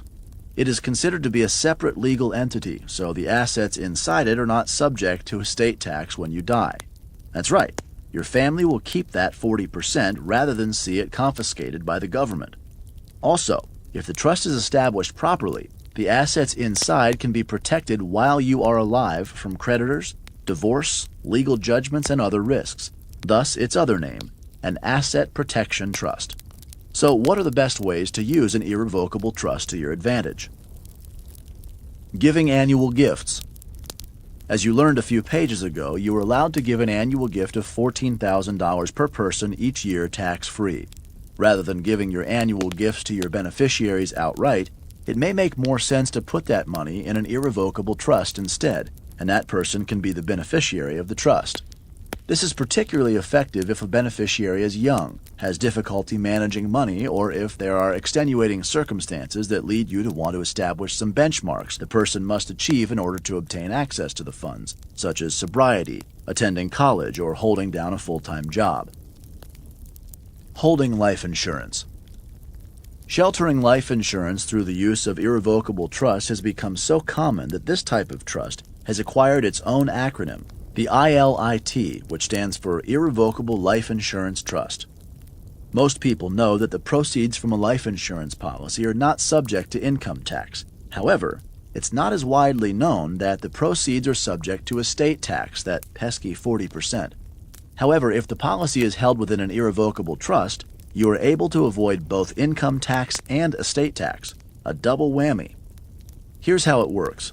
You take the $14,000 annual gift, $14,000 per kid, per grandkid if you want to contribute more, and use it to fund life insurance within an irrevocable trust, which allows your children or grandchildren to receive the life insurance payout completely tax-free. For ultra-high net worth individuals, use your lifetime exemption today. Giving away a portion or all of your $5.45 million limit today, or $10.9 million if you're married, can be a great strategy, especially if given to a family member through an irrevocable trust for protection, for asset and tax protection.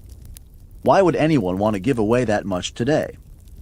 Let's say that you have certain assets valued at $5 million today that you expect to increase considerably in value over your lifetime.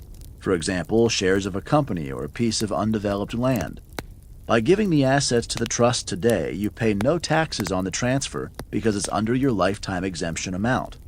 At your passing, hopefully decades later, the assets could have ballooned in value by that time. If the original $5 million piece of land is now worth $20 million, the entire $20 million passes to the trust beneficiaries tax-free. Checklist 3. Insurance. Everyone's got a plan until they get punched in the mouth.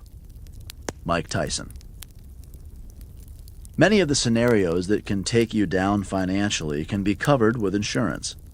That's right, just like you insure your car because you don't want to be stuck with a bill in the thousands for a car accident that was just that, an accident, or how you pay for health insurance in case something catastrophic happens to your health and you don't want hospital bills to cause you to go bankrupt. There are other kinds of insurance that can be a fantastic tool if wielded correctly. Listen, I get it. Nobody likes insurance until he needs it.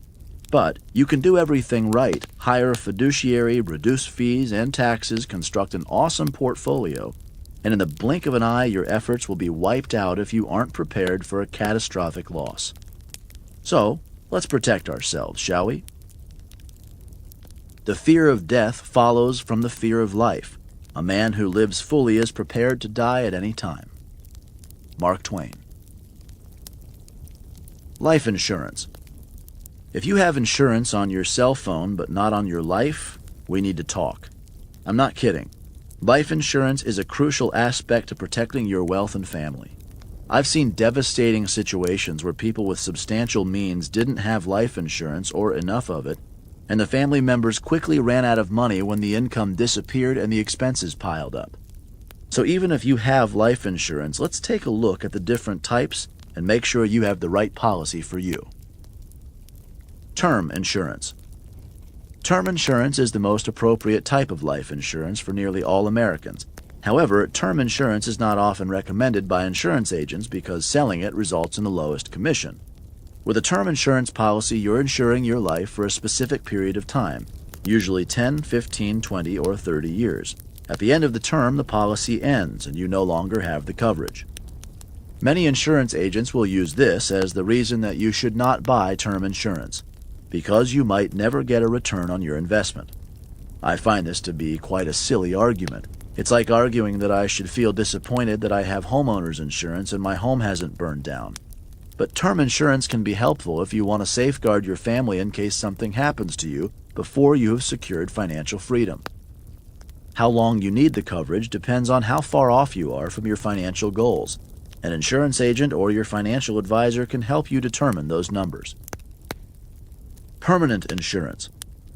As the name implies, you have this type of insurance for your entire life. Thus, it's much more expensive because the insurance company is expecting to pay a death benefit at some point in the future. When is it a good idea to buy permanent insurance? As we discussed in the previous section, you can utilize permanent life insurance as part of your estate planning to both maximize your legacy and minimize your taxes by creating an irrevocable life insurance trust. You can also buy survivorship life insurance, also known as second-to-die policy. This is a single policy covering the lives of two spouses or domestic partners. The policy pays out only after both insured individuals have passed. Because two lives are insured, the death benefit is greater than a policy would be on only one individual. And remember, if held in an irrevocable trust, the proceeds will be free of income tax and estate tax. Variable life insurance. This is a kind of permanent life insurance, except the cash value is reinvested in a number of sub-accounts that are similar to mutual funds. Watch out for these. These quasi-investment vehicles are bogged down with fees, huge commissions, and actively managed funds. They also have high surrender charges if you want to get out.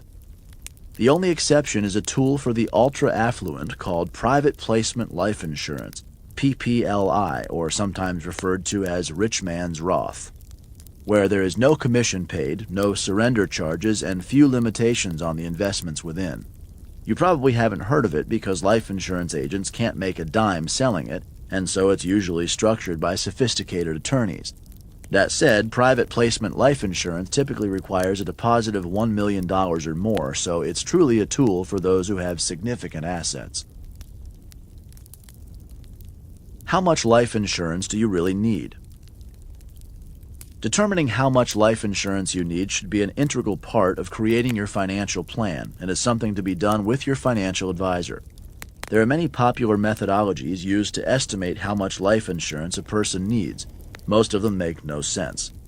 For example, one popular rule of thumb is that you should purchase life insurance equivalent to 5 times your income.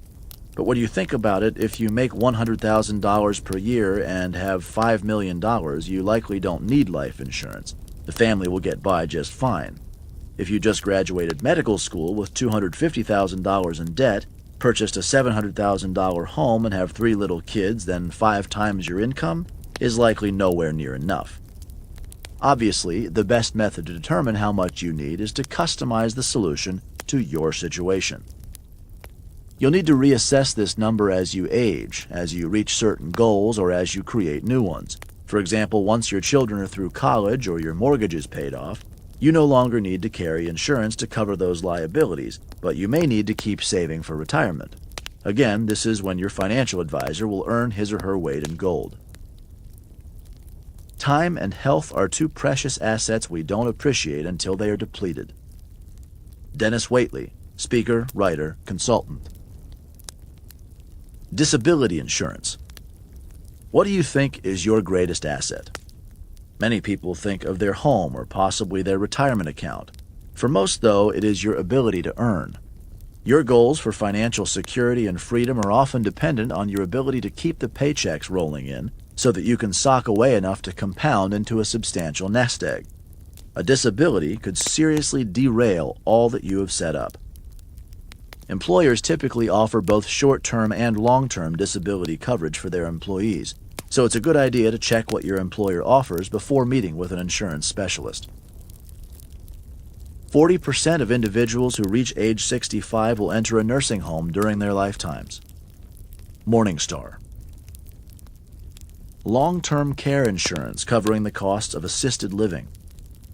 Nobody likes to think about growing old, I understand. But unless you're Benjamin Button, you have to make sure that if you someday need long-term care, you have the necessary coverage. According to the New York Times, some 70% of those over age 65 will require some form of long-term care before they die. But only about 20% have a long-term care insurance policy. Instead, millions of those who end up needing long-term care pay for it out of pocket. If you're fortunate enough to have a multi-million-dollar portfolio, a properly structured portfolio would spin off the money needed to cover your needs. However, the typical cost of a nursing home varies across the country, from $67,525 per year in Des Moines, Iowa, to $168,630 per year in New York City. Given that just 44% of the population over age 50 has more than $100,000 in liquid assets, it shouldn't be much of a surprise that most people who enter a nursing home are broke within a few years. How do we prevent this? You need to get a long-term care policy for yourself or those you love well before it's needed. You can, for example, purchase a policy that will cover $200 per day or $72,800 per year for up to 3 years for a 65-year-old person for just $5,000 annually. However, if you wait too long, it becomes cost prohibitive, and most insurance companies won't insure people over the age of 84. Long-term care typically covers home care, assisted living, adult daycare, hospice, nursing home, and Alzheimer's facilities. Insurance policies like this are available for someone who is as young as 45 years old for as little as $100 per month. Homeowners insurance. Our homes are one of our biggest assets, and thus it makes sense to make sure that we are protected from certain things beyond our control, such as a fire, tornado, earthquake, or flood. Homeowners insurance protects you by covering the costs of damage to your home within the limits of your policy. This is key. Often we don't fully understand the limits and conditions of these policies and then find ourselves stuck with bills we never expected to pay. As with all insurance, your first step should be to determine exactly how much coverage you need. This requires you to evaluate the replacement value of your home, which can be different from the sales price of your home. Your dwelling coverage should match what it would cost to rebuild your home from the ground up using the same or similar materials.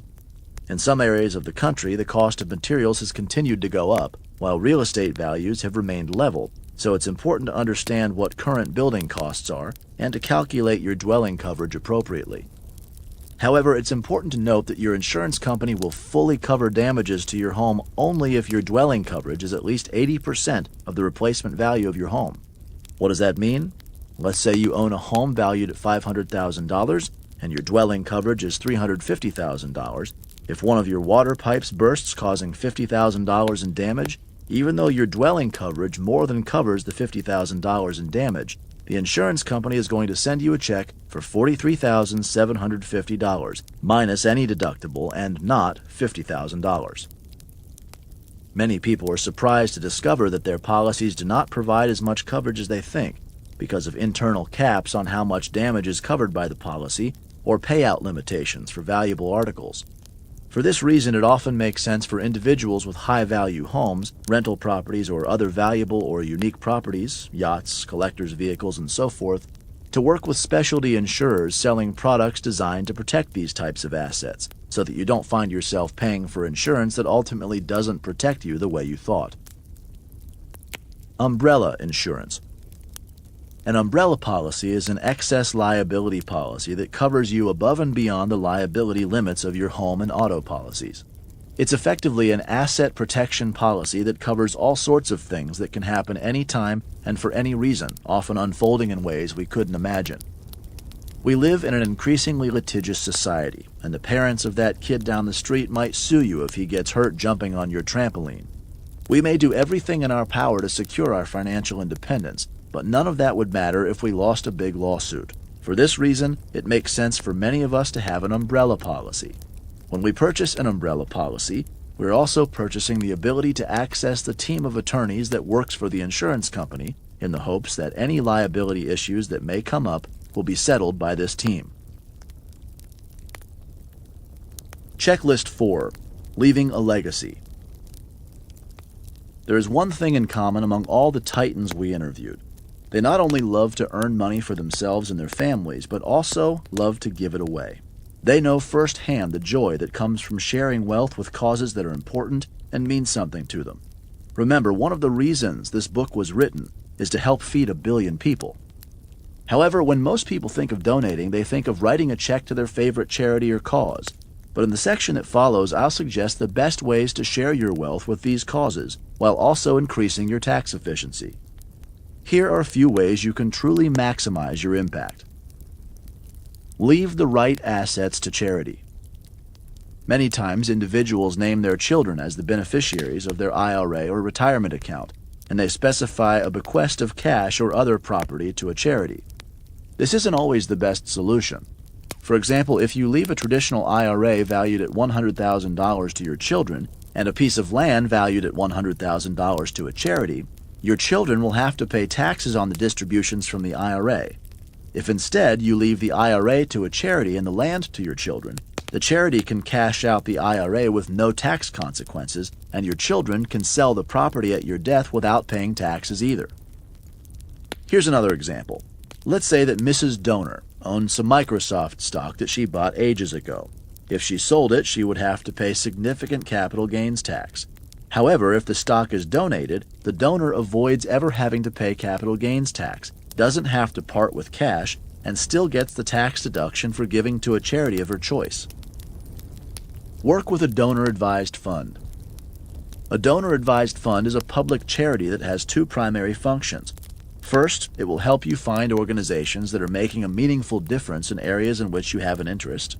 Second, when you donate to a donor-advised fund, it will segregate those donations into a separate account that is yours to direct. It's kind of like your own private charity.